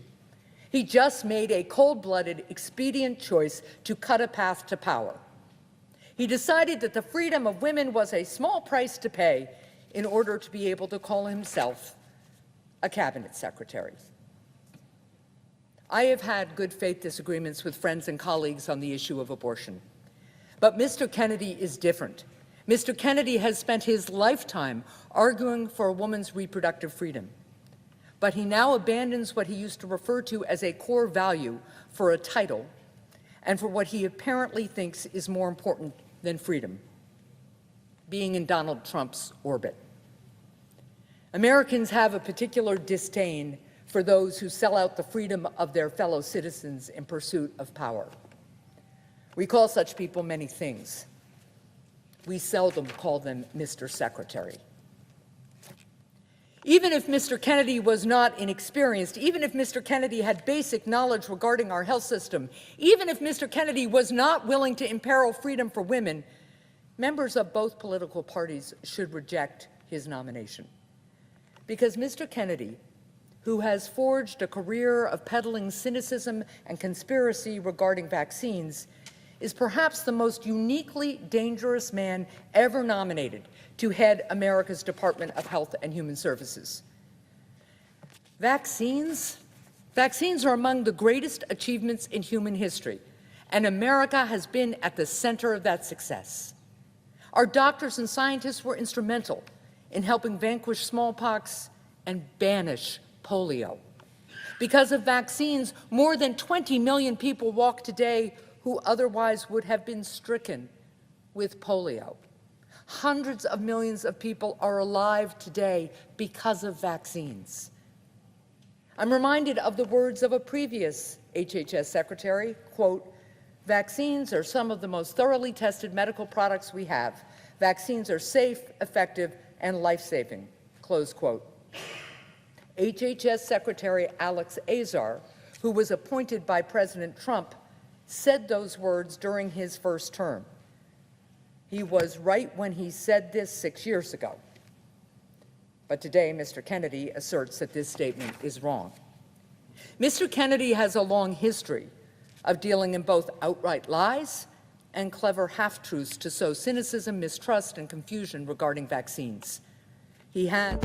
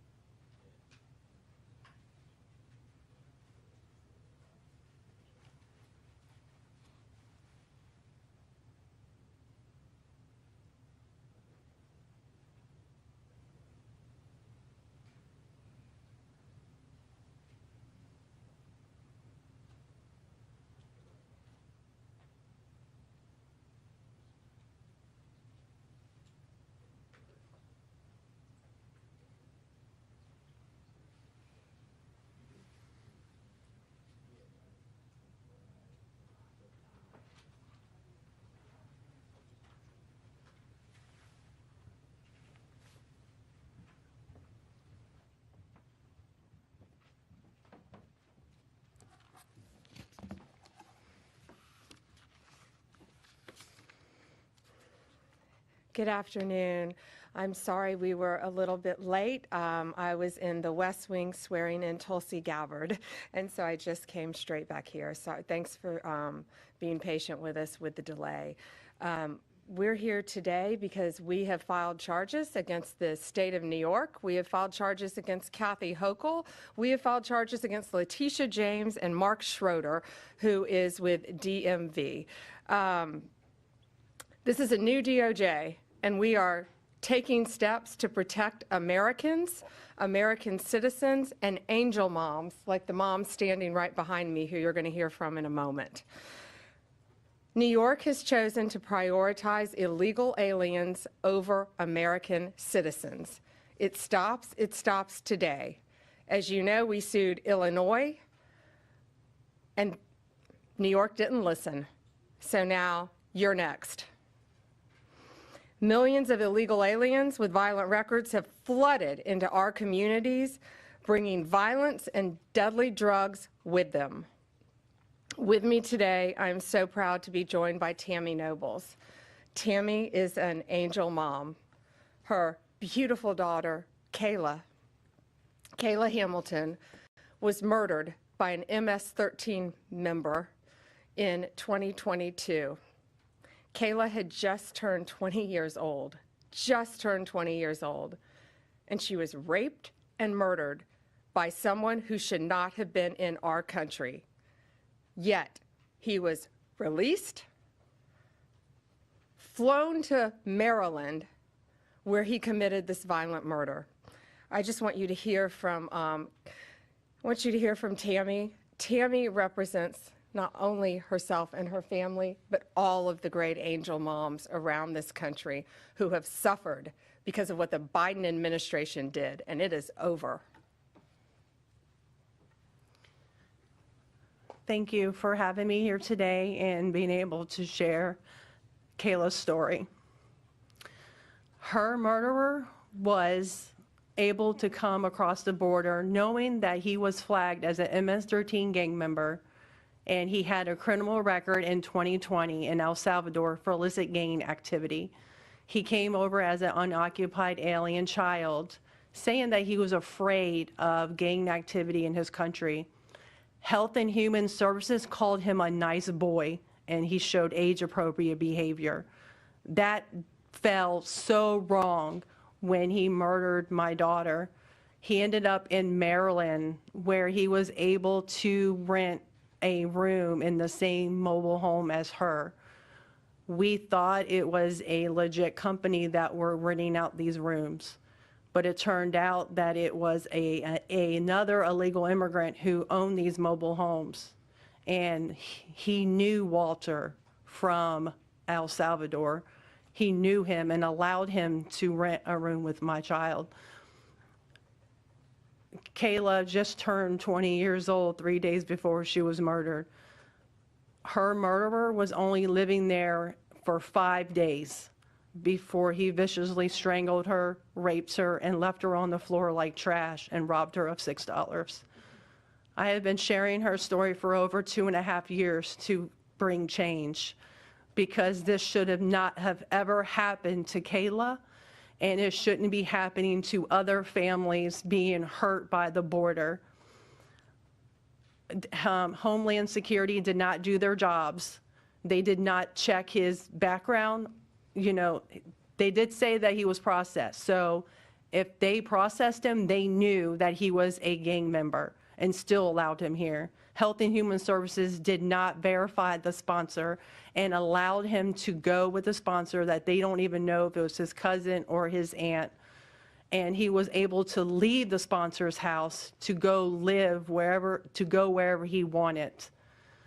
And I am going to continue sharing Kayla's story to help save others and to bring awareness of what was happening under the Biden-Harris administration. And I'm so thankful for Pam having me here today, and I'm so thankful for the opportunities I got from Trump and any other platform, you know, people who allowed me to share her story, because this is going to end. No other parent should suffer by having their child murdered by somebody that shouldn't be here. And I'm going to continue, sharing it, and for Kayla, and also for others. Thank you.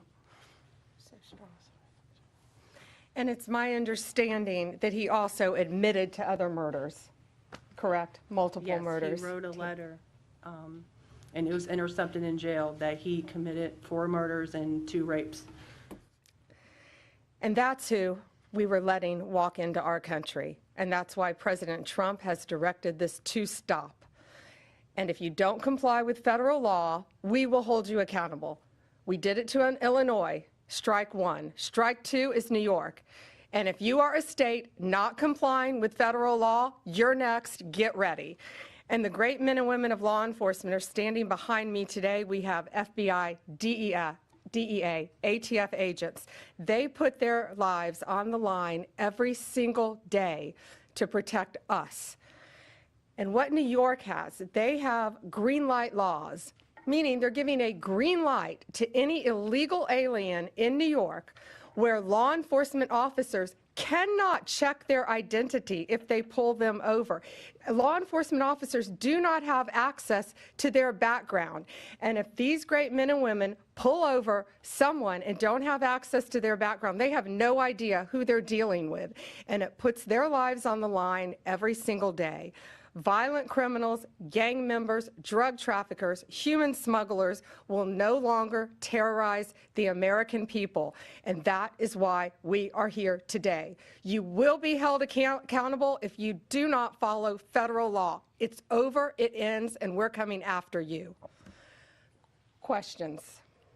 We have time for a few questions. David Spud with Fox News. Madam Attorney General, thank you and welcome to the Justice Department. Thank you. I have a quick on-topic and a quick off-topic Sure. question. On-topic, in your executive order or in your orders on the first day you were here, you talked about working with the Justice Department, or these sanctuary cities, as you say, will be Yes. punished. Today you're putting people on notice. Right now, we're just lawsuits. Is this going to go further? What kind of punishment are we talking about? Is there any grounds to charge individuals, charge politicians? How far is this going to go?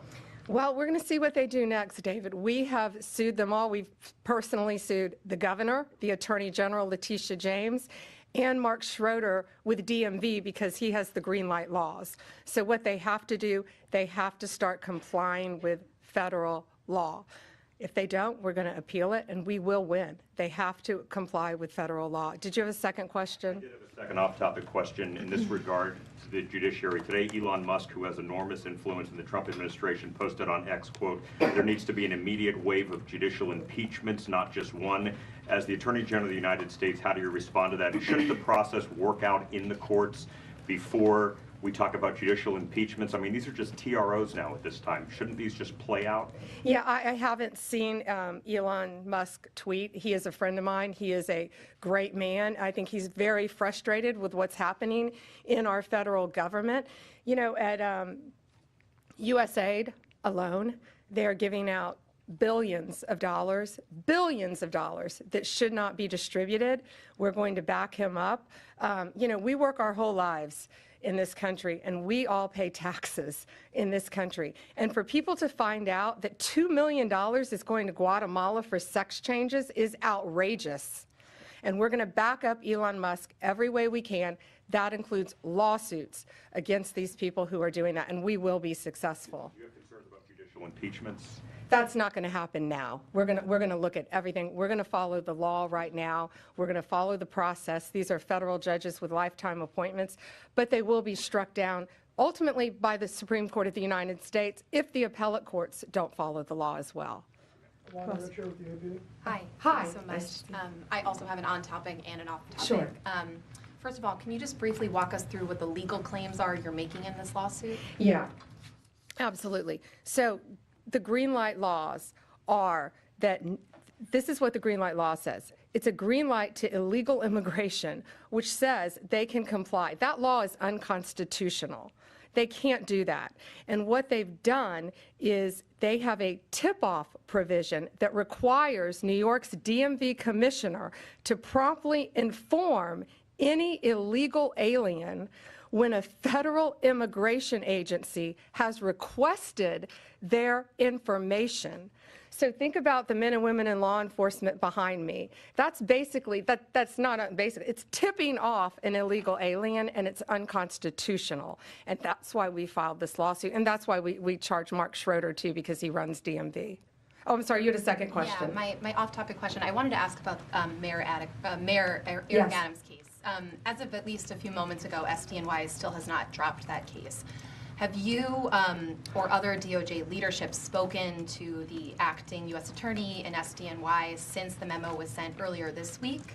And what will you do if she refuses to drop the case? I have not spoken to her. I know our acting DAG, Emil Bove, has spoken to her, and Chad Mizell may have spoken to her, but that case should be dropped. It was done at the directive of Emil, so that case should be dropped. I did not know that it had not been dropped yet, but I will certainly look into that. Reagan, Daily Caller. Hi, thank Hi, you. how are you? Tom Homan suggested this week that someone from within the FBI may be leaking information about the ICE raids and that such could be putting officers' lives at risk. Has the DOJ gotten any closer to determining if these leaks are coming from within the FBI? And what will the consequences be if they can identify the leakers from the FBI? Excuse me. Well, first, I can't talk about anything that is ongoing, and that is ongoing. And it's really for the similar reasons of what I said earlier. The great men and women in law enforcement standing behind me today, they must be protected. And anytime anyone leaks or tips off anything regarding a pending investigation, that jeopardizes lives. You're telling a bad guy what's about to happen. It could jeopardize the lives of all the men and women in law enforcement. We will not stand for it. We will find you. We're going to investigate it, no matter what agency it came from. We don't know for certain. We have an open investigation, so I can't talk about it in detail, but we will do everything in our power to hold you accountable, and it is a crime. And you will be prosecuted when we find you. I got time for one more. Alana Austin, Newsmax. Hi, Madam Hi, Alana. Attorney General. Thank you so much for your time. I was also interested in hearing specifically what the interactions have been like with Mayor Adams. And I know he has a little bit of a different tone than some of the other Democrats out of the Empire State. And then also Denver Mayor Mike Johnston, because before the President Trump went back into office, he had issued some words about a potential standoff and then walked that back. So I was curious to see what things have been like out of New York City and Denver officials. Yeah, well, we're hoping that in New York, Mayor Adams is going to cooperate with us with the sanctuary cities and the illegal aliens. And has the mayor in Colorado been cooperating? Do we know? I believe he might have now. Yeah, I believe Colorado is now cooperating. That's what we want. We don't want to sue you. We don't want to prosecute people. We want people to comply with the law. This is very simple. An MS-13 member murdered her daughter. That's happening throughout this country. We have one angel mom is too many. And we have angel moms throughout this country who should not be going through this. Comply with the law. This is the last thing we want to be doing. We want to be out there, all of us, fighting violent crime. Yet we're fighting illegal aliens, and that ends, and it's going to end today. That's all we have time for, guys. Thank you. Thank you. Thank you all. Thank you. Thank you.